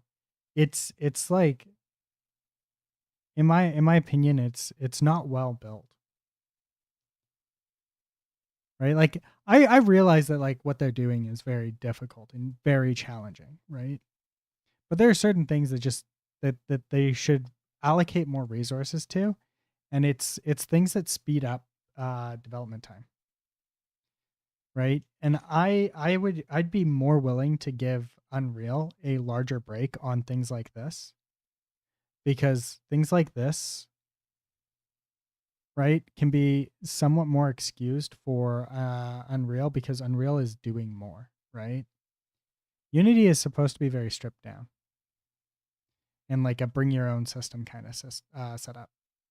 I forgot to hit generate. So I don't want to give them the benefit, like they don't.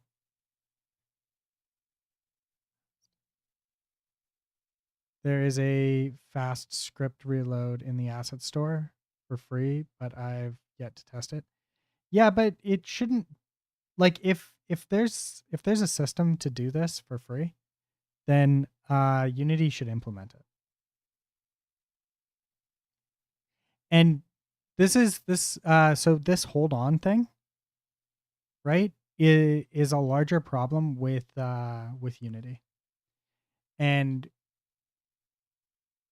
yeah, so like it's a larger problem with the way Unity sees their true FK these band-aid fixes. Yeah. So my biggest issue with Unity specifically is that Unity doesn't build games. And I don't necessarily think that they should build lots of games, but they should build and maintain at least one game at all times. Right? And it needs to be built inside of whatever the latest and greatest version of Unity is. And you can feel that they do not do that as a company because of how patchworky the engine sometimes feels at times, right? And how it wastes your time, right? Like there's things that waste your time that if they were a company that was building an engine that they actually had to use, they wouldn't have that type of stuff in the engine because it would be such a colossal waste of time for the corporation that it would get patched out almost immediately, right? Like higher ups would just be like, "We are wasting too much time on this." Right? This is a very real problem that's causing us not to be able to ship this game and is causing us to waste very expensive developer time on waiting for things to happen or this, that, or the other thing. And because they don't actually dog food their own engine, you can feel it, right? You feel it in things like that wait, right? Where it's like if it feels terrible.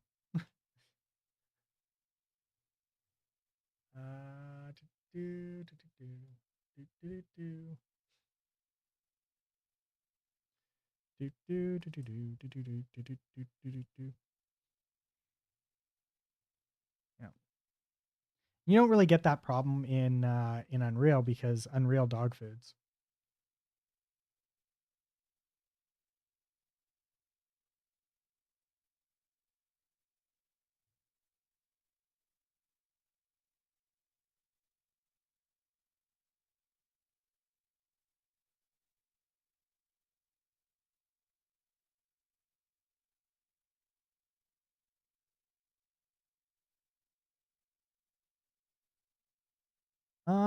I did that wrong.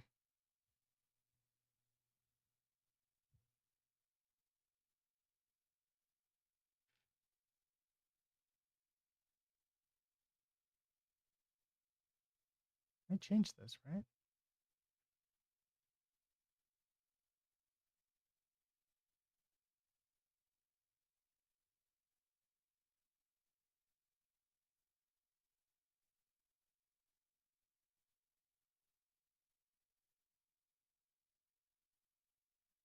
No, this one needs to be changed.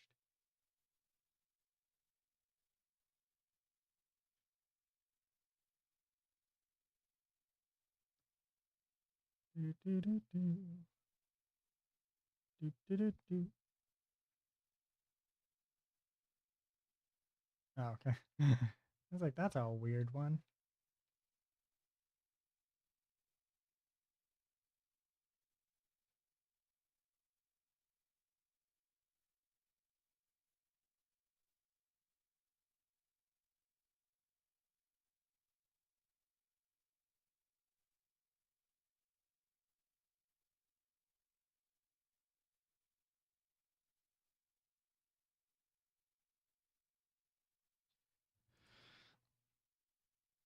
Yeah, for me, this gets slower the longer I have Unity open. So I just feel like a bug for me, my use case, that it takes so long.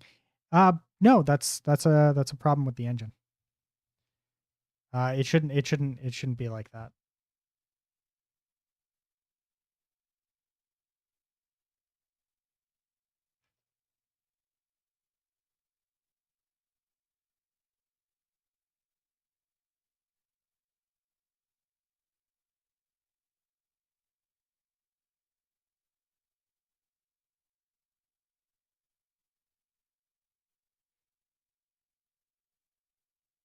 I just realized something. I got to go through and do it to all of these because I did it to some of these.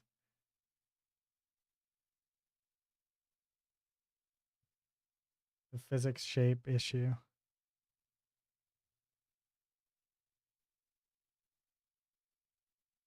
Oh, this one has it. This one doesn't have a. Oh no, it does. Okay, that's not the right one. This is the right one here. Yeah, there we go.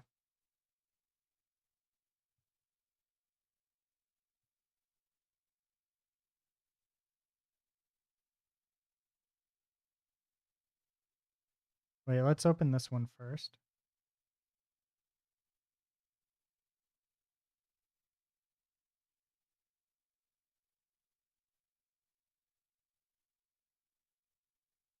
It should be this one. Yeah, that one.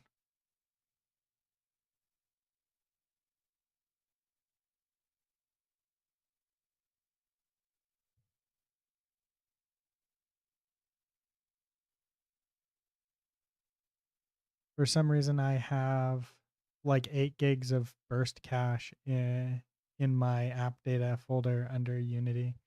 No idea what that is. Um, update. Sorry, the burst cache. It's just for to speed up compile time.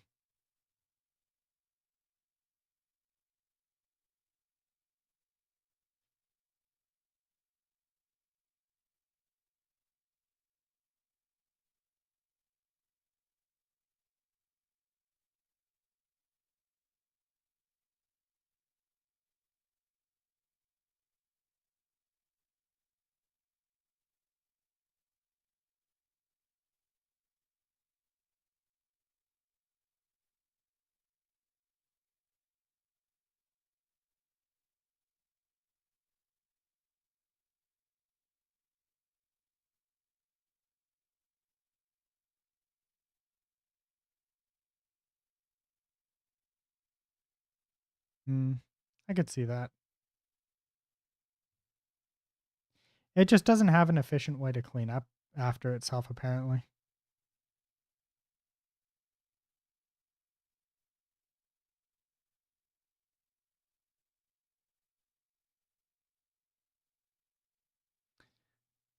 Though, again, if Unity had to build um, a game in Unity, uh, right, that utilized the most recent version of Unity, right, then that wouldn't be a problem because it would waste their time, their money, their effort.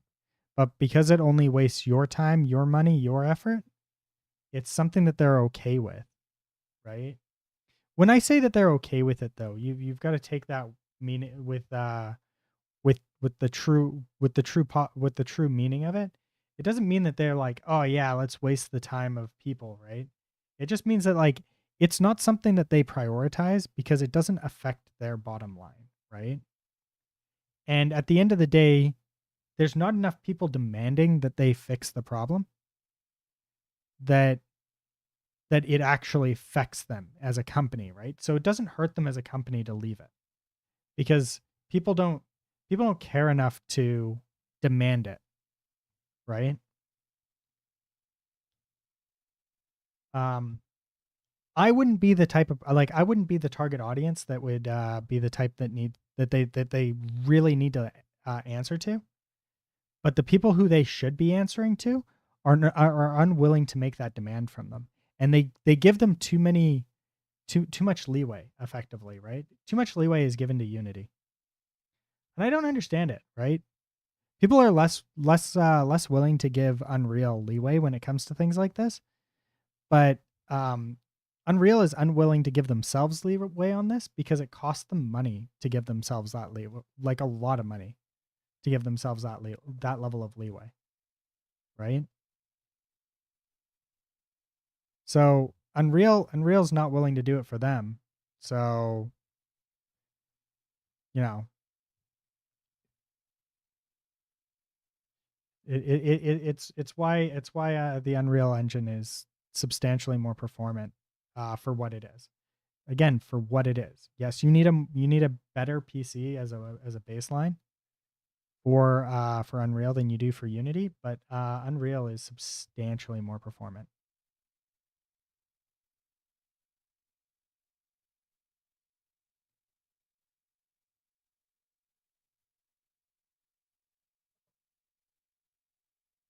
Maybe just usually Unity standards are lower. No, it's because Unity doesn't dog food. Like straight that is the reason, right?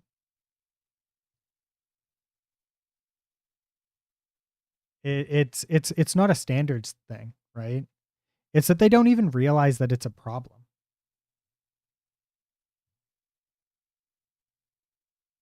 The developers, like the actual developers that work at Unity on the engine, they probably make games in their free time. They probably, but they're small games, right? They're not like big games, right? So they're smaller games, and they're not made to they're not like double A triple A games, right? So they they they're not going to run into the same type of problems as everybody, right?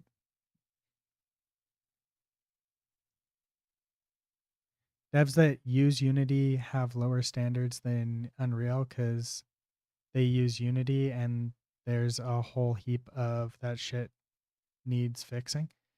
Um, I don't know. I don't know. I don't I think to some degree.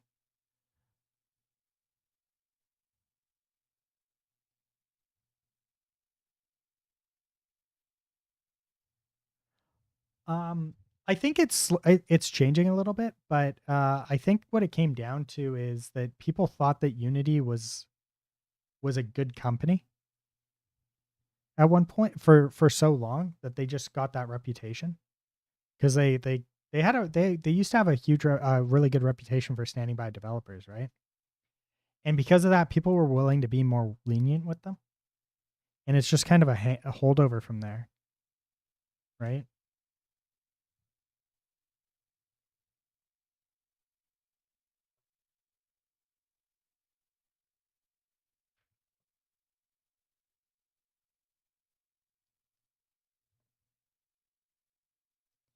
At the end of the day, though, Unity is just an engine,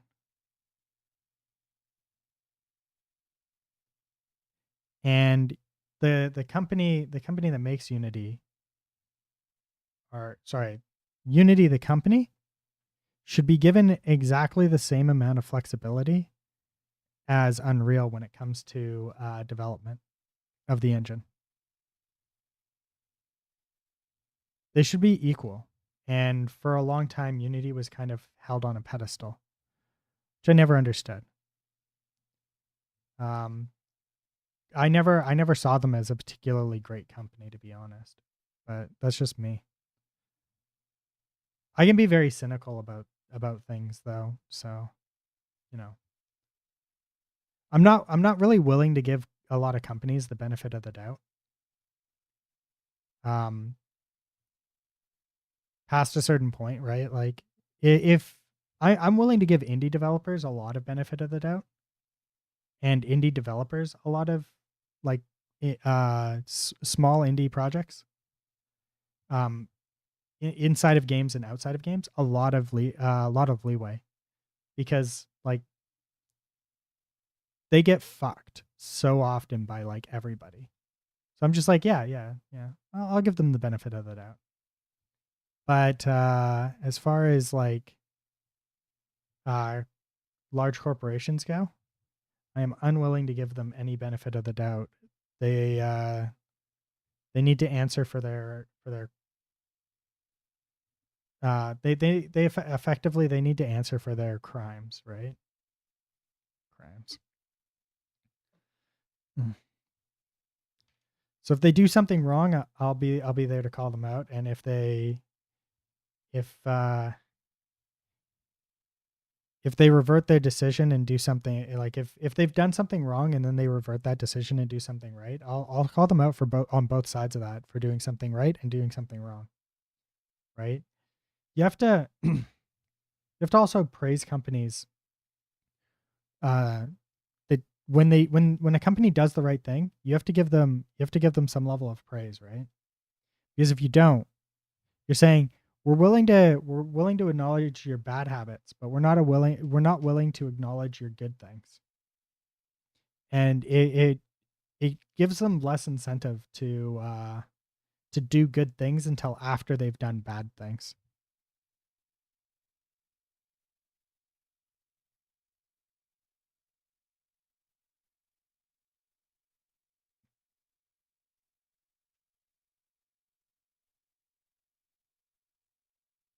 Yeah.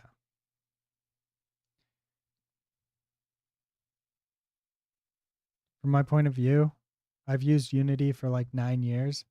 I still think I'm pretty amateur, but it's all I've used. So I have some misplaced loyalty there, if that makes sense. That is entirely fine, dude. It's a system and you are very familiar with it. And it's not necessarily it's not misplaced loyalty, right? Because are you going out and shilling for Unity, right? Are you fighting people for saying that Unity is the greatest, essentially, right? Like the at the end of the day, right? You're willing to realize that Unity has faults, but for you right now, Unity is still the best engine to do the things that you want to do in. That's not necessarily loyalty. That's just being pragmatic, right? Like I effectively my loyalty mostly is still with kind of like Unreal, right? Because I still prefer Unreal over Unity as an engine. I think that Unreal is a better engine than Unity, right? But Unreal is a bad engine for this game. It's just not there yet, right?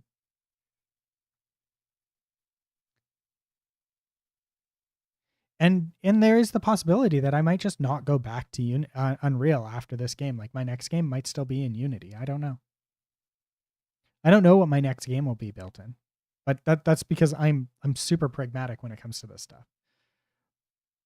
But my first pick, unless there is a reason not to, is probably going to stick with Unreal, right? But but it's because it feels like a more complete engine. It feels like an actual engine rather than a framework.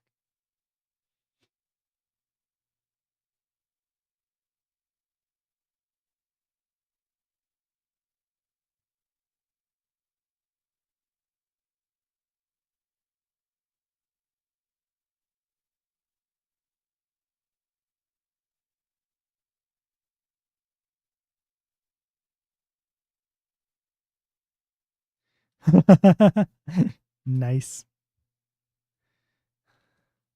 I'm high centered. You're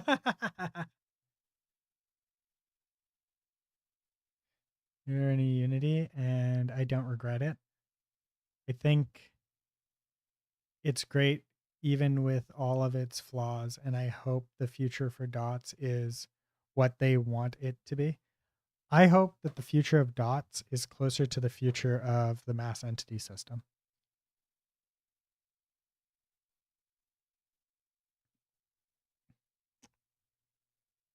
I think dots requires a a proper ragdoll system from Unity. I think that it should have a chunking system from Unity. Um but you know, it's just me. Wee, look at me go. Sweet. Okay, so we can drive down this street and we don't run into too many problems.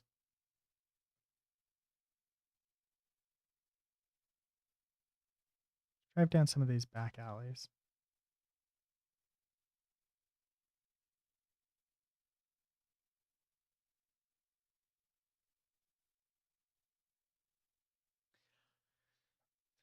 I think we need to readjust the camera. It's still not quite where I wanted it.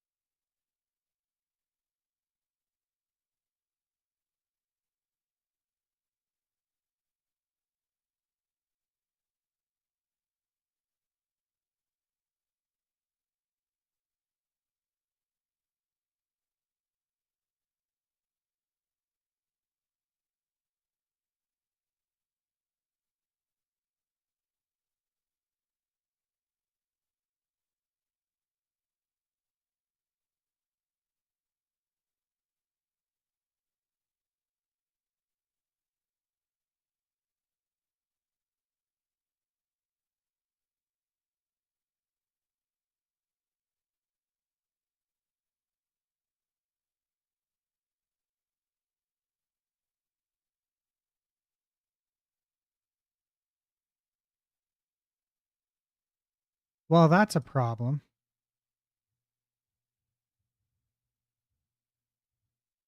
Oh, that's why.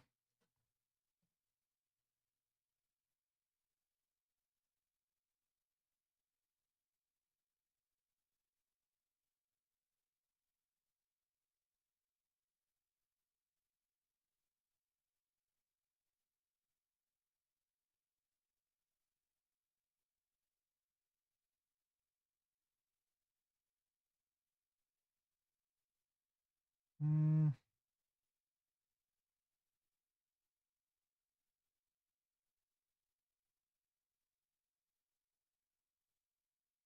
yeah, it's janky.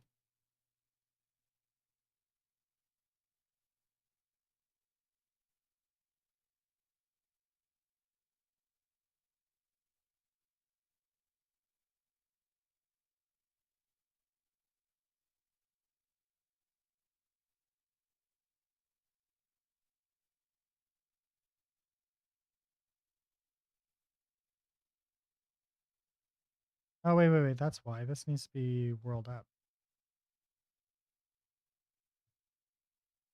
There we go. I was wondering why those buildings were getting in the way.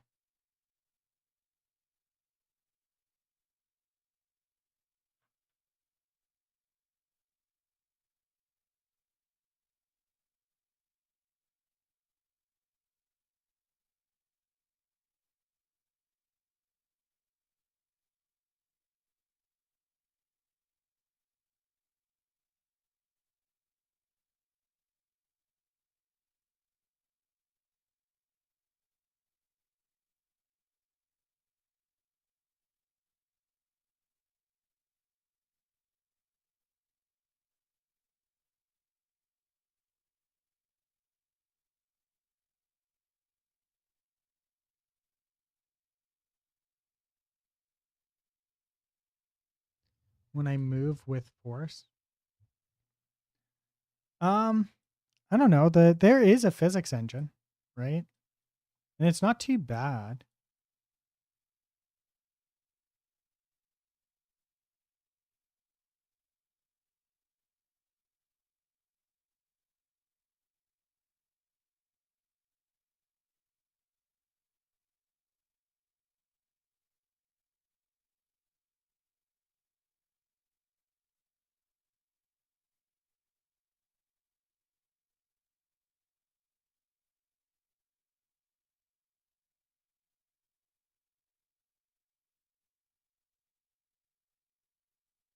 There's a metric fuck ton of popping right now. And I don't want to I don't want to deal with all that right now. But I feel like this is also like the camera, there's something about the camera right now.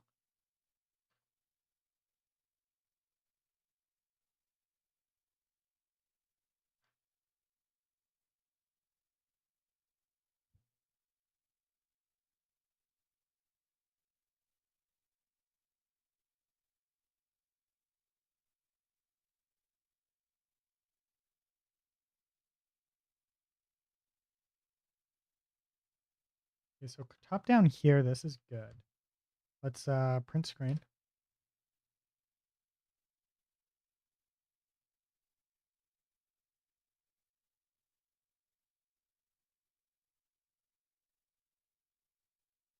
Okay, stop, and we're gonna change this to be correct. I was applying sideways force. My colliders would get stuck on mesh contacts slash joints. So I just moved the local transform and leave gravity on, and it's perfect. Yeah, it's different, right? It is quite a bit different, right? So we're leaving that, but this we want local up. This is 0. This is 2.5. This is 15.1, negative 25.1. This we want to be 0.2. Leave that at 1. And that's good. Now for the camera.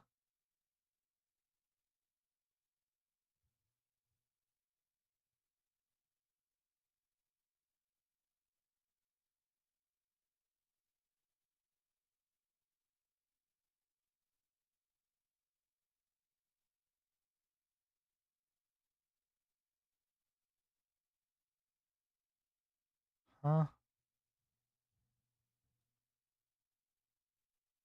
Oh, this is not the camera that I wanted. Is it this one, main camera?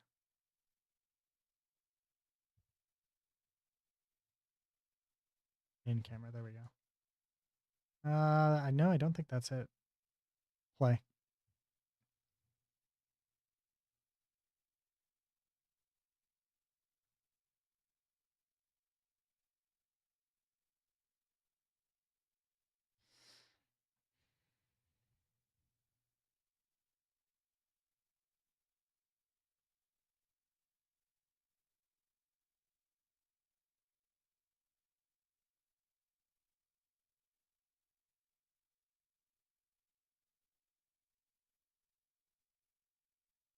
What was that?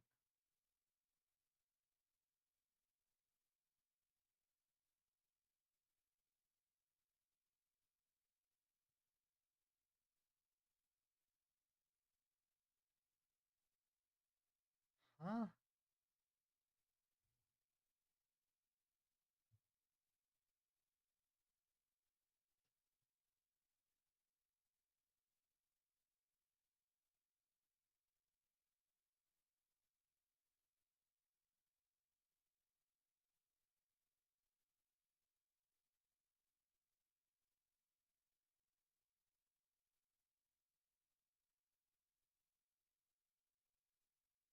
Okay, whatever.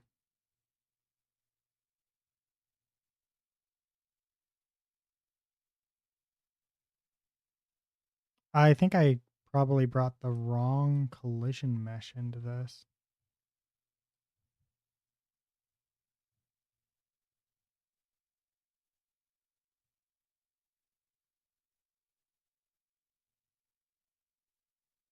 Okay, so it's...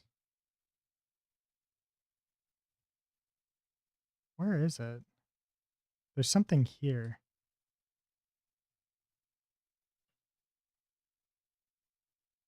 For now, it's fine.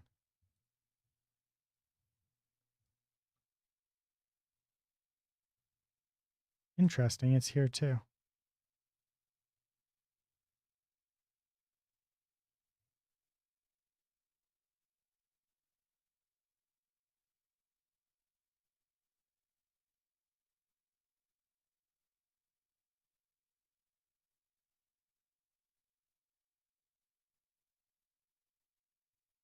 The popping is crazy.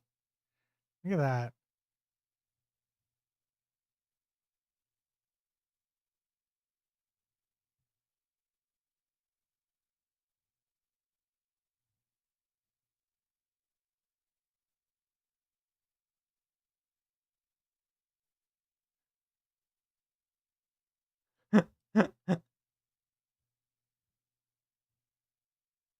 Thanks for the chat. I'll talk to you later. Sounds good. Have a good one.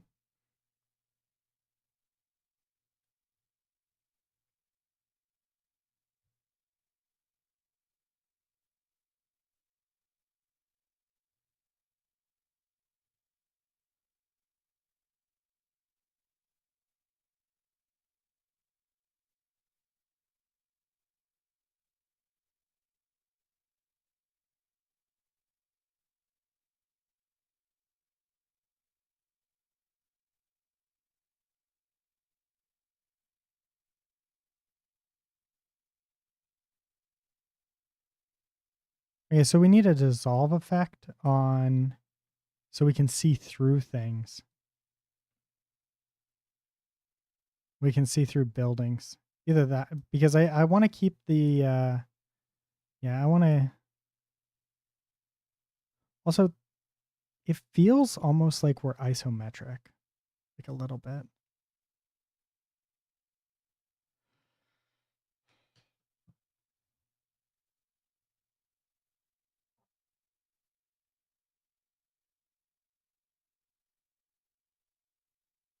I'm gonna go grab a drink and some water.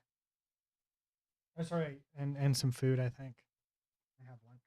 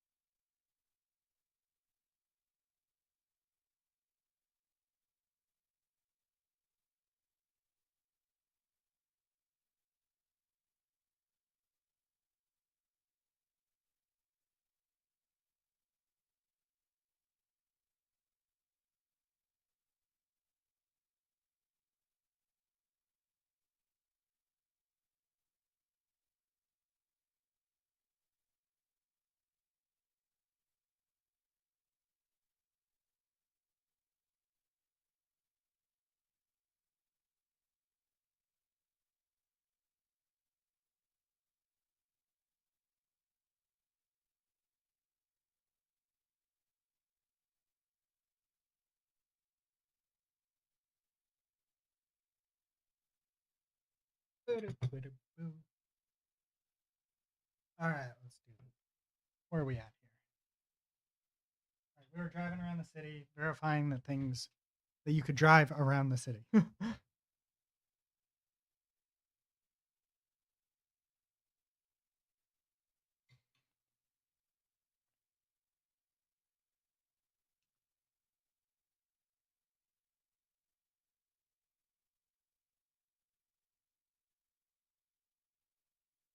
I didn't even see that there. Hmm.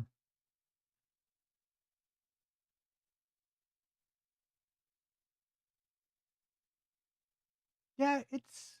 I. Do you think it's the angle?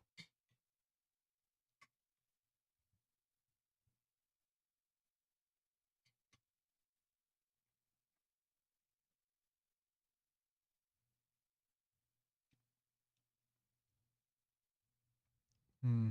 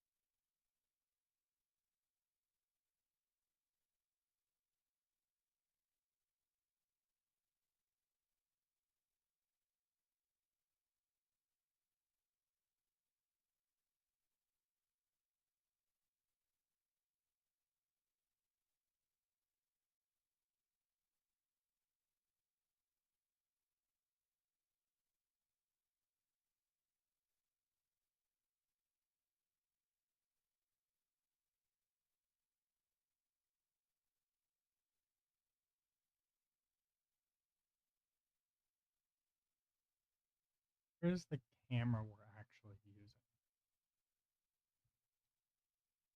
Hmm.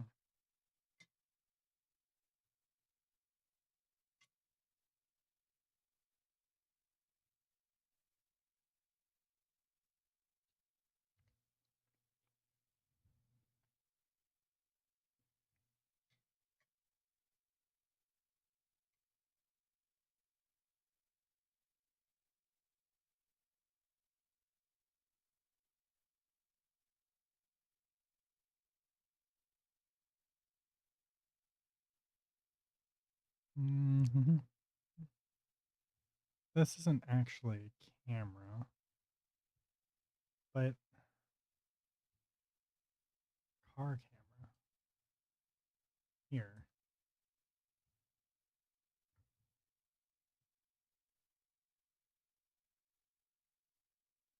Oh, there we go.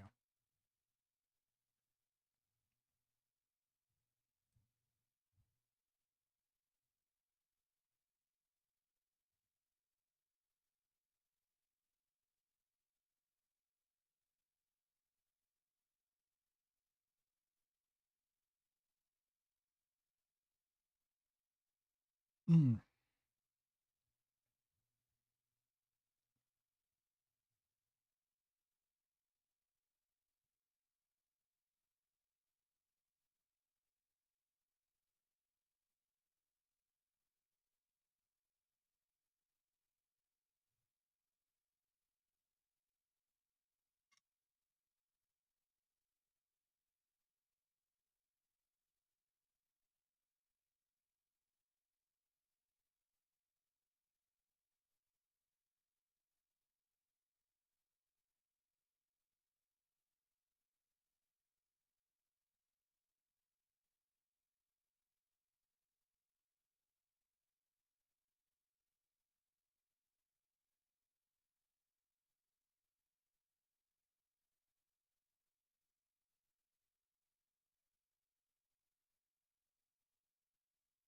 Yeah.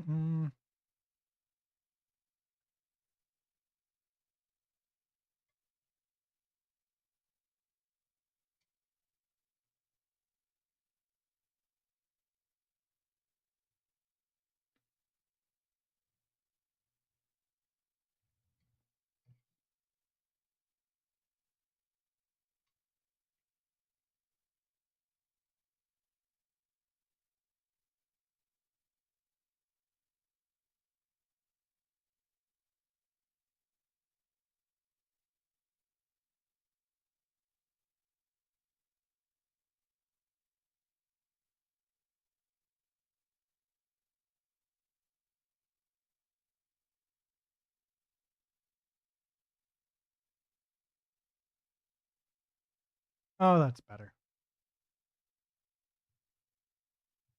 Maybe? No. Still looks weird.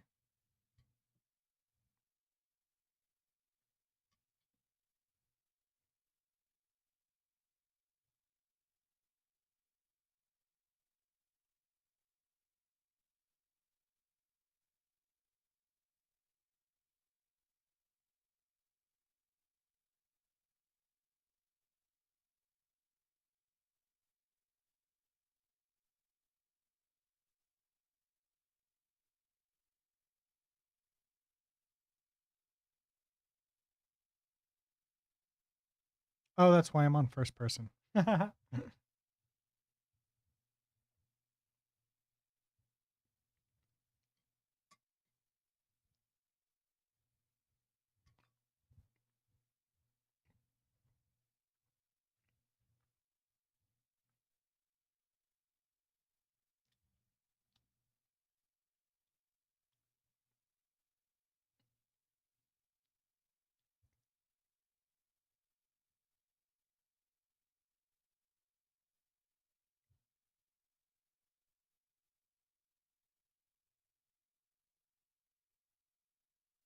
try 80.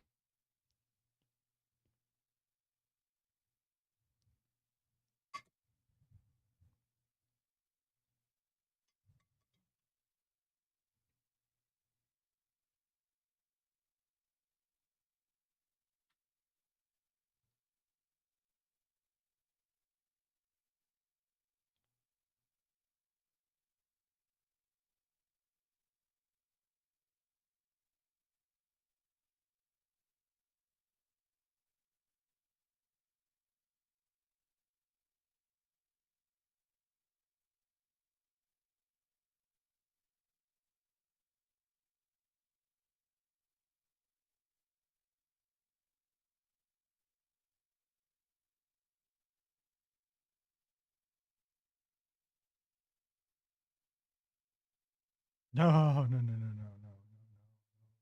This needs to go up. This needs to come. That goes in. This comes up. Excuse me.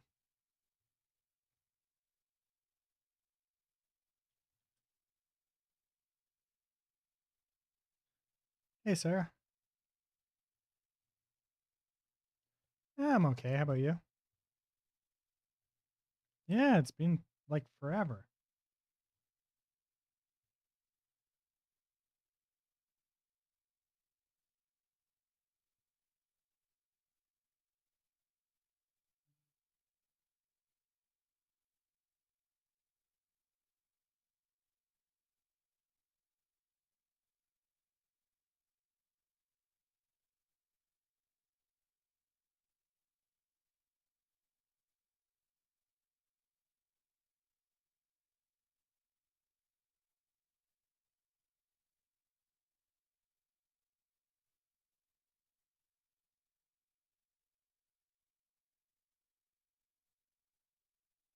Likewise, likewise.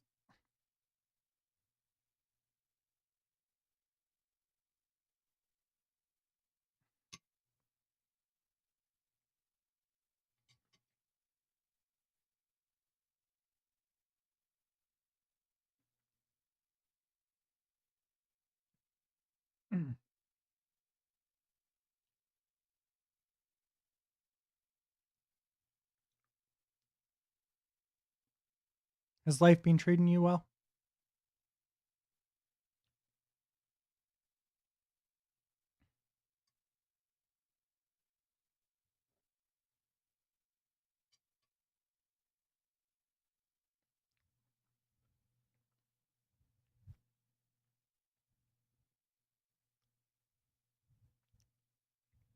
I feel like 16's too high. Mm,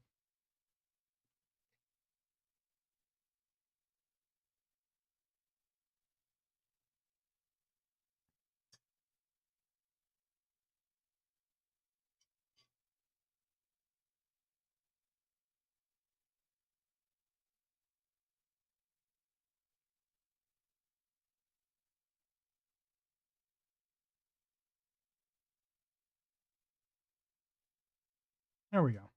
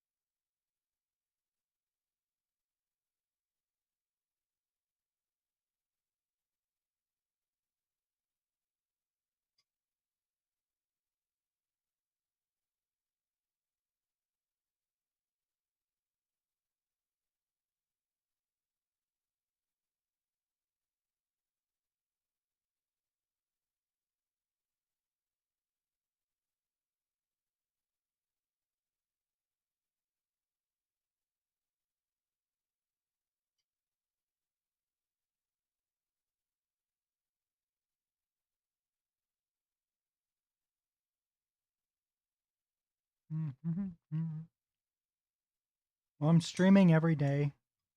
Pretty much every day now. So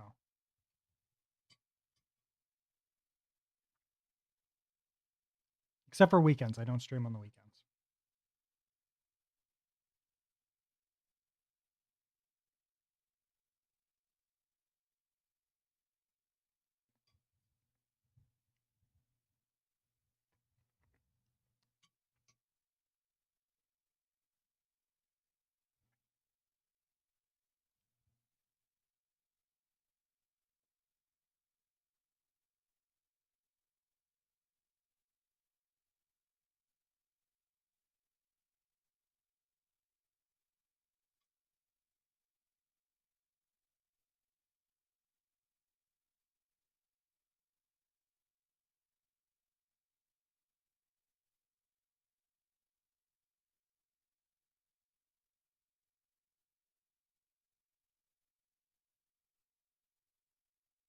Hmm.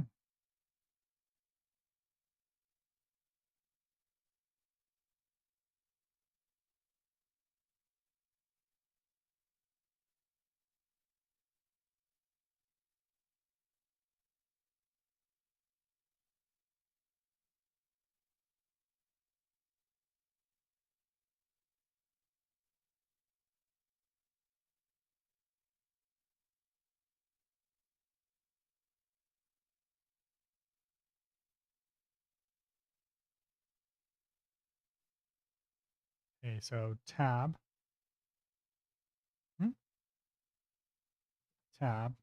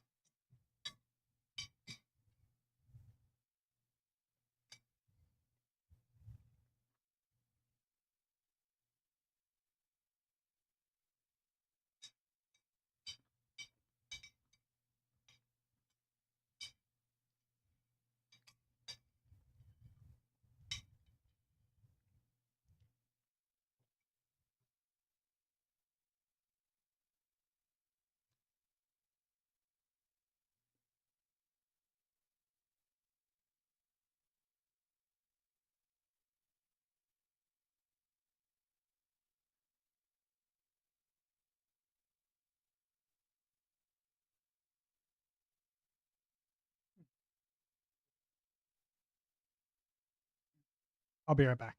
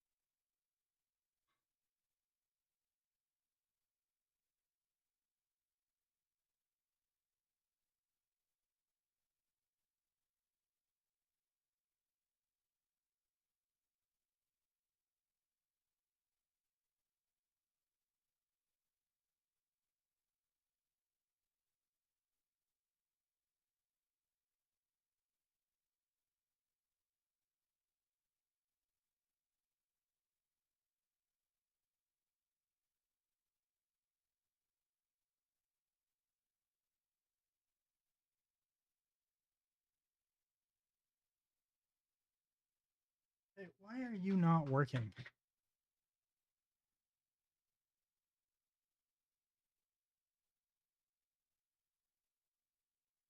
Okay, so I brought it in. We've got it selected. We hit tab and it doesn't show up. Oh, wait, this is a pedestrian node. Create node creator. That's what we wanted.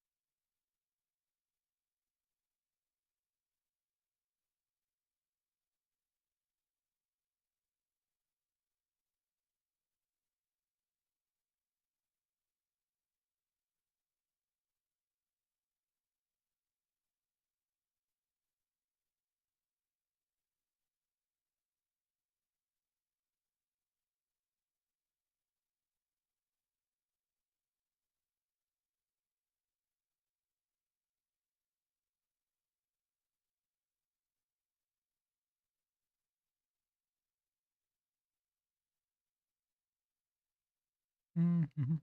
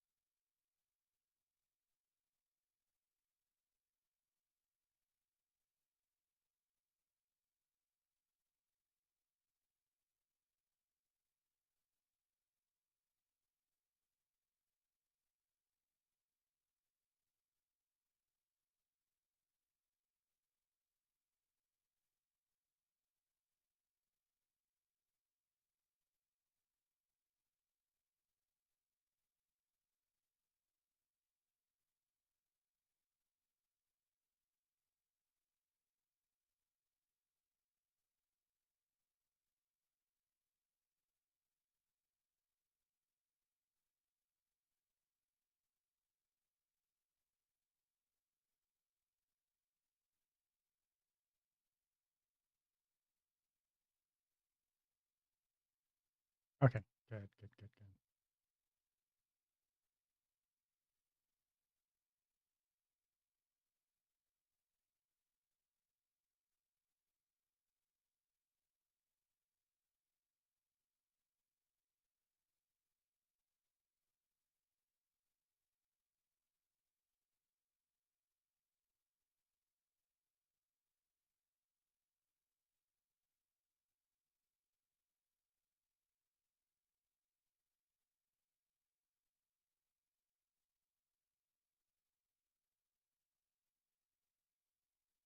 Oops.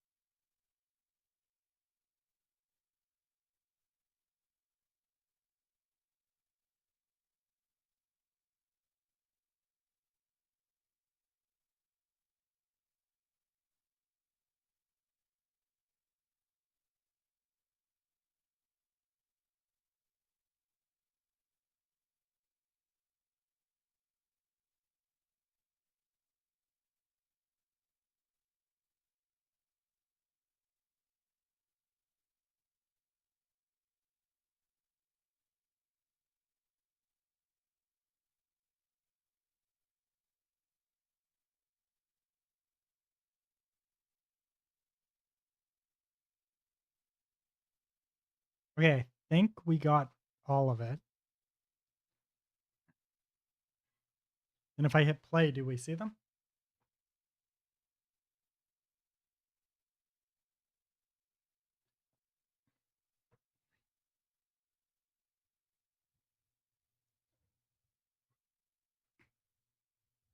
Um,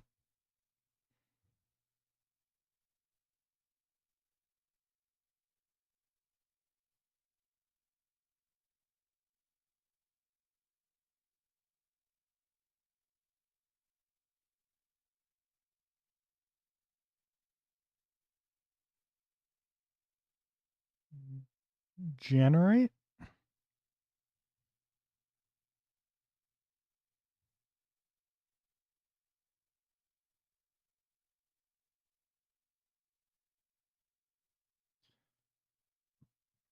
Move back.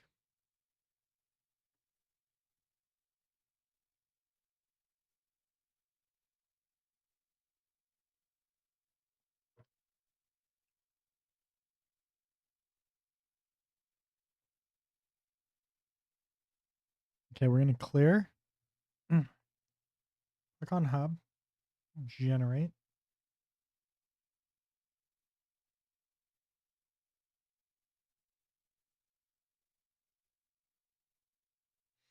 Then we're gonna hit play and hope for the best.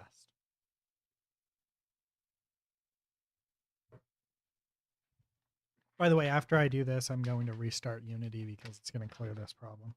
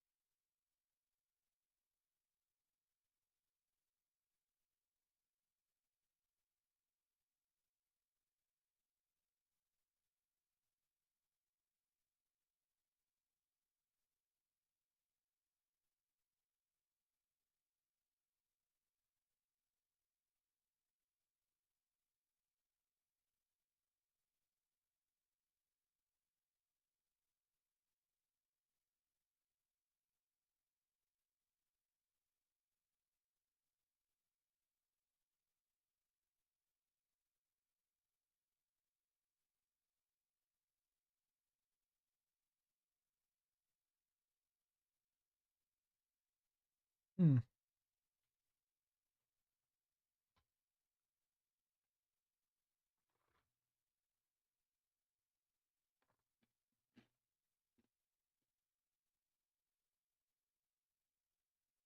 Hmm. I think the clipping's too low.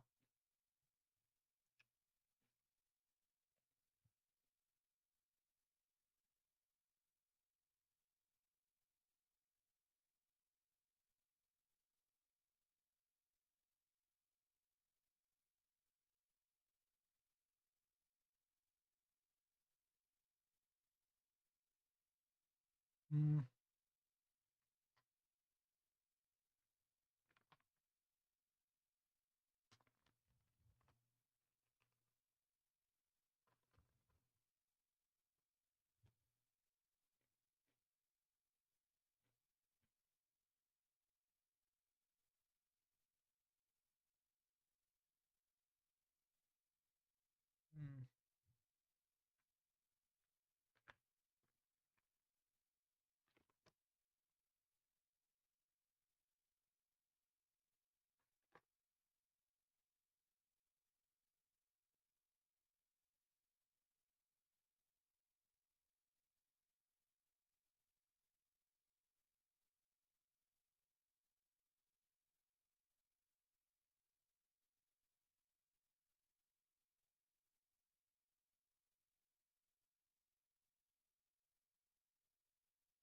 Ah.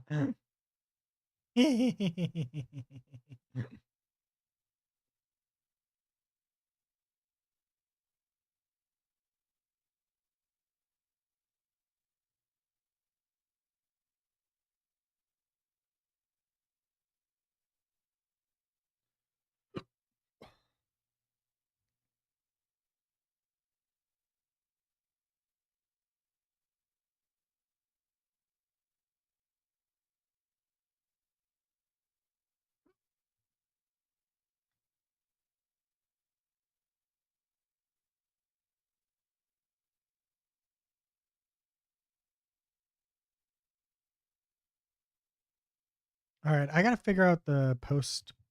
The maybe it's the volumes.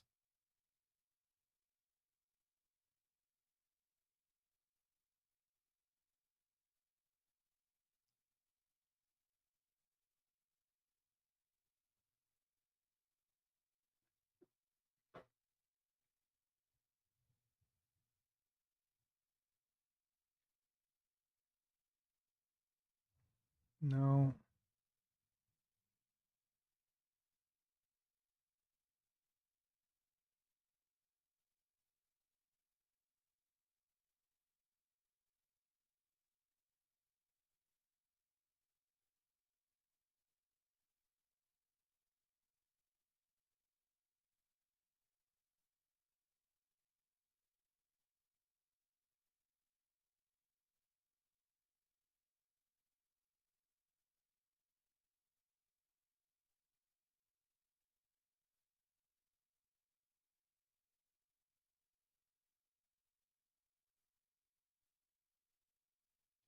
Does does this need baking or something? Is that the problem? Because everything's supposed to be unlit as far as like all those little guys are supposed to be unlit, right?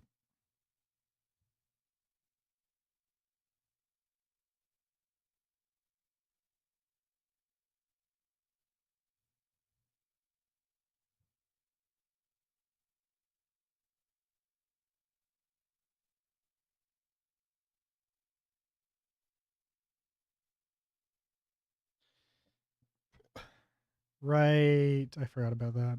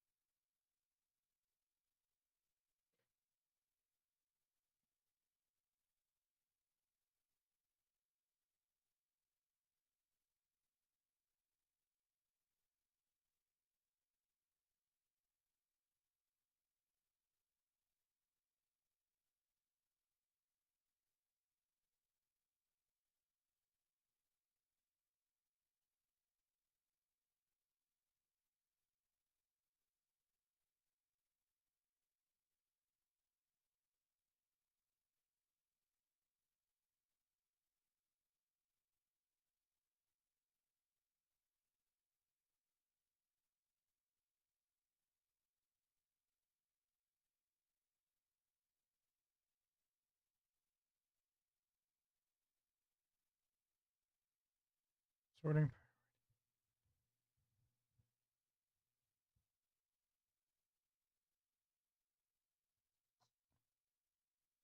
It's too white.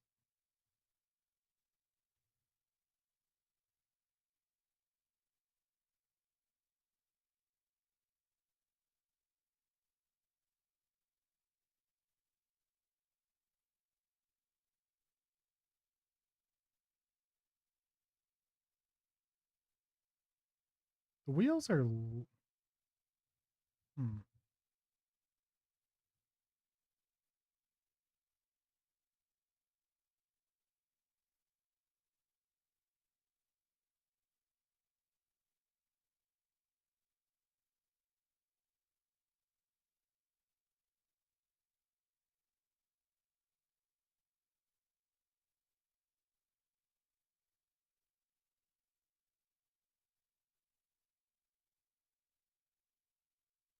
I don't trust Steam.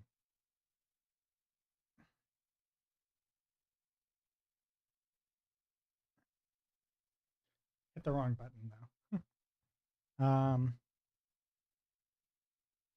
What was it? It was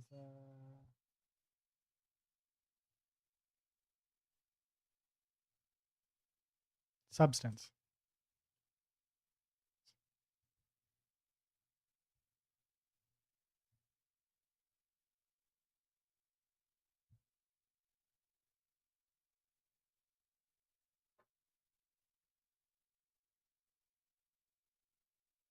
Hey, serving donor.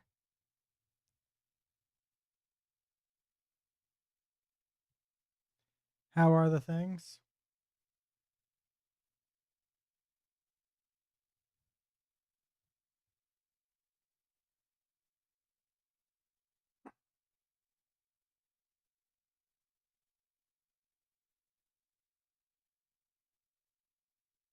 Is this ever gonna open?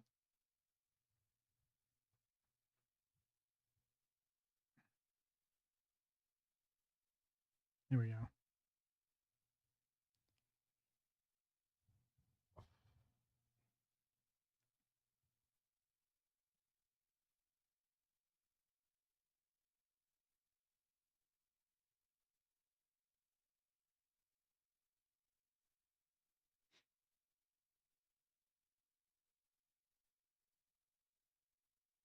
Is there a Unity one? No. um, sure. For now. For now, that should probably be fine. Local projects.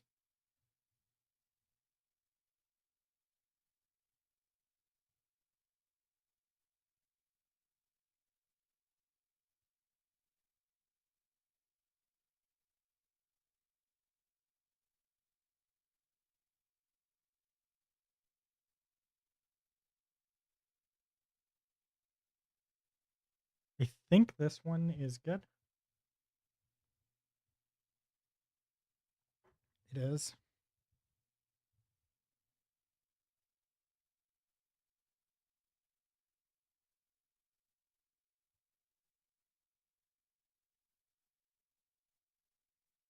For improved performance. Okay.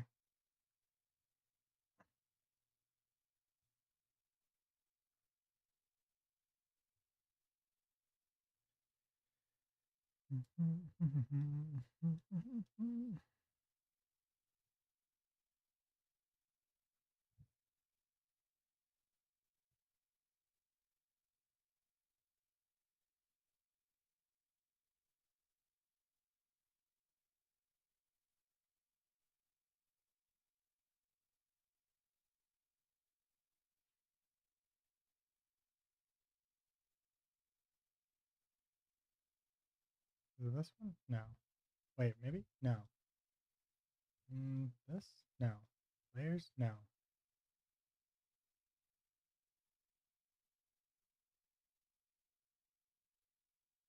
Oh, here we go.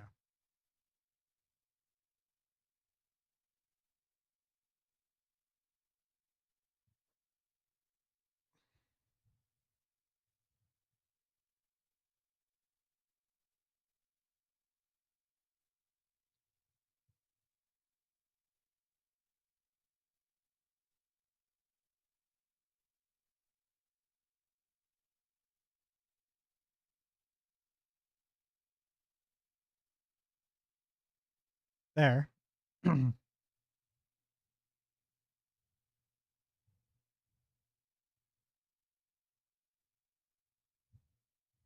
hope this gives me what I want. It might not though.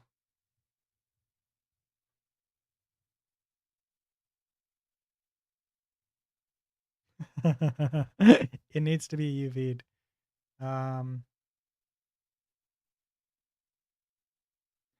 Oh, I don't have Rhythm installed, do I? Ah, I'll deal with that later. We'll just do it in Maya for now.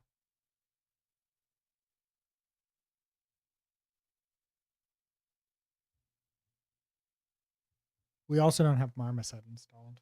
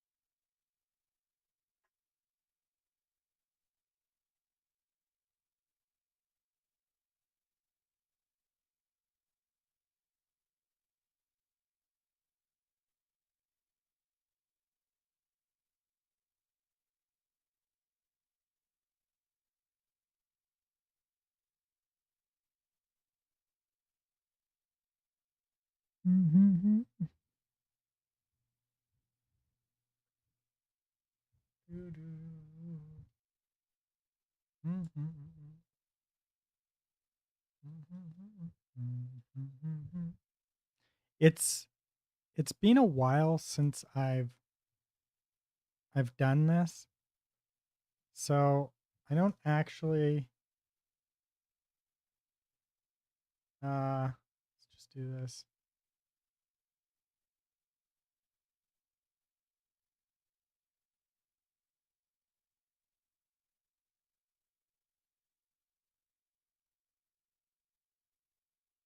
I'm gonna do automatic.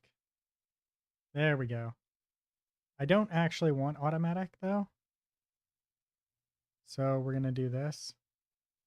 Stitch together. Stitch together. Here we go.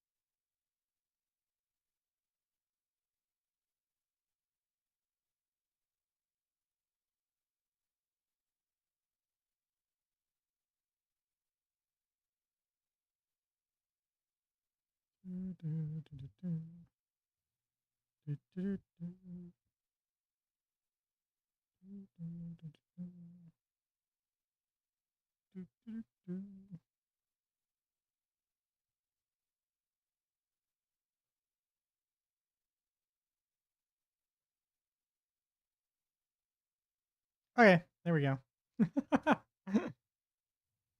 TV shells.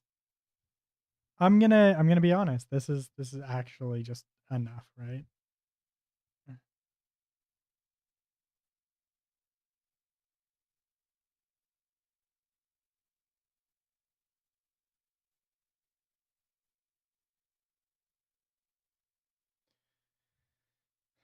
That is not a good layout right there at all. I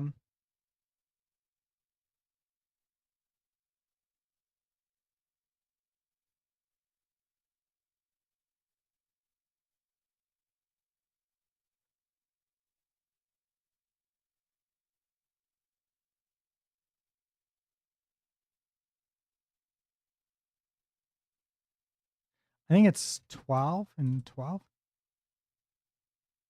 Actually, no, because we're not doing. Yeah, no, we can probably get around like 8 and 8 apply.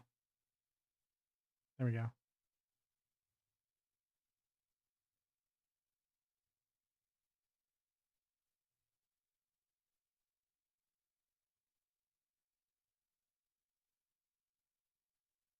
What is this?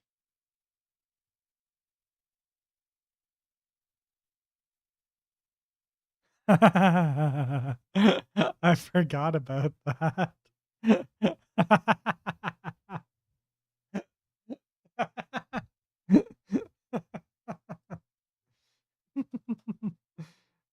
We're gonna leave it. This I think though that we need to rotate.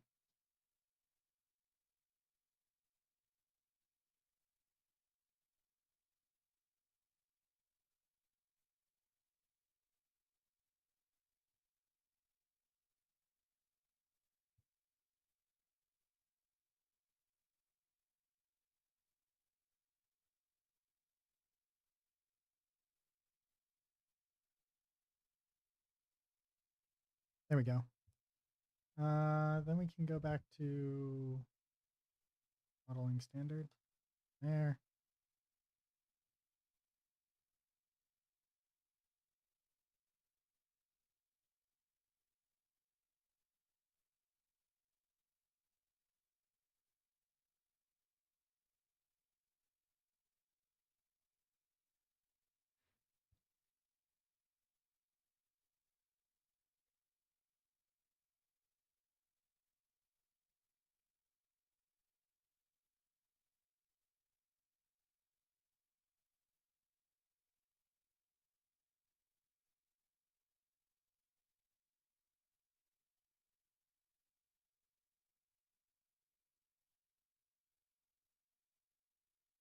think it's gonna crash. Man,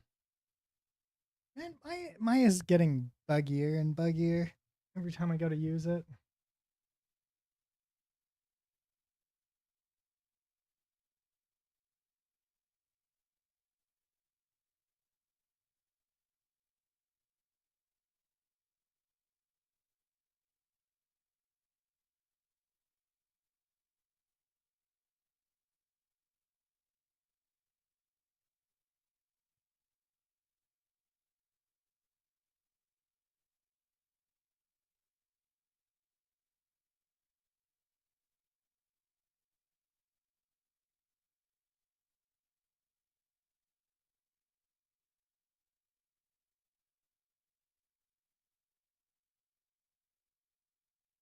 Hey, didn't crash.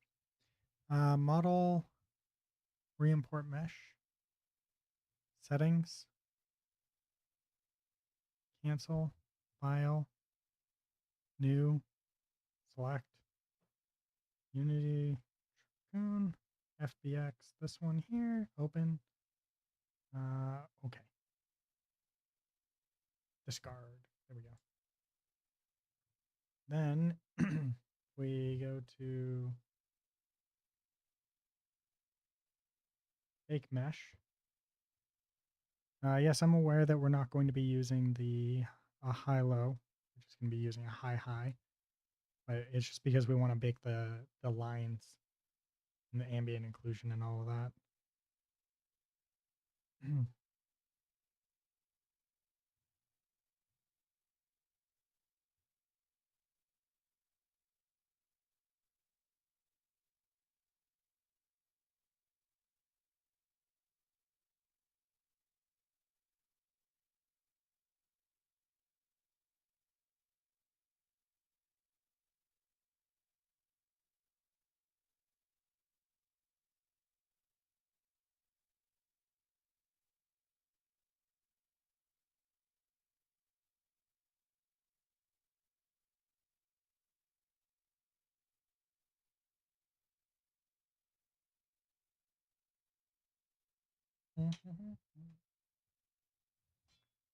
Okay, let's make sure everything's saved here before I do this because I'm about to whip out my tablet.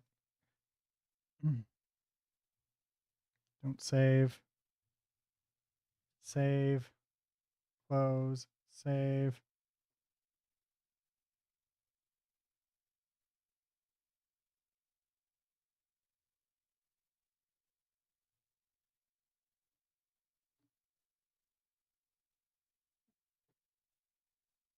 Whip out my tablet, and it has a habit of blue screening my computer.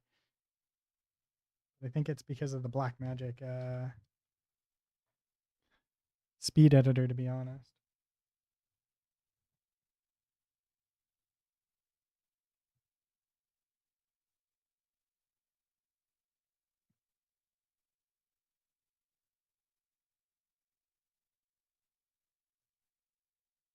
There we go.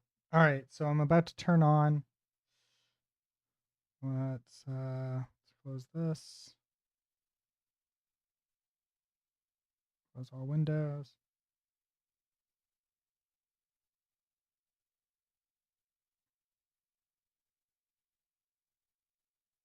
You know, I just realized I didn't change the date on my recording. Damn it.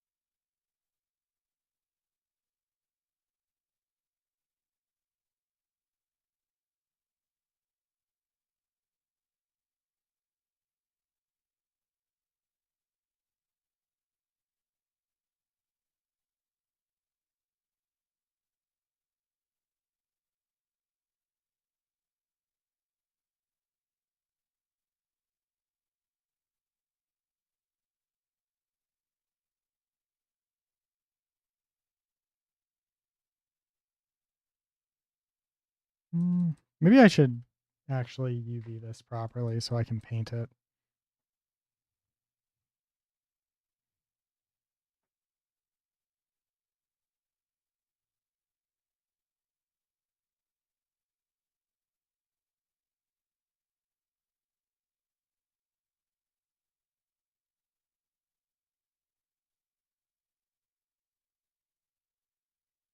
Mm.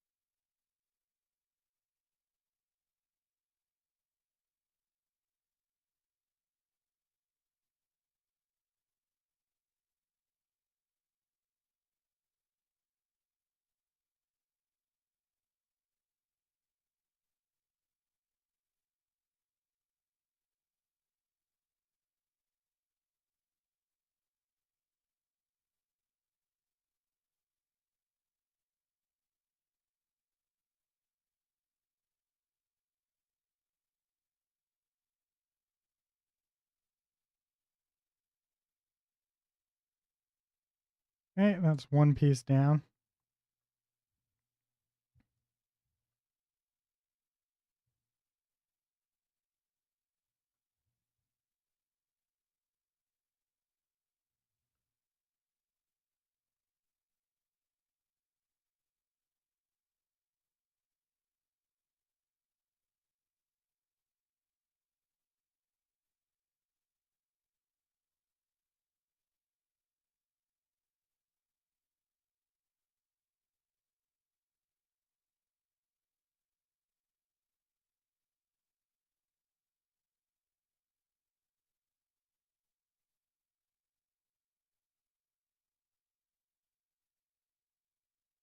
That's going to take some time.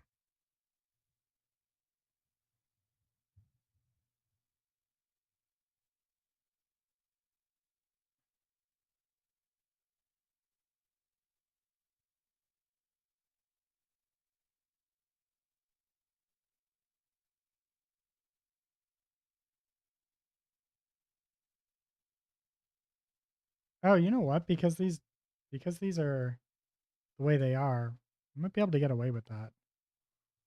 Um, ugh, this is gonna be painful.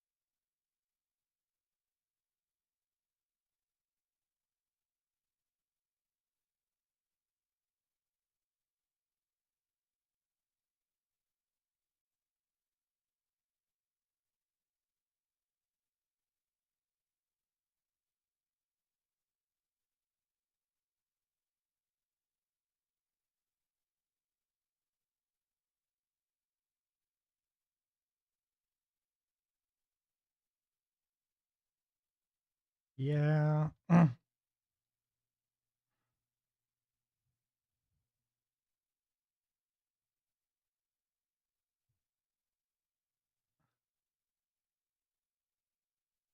Eh, the lettering on the front of the vehicle hasn't been retopoed yet, so it's kind of ass. But I need to put a texture onto it, so I'm just gonna do it.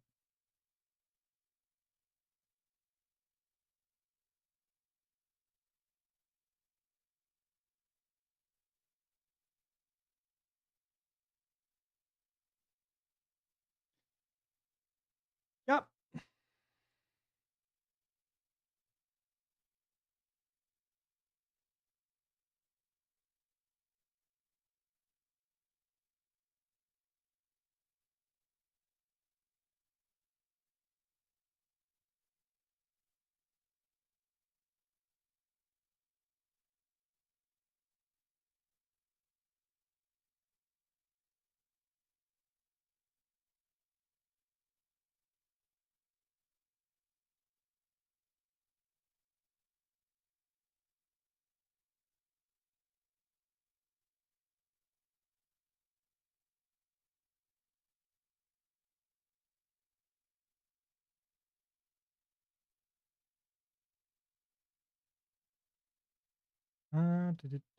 I trust that Aku will actually not give me a fucked up situation in the future, though.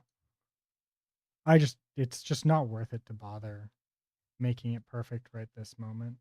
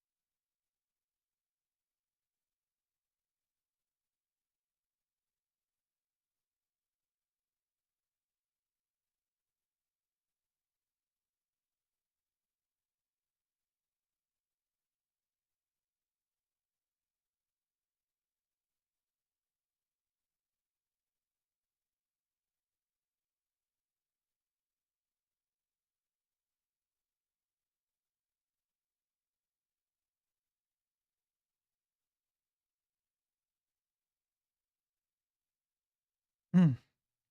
To be fair, I think he actually did it on purpose too.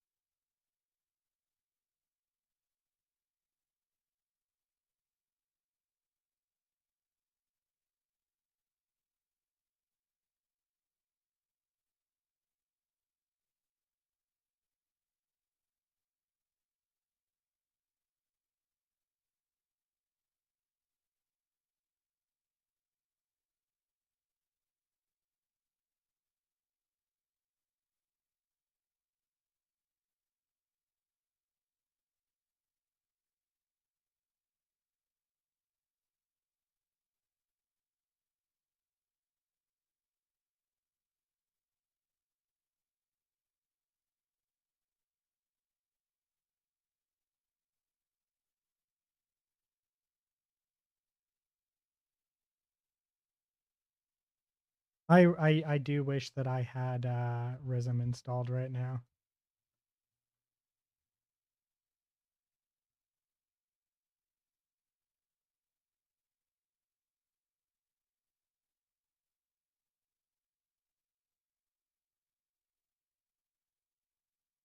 we go. Hmm.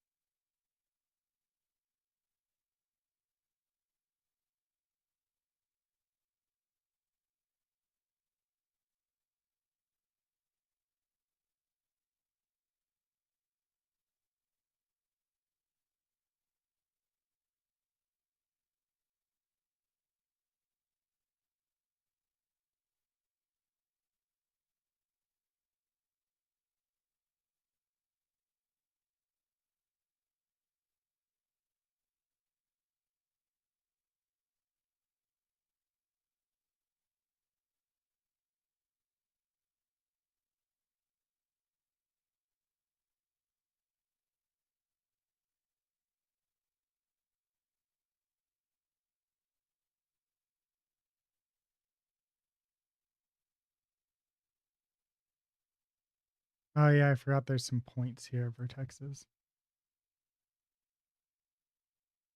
Merge. Merge. What?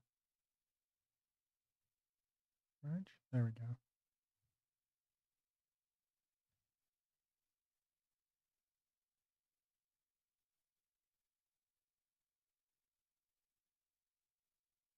Merge.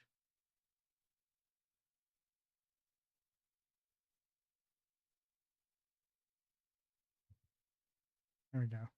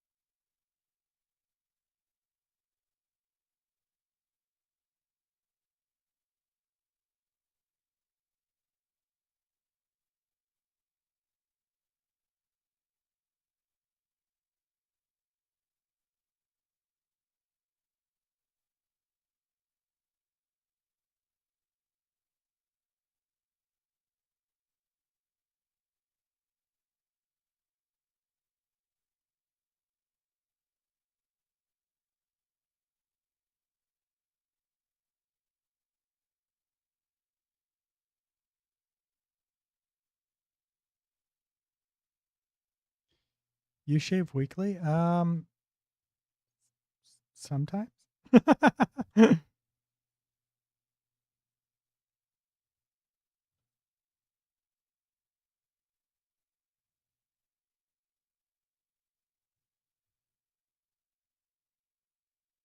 When I don't forget to shave, I try to shave weekly.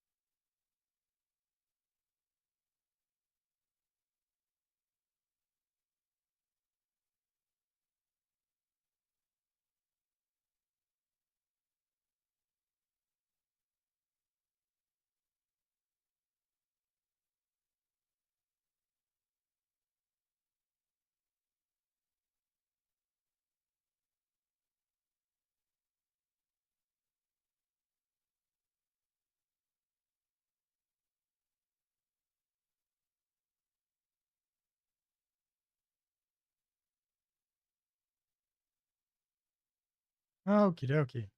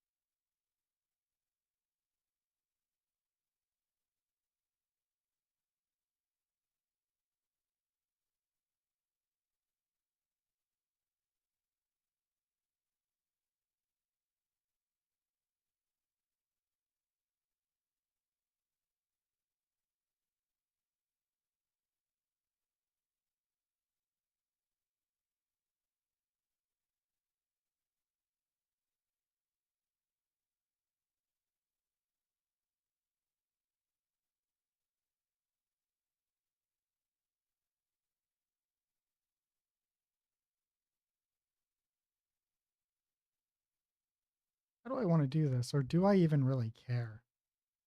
I think I don't know if I actually care about making these perfect because these are going to be underneath the vehicle. So the idea of you actually seeing them is going to be quite limited.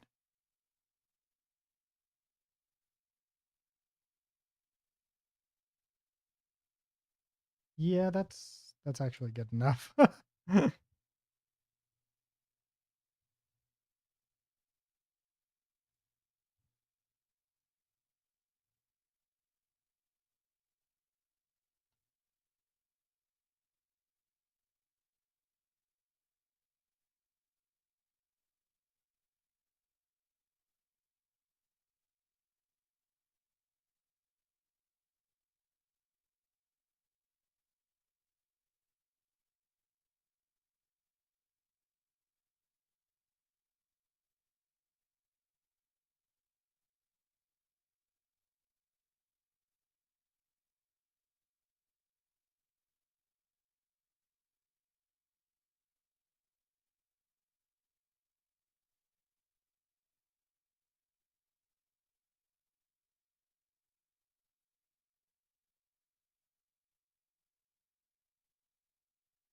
No,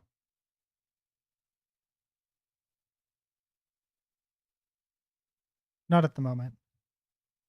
Right now, this is Truck-kun, Isekai Crusader Truck. Uh, uh, the Isekai Crusader Truck-kun's Realm Rescue, and I believe that you mean the PS1 game.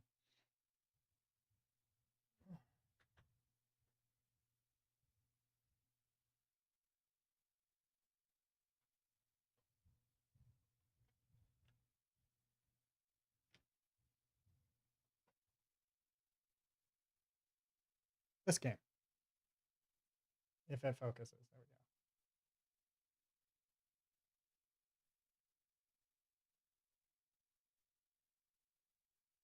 Yes, I'm still on the team. Yeah, I'm still on the team. Uh, Torquemod and I are actually IRL friends. Like I've known Torque since um since I was like I think 15, 16 years old. Yeah.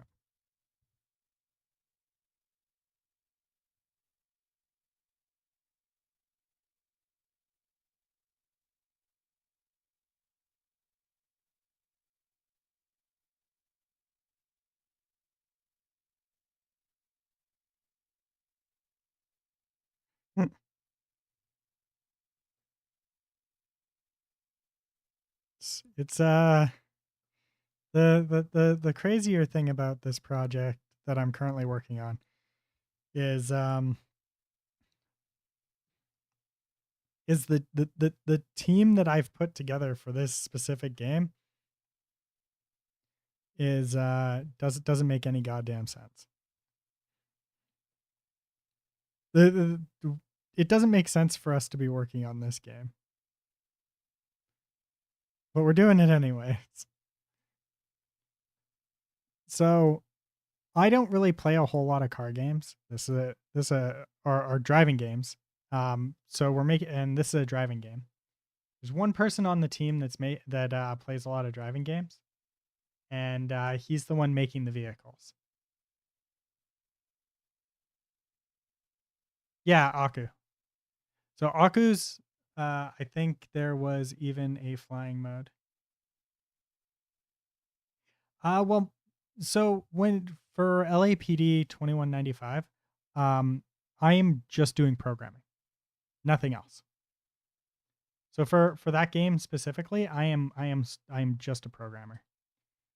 For this game, this is my game. Like I'm the lead on this specific game. The lead, right? But like, so like I've got a guy doing vehicles and another one doing the character sculpting and creation and stuff like that. And then as far as LAPD goes, uh, Torque Mod is the lead on that project.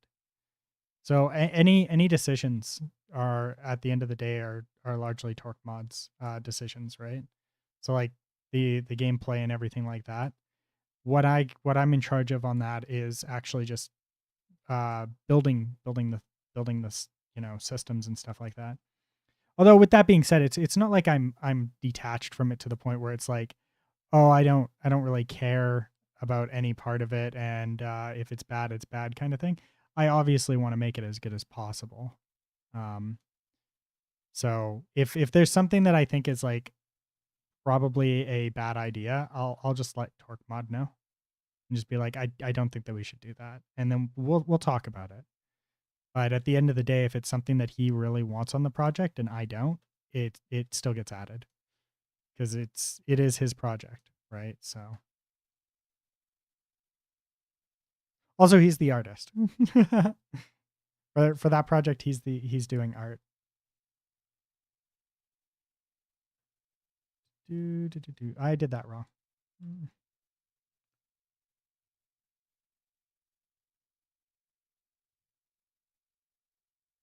Uh well, he's in charge of all the art. I'm not doing art for that project.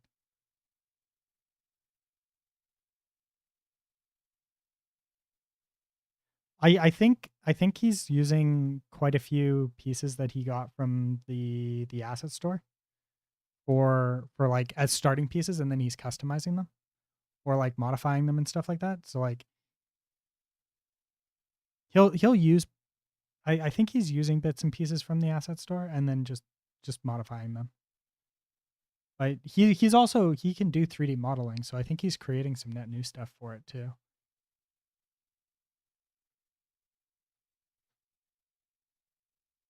You'd be surprised at how much you can get away with when it comes to like building system like building an entire city from scratch is can be if you're not hellbent on 100% like I created every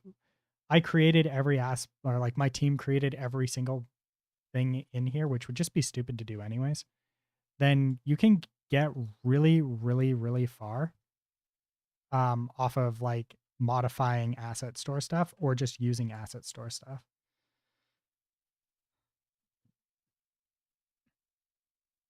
So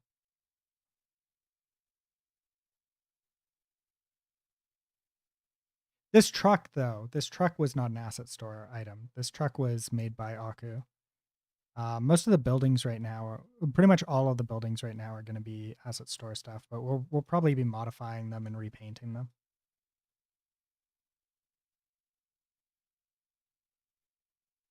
Oh, you can put it into a monetized product, anyways.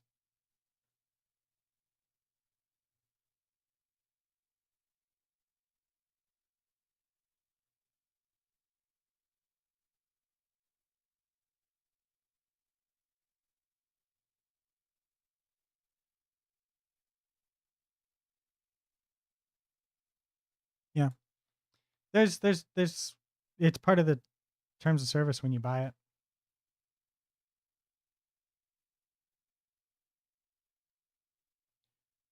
The issue that people run into though is that like um some people think that like an asset flip is like where you didn't create 100% of it.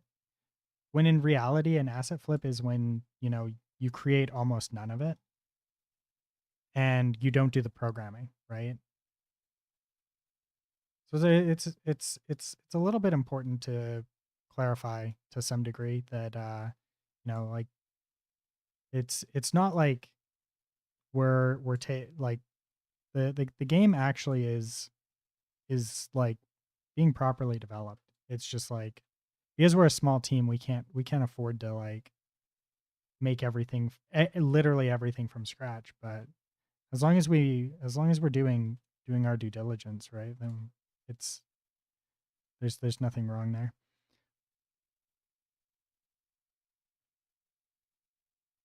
But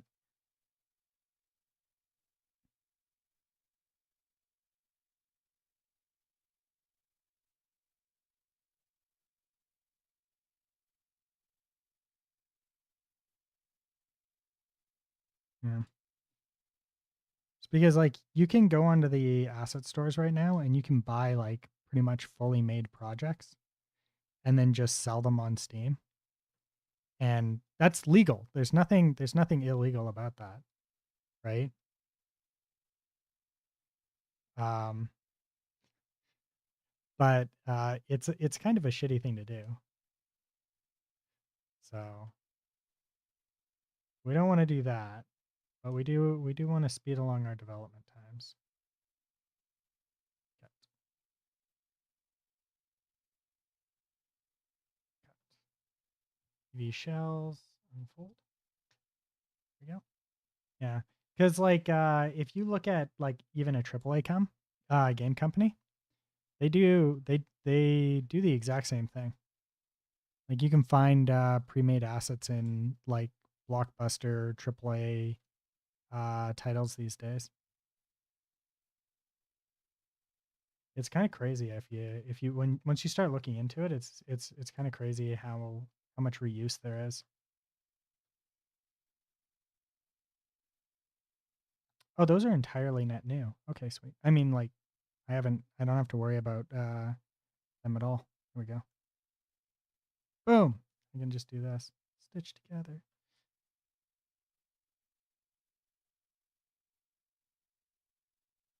Oh, this is interesting. Okay. I wasn't expecting that. Where's this one? This one? No, this one did not. But it should be easy.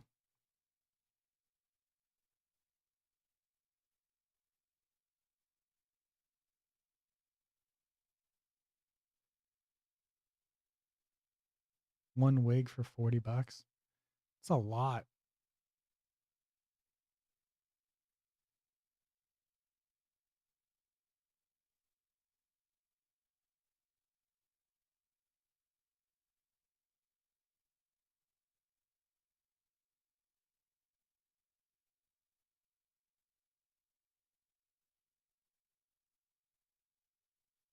Okay, where come on.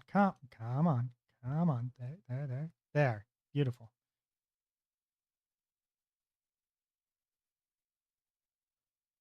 Wait.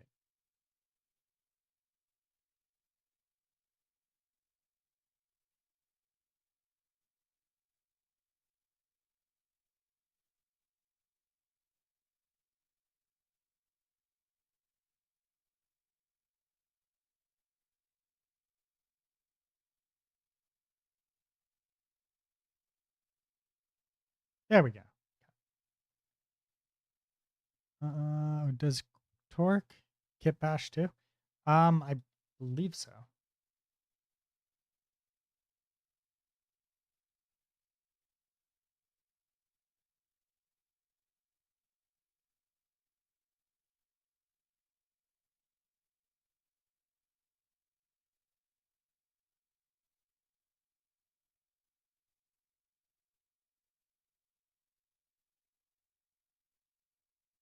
My plan for this was to effectively just kit bash the entire city and greenfield, like, I'm sorry, actually put in the time and effort to make like the most important pieces that like are like points of interest, like very uh like big points of interest in Japan kind of thing.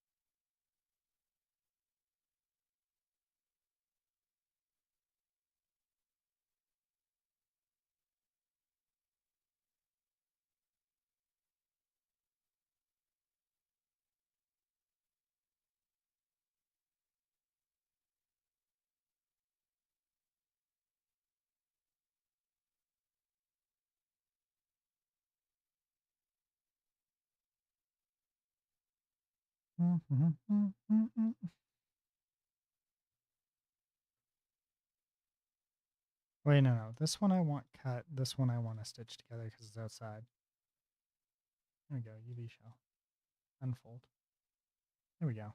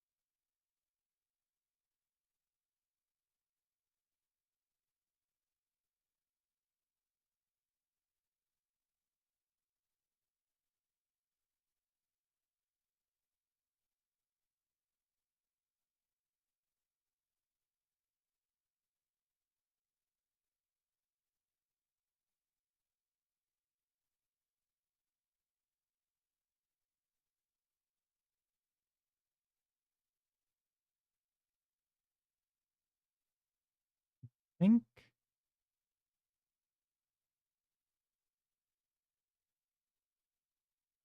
Yeah, I have this here cut.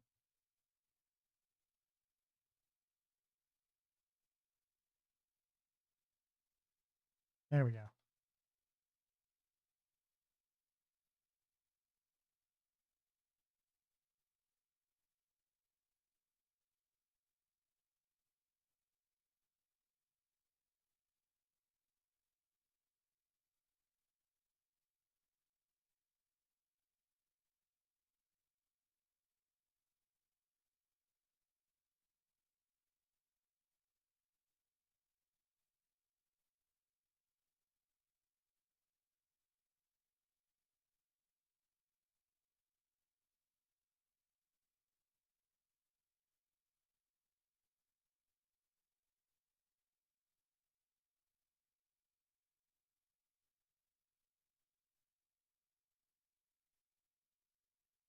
There we go.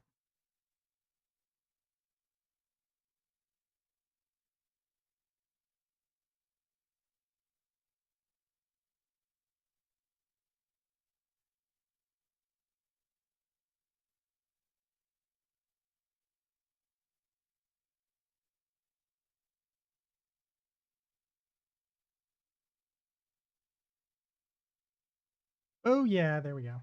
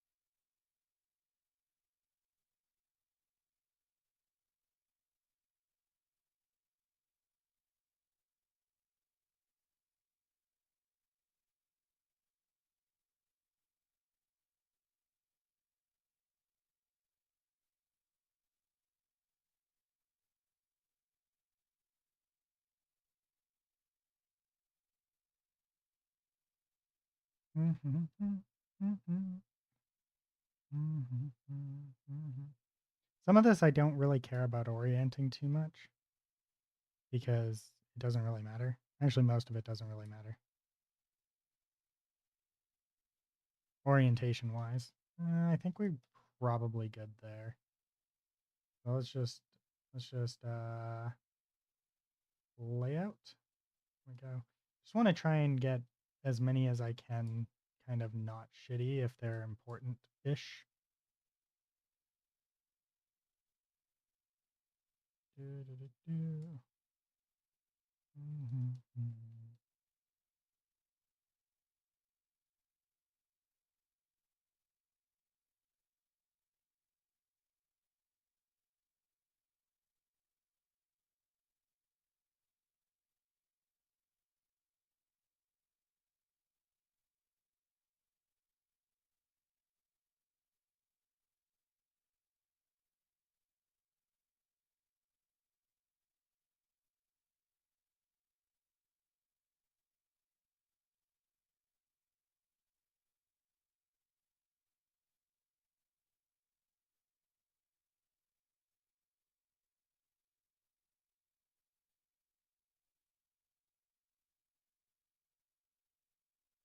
There we go.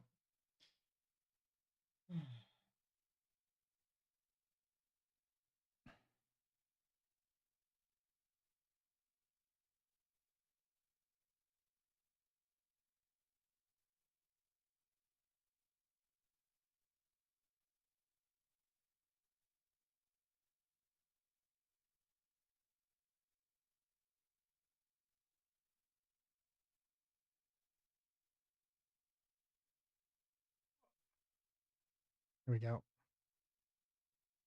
Now I should be able to edit settings, file,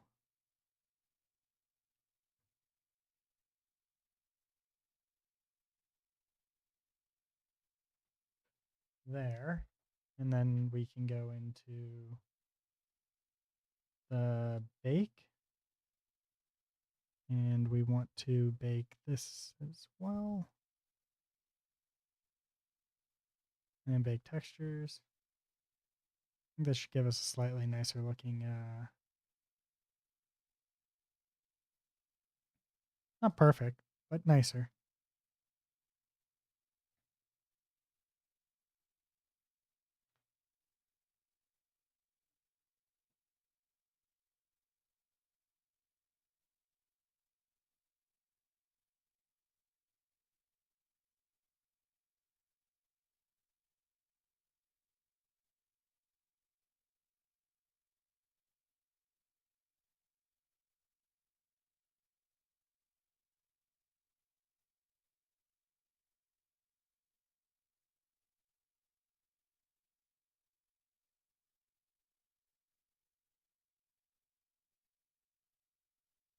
No, come on, come on. How do I do this again?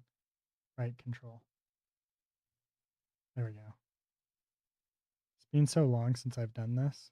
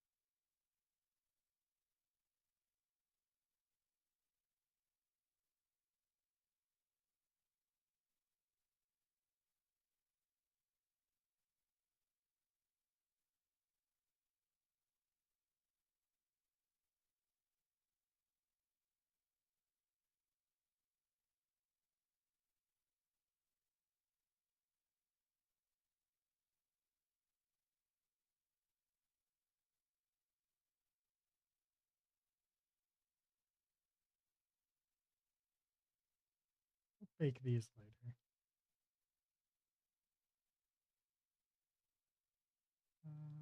Thickness. There we go.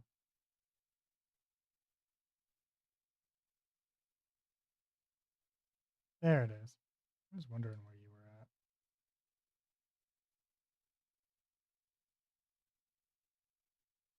I think E? No.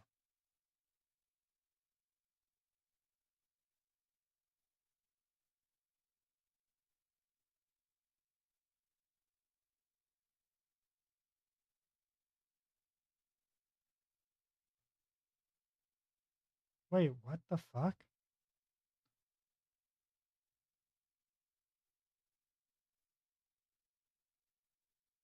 There's the Isekai, right? There. Right there. Right? Then if if I if I come over to here and I say paint, if I want to erase just this, why does this erase the Isekai too?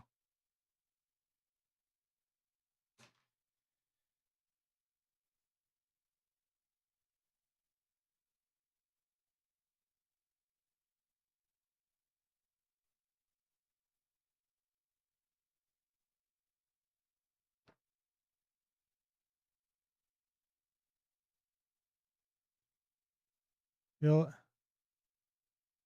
Do you ever feel like female characters are better because they can have more clothing options than males? Um, I feel like everything is relative.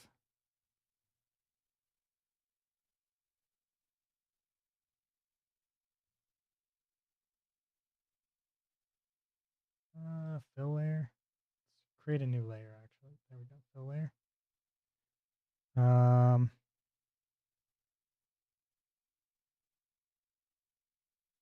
can we fill? Create paint layer. Okay.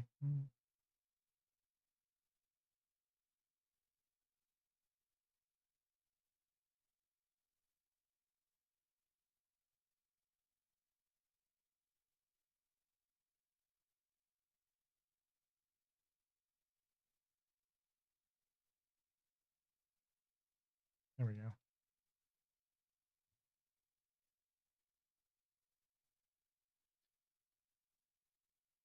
I think that if I'm playing a game that is third person in any way, I would rather play as a woman than a dude because women are nicer to look at.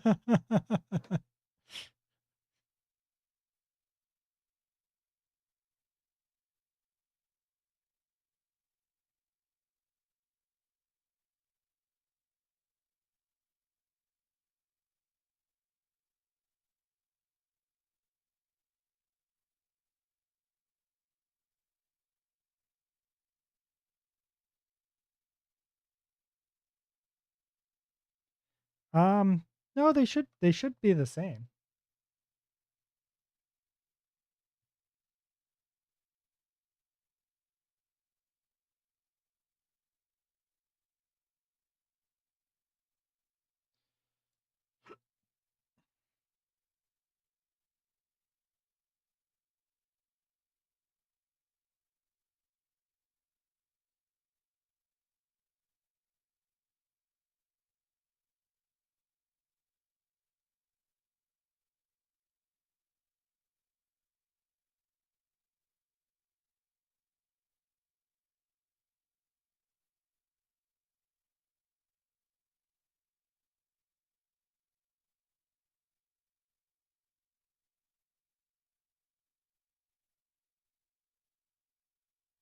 Hey, hey, hey. There's also terrible painting.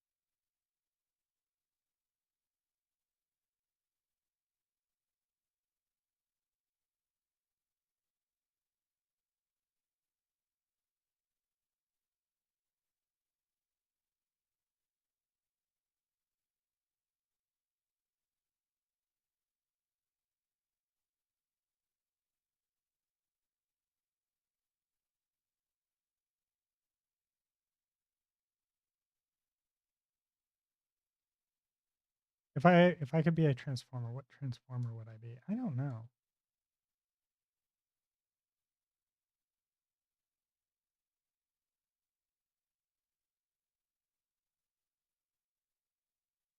I've not really considered that, to be honest.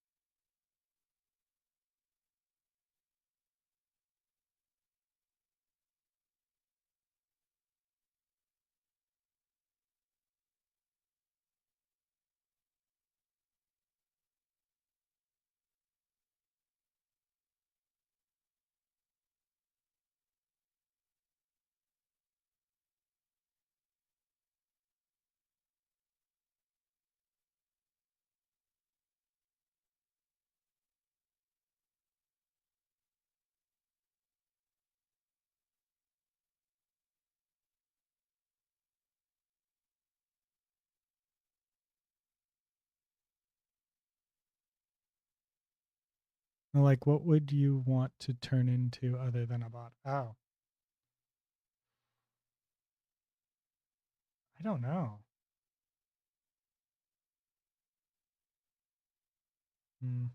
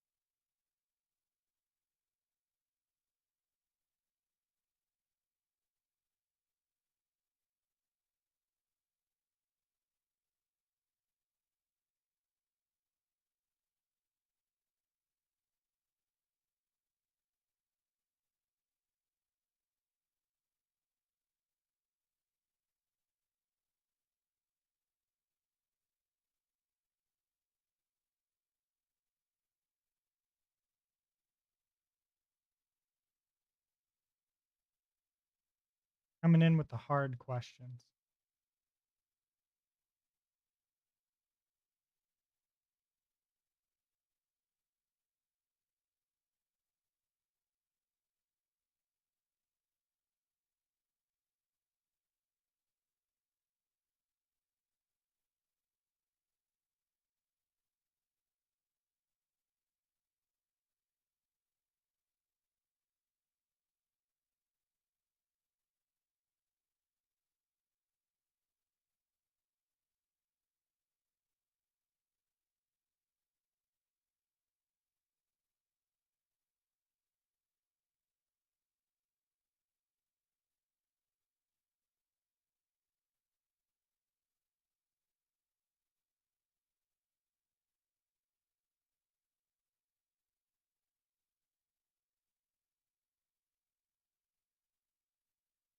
Made an oopsie.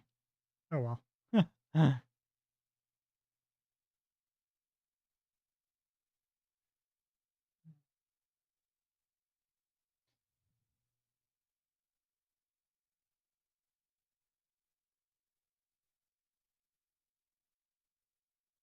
Well, some people do. Wait.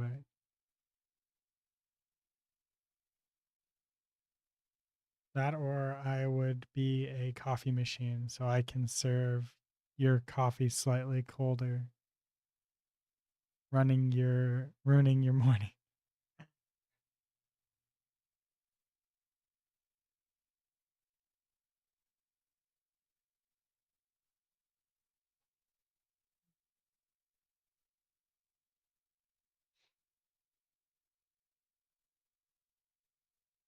Actually, I think. Oh, wait, what?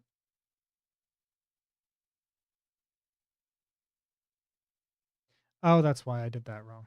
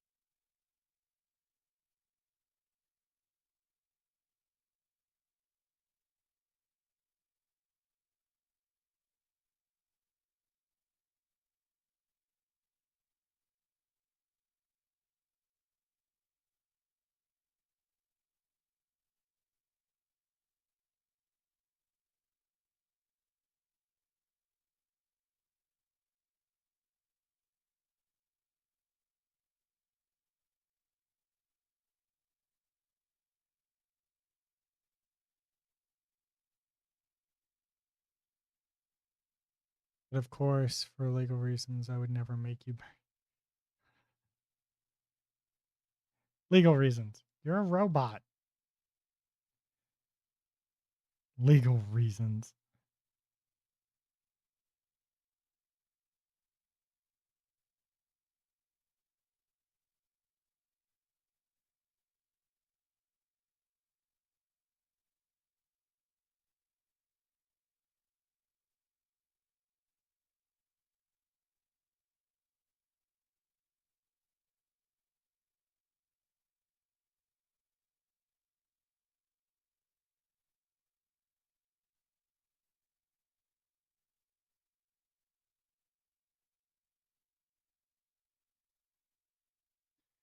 Gotta pay them bills, though, with the cash that I steal from the counter each night. Little things.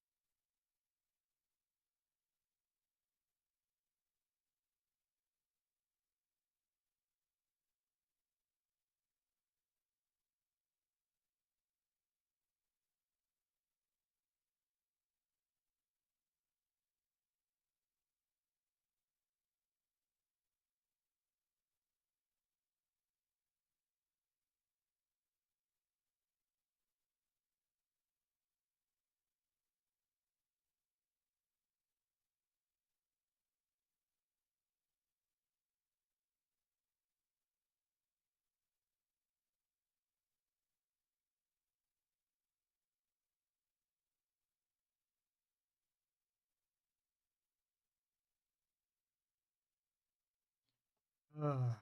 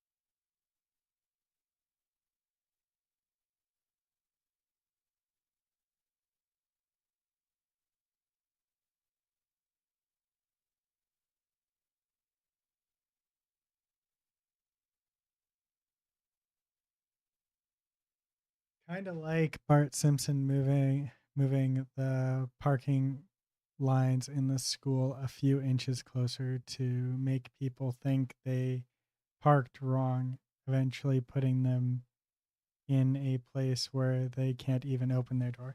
Yeah, that was I think I saw that and that was pretty good.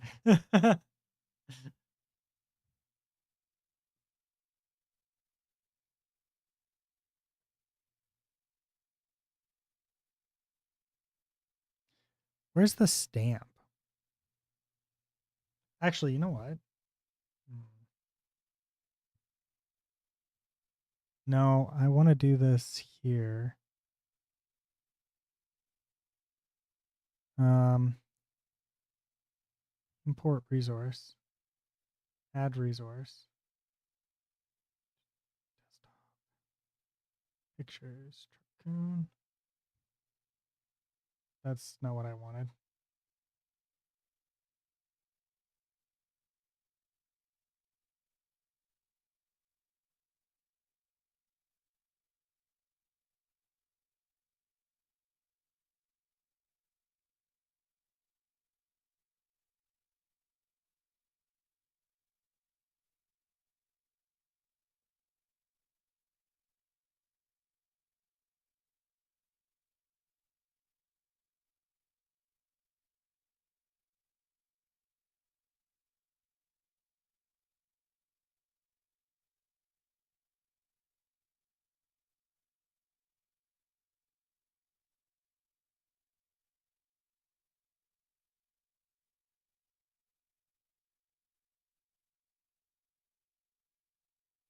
Now, how do I stamp this? I think I just do this, right?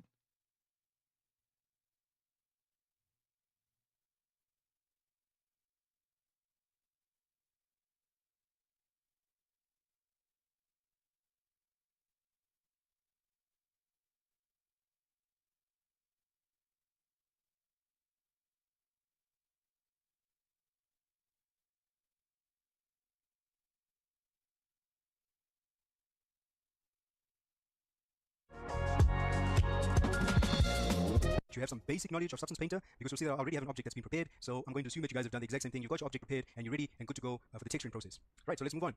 Okay, so this is actually going to be really simple to do. This is actually aimed at beginners. So advanced users, you're probably not going to be learning too much from this tutorial. But anyway, to stamp logos onto a garment or anything for that matter, maybe you've designed a weapon and you want to stamp on some danger icons or decals, it's really simple to do. We'll just be playing around with the add layer and the add fill layer. And whichever one you choose to use actually matters because they have their own properties that will be applied to the logo once it's stamped on.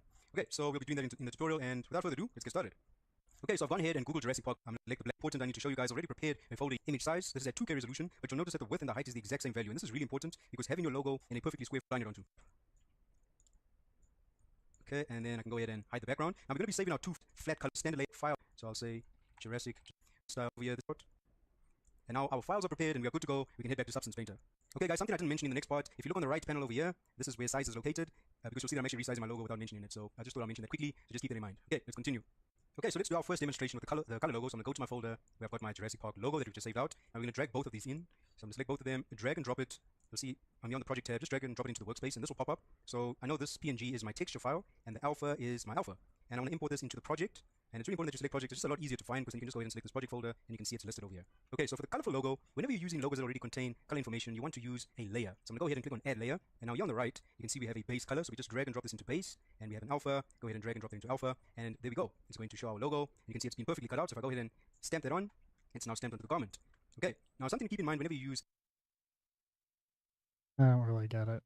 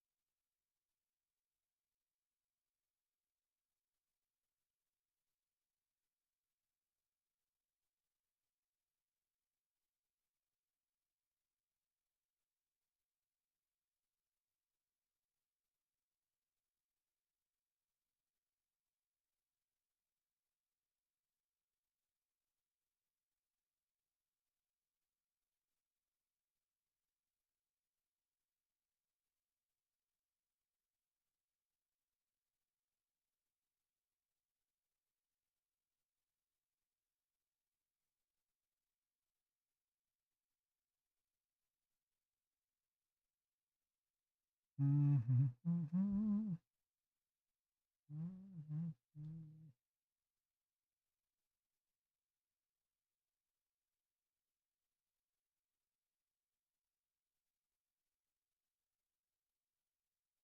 are supposed to be locked. There we go.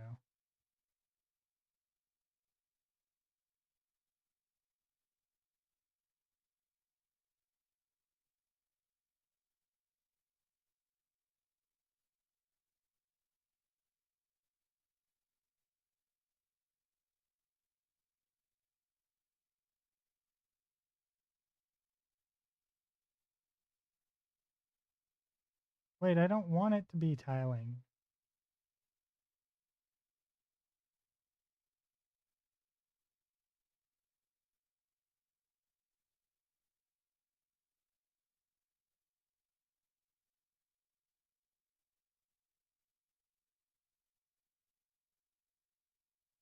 Add a black mask, I guess. Do.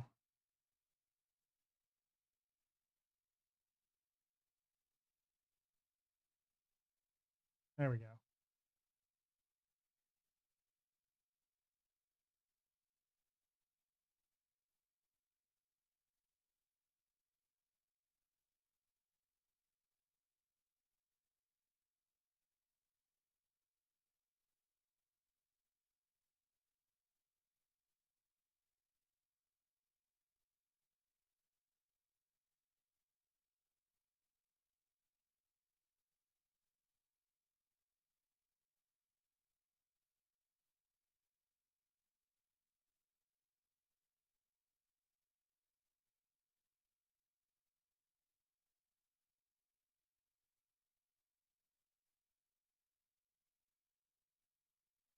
One sec.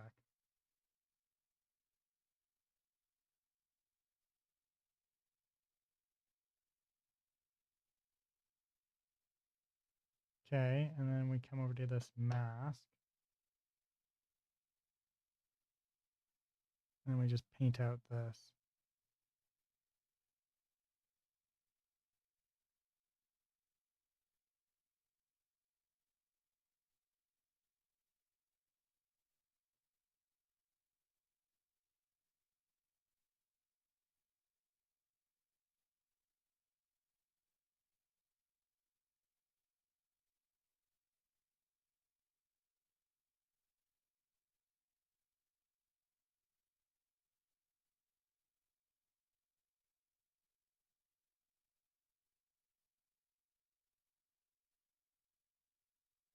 Where do I duplicate? Duplicate.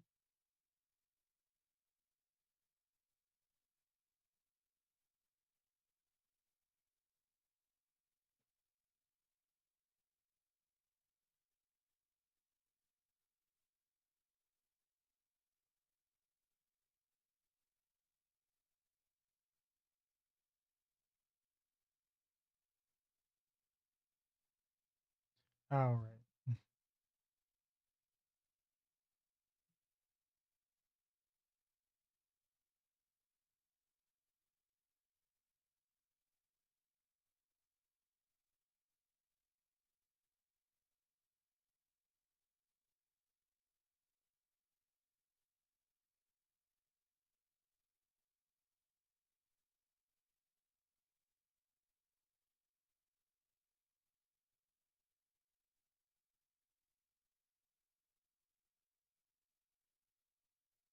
Did that just end up in the right spot?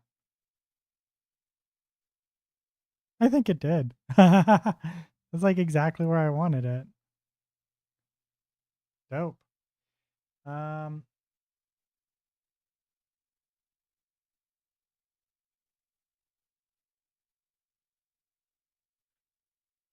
Now I want to take this paintbrush here.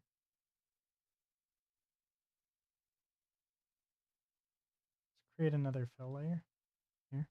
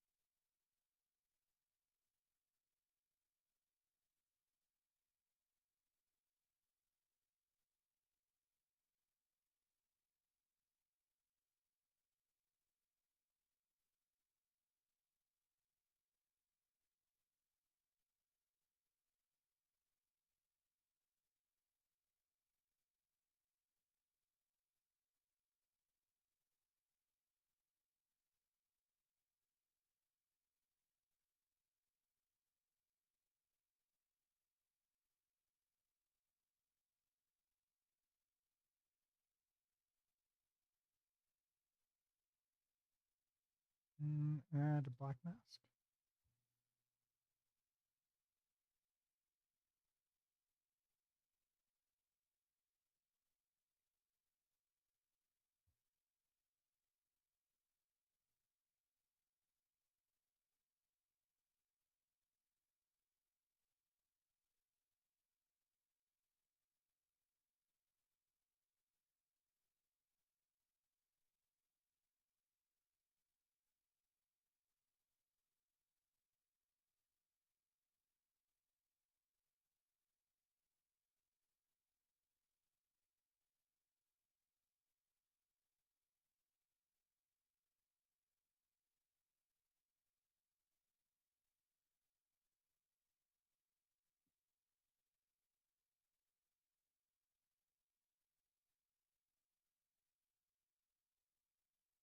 Okay, I think we're good.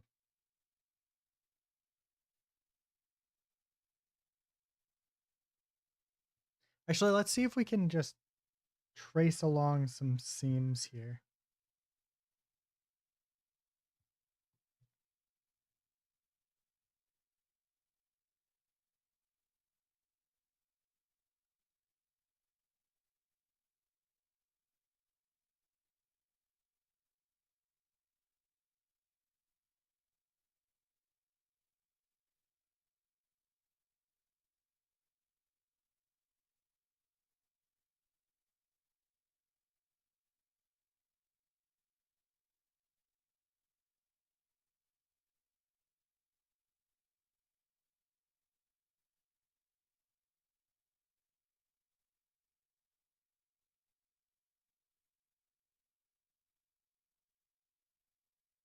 Where's my color? Wait, what? No.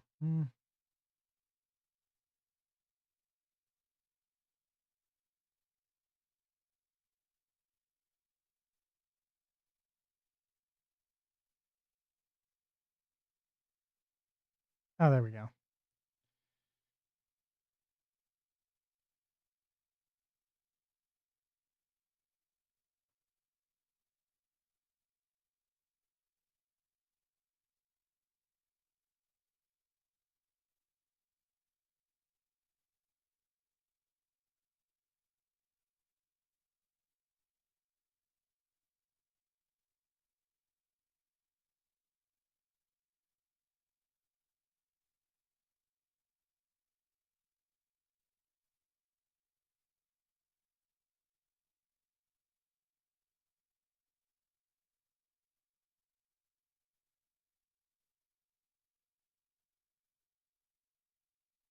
Hmm.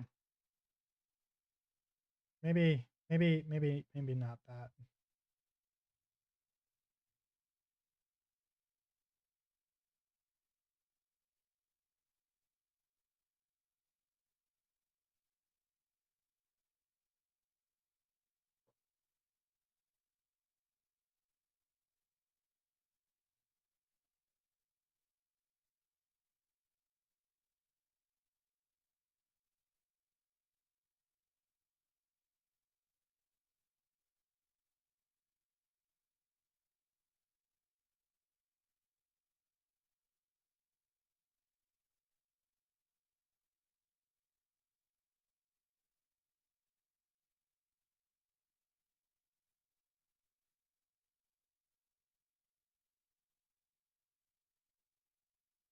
What's up, Chris?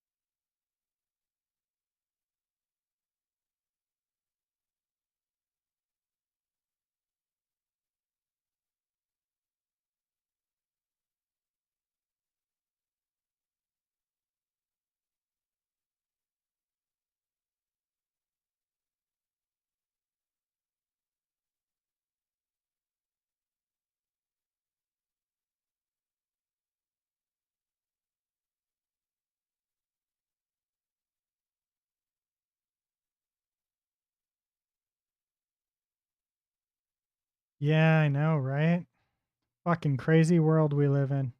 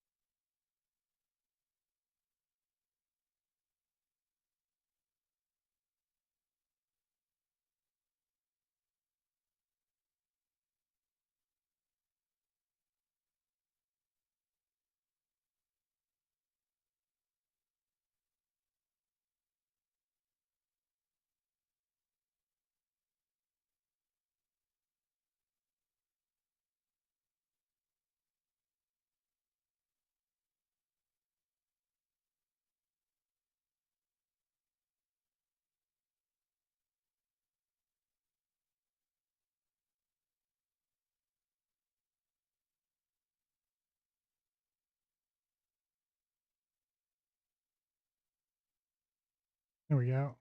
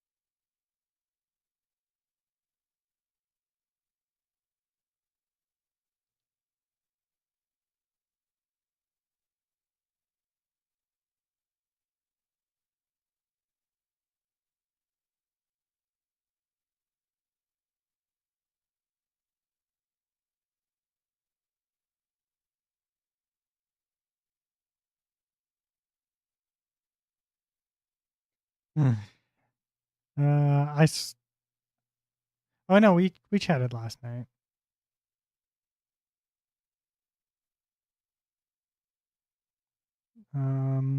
Where's Houdini? Houdini.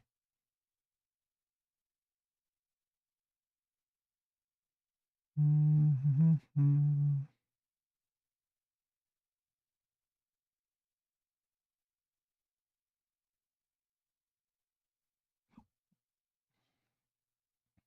Here, substance.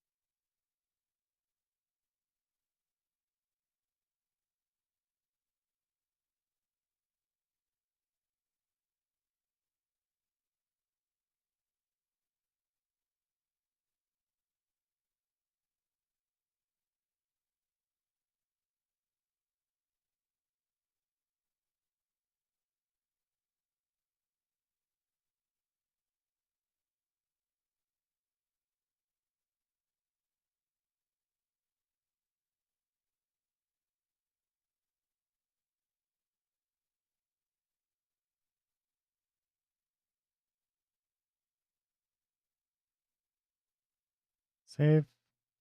Wait.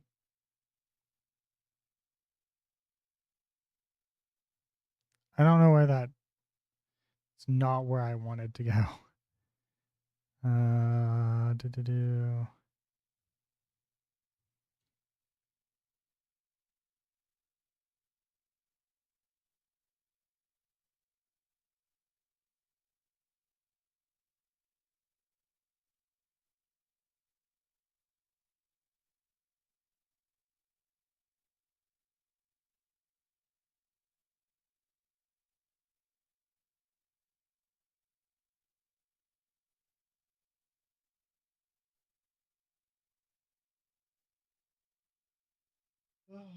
There we go. Now Truck-kun has been textured to some degree.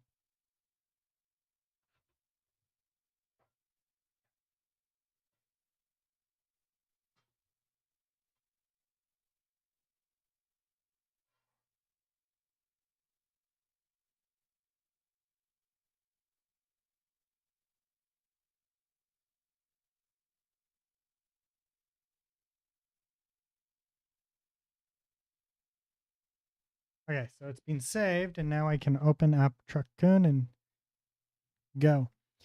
So the issue was that like I didn't have proper unlit textures, and it was causing issues. Like, and then if you go with proper unlit with the texture that I had, it's very white. Like the entire car is like super super white. I'm just like this doesn't really work.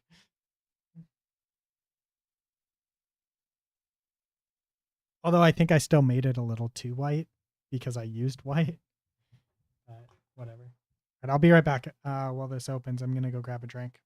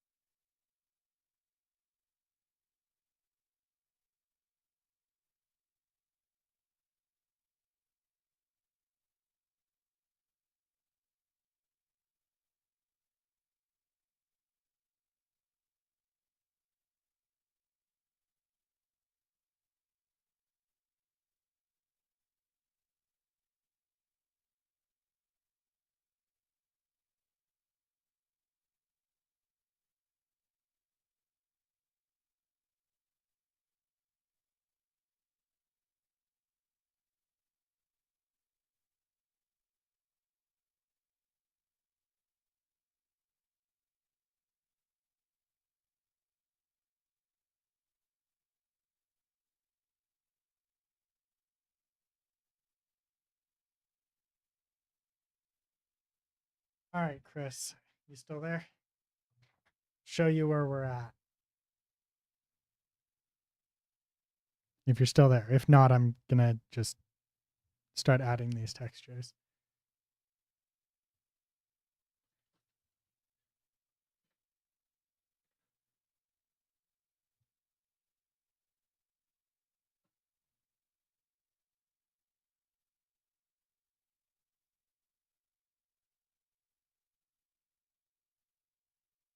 You left? All right. Well, here we are.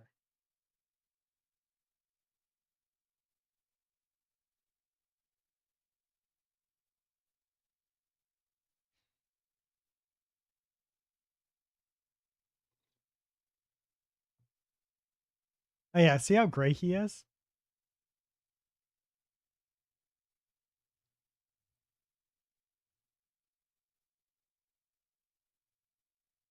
These are actually ragdolling. The issue though is that I think they're going straight through the map though.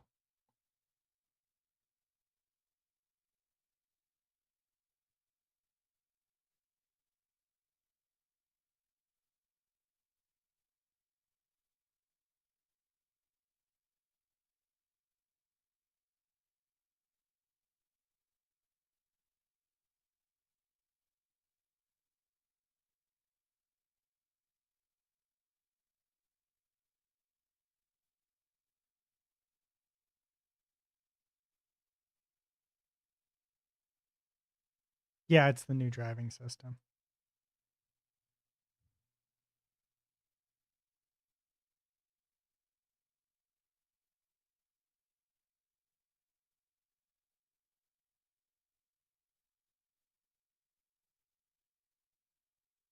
There's horrible popping right now, but it is what it is.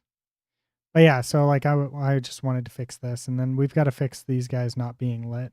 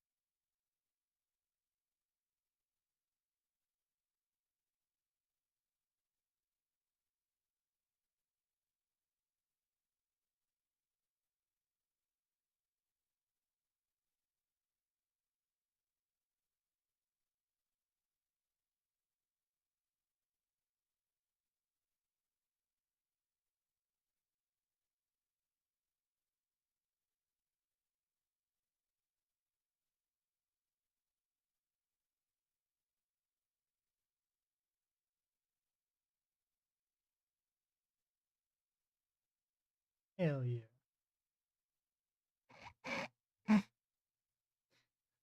I was not expecting that.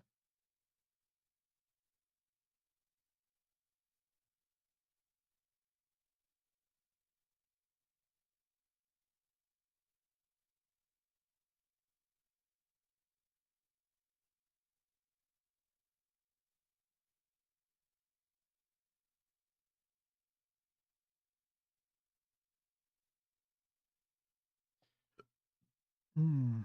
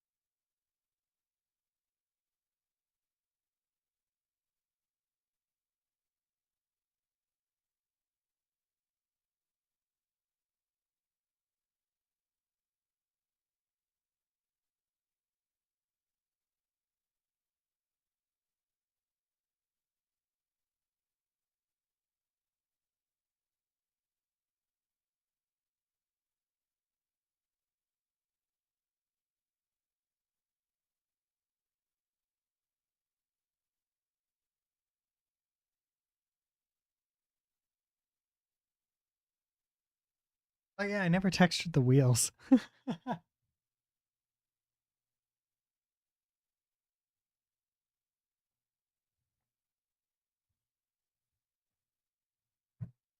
Oh, welcome back, Chrono.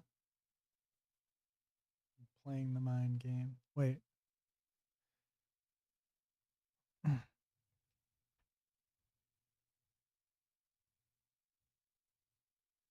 Were you? Oh.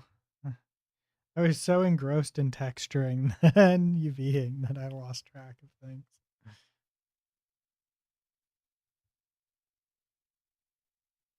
I thought you were still gone. Because you headed out for a bit, right?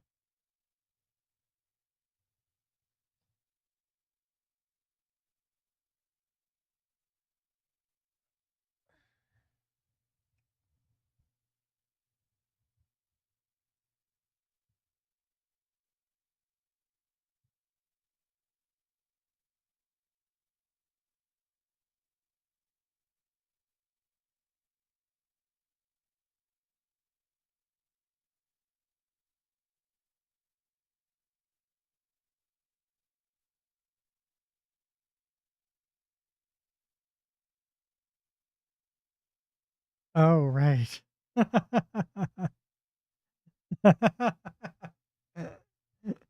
Yeah. There we go. Look at that.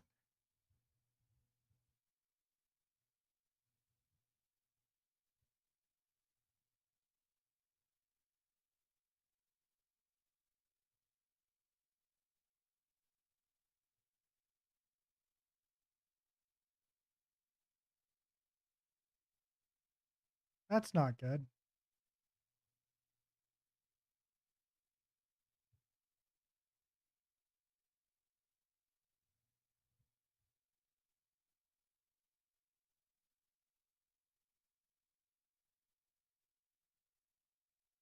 Okay, so the next thing that we need to take care of is it's a lot of draw calls.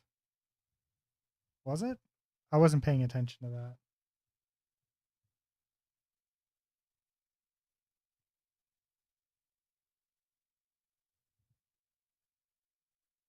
10,000 batches?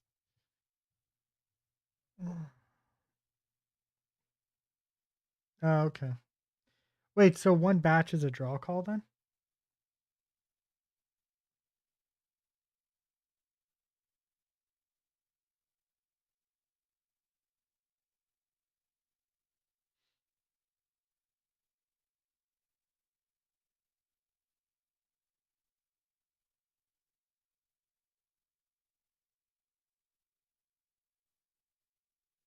That makes sense. I'm not that worried about it because the scene is this is just a test scene for the most part. Very far from being done.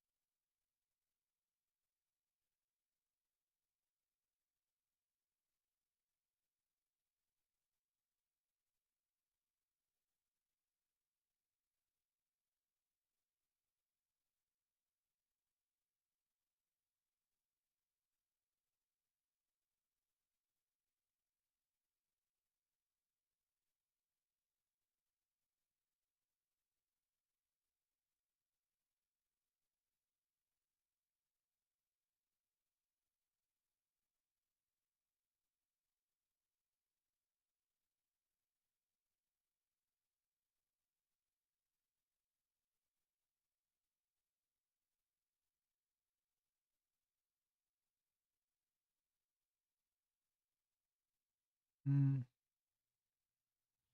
makes sense.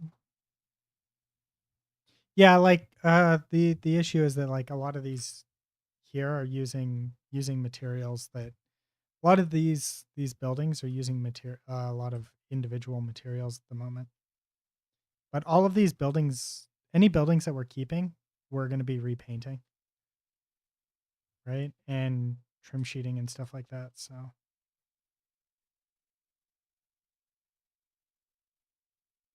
I'm like right this moment, I'm not that worried about it. I would I'm going to I plan to try and bring that down, but I'm not worried about it right now. Also, the animations are being batched into the GPU as well, so that could be increasing the like they're being processed on the GPU, so I wonder if that's also affecting it.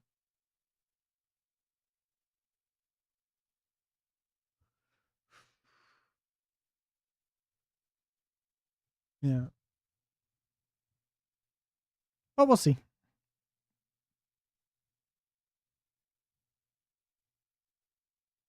What was I gonna do again?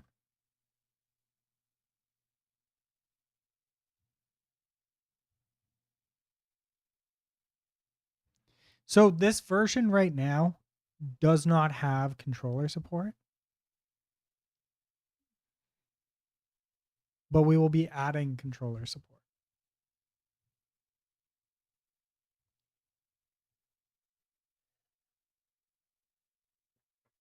Yeah. No controller support at the moment, but we'll add it.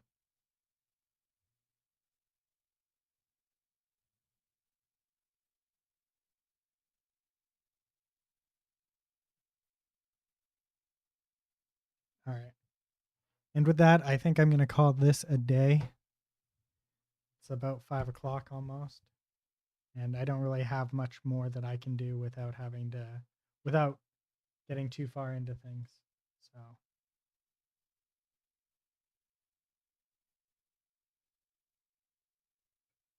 since we've got a bunch of my friends here from the art community, we're going to go raid our buddy Rush.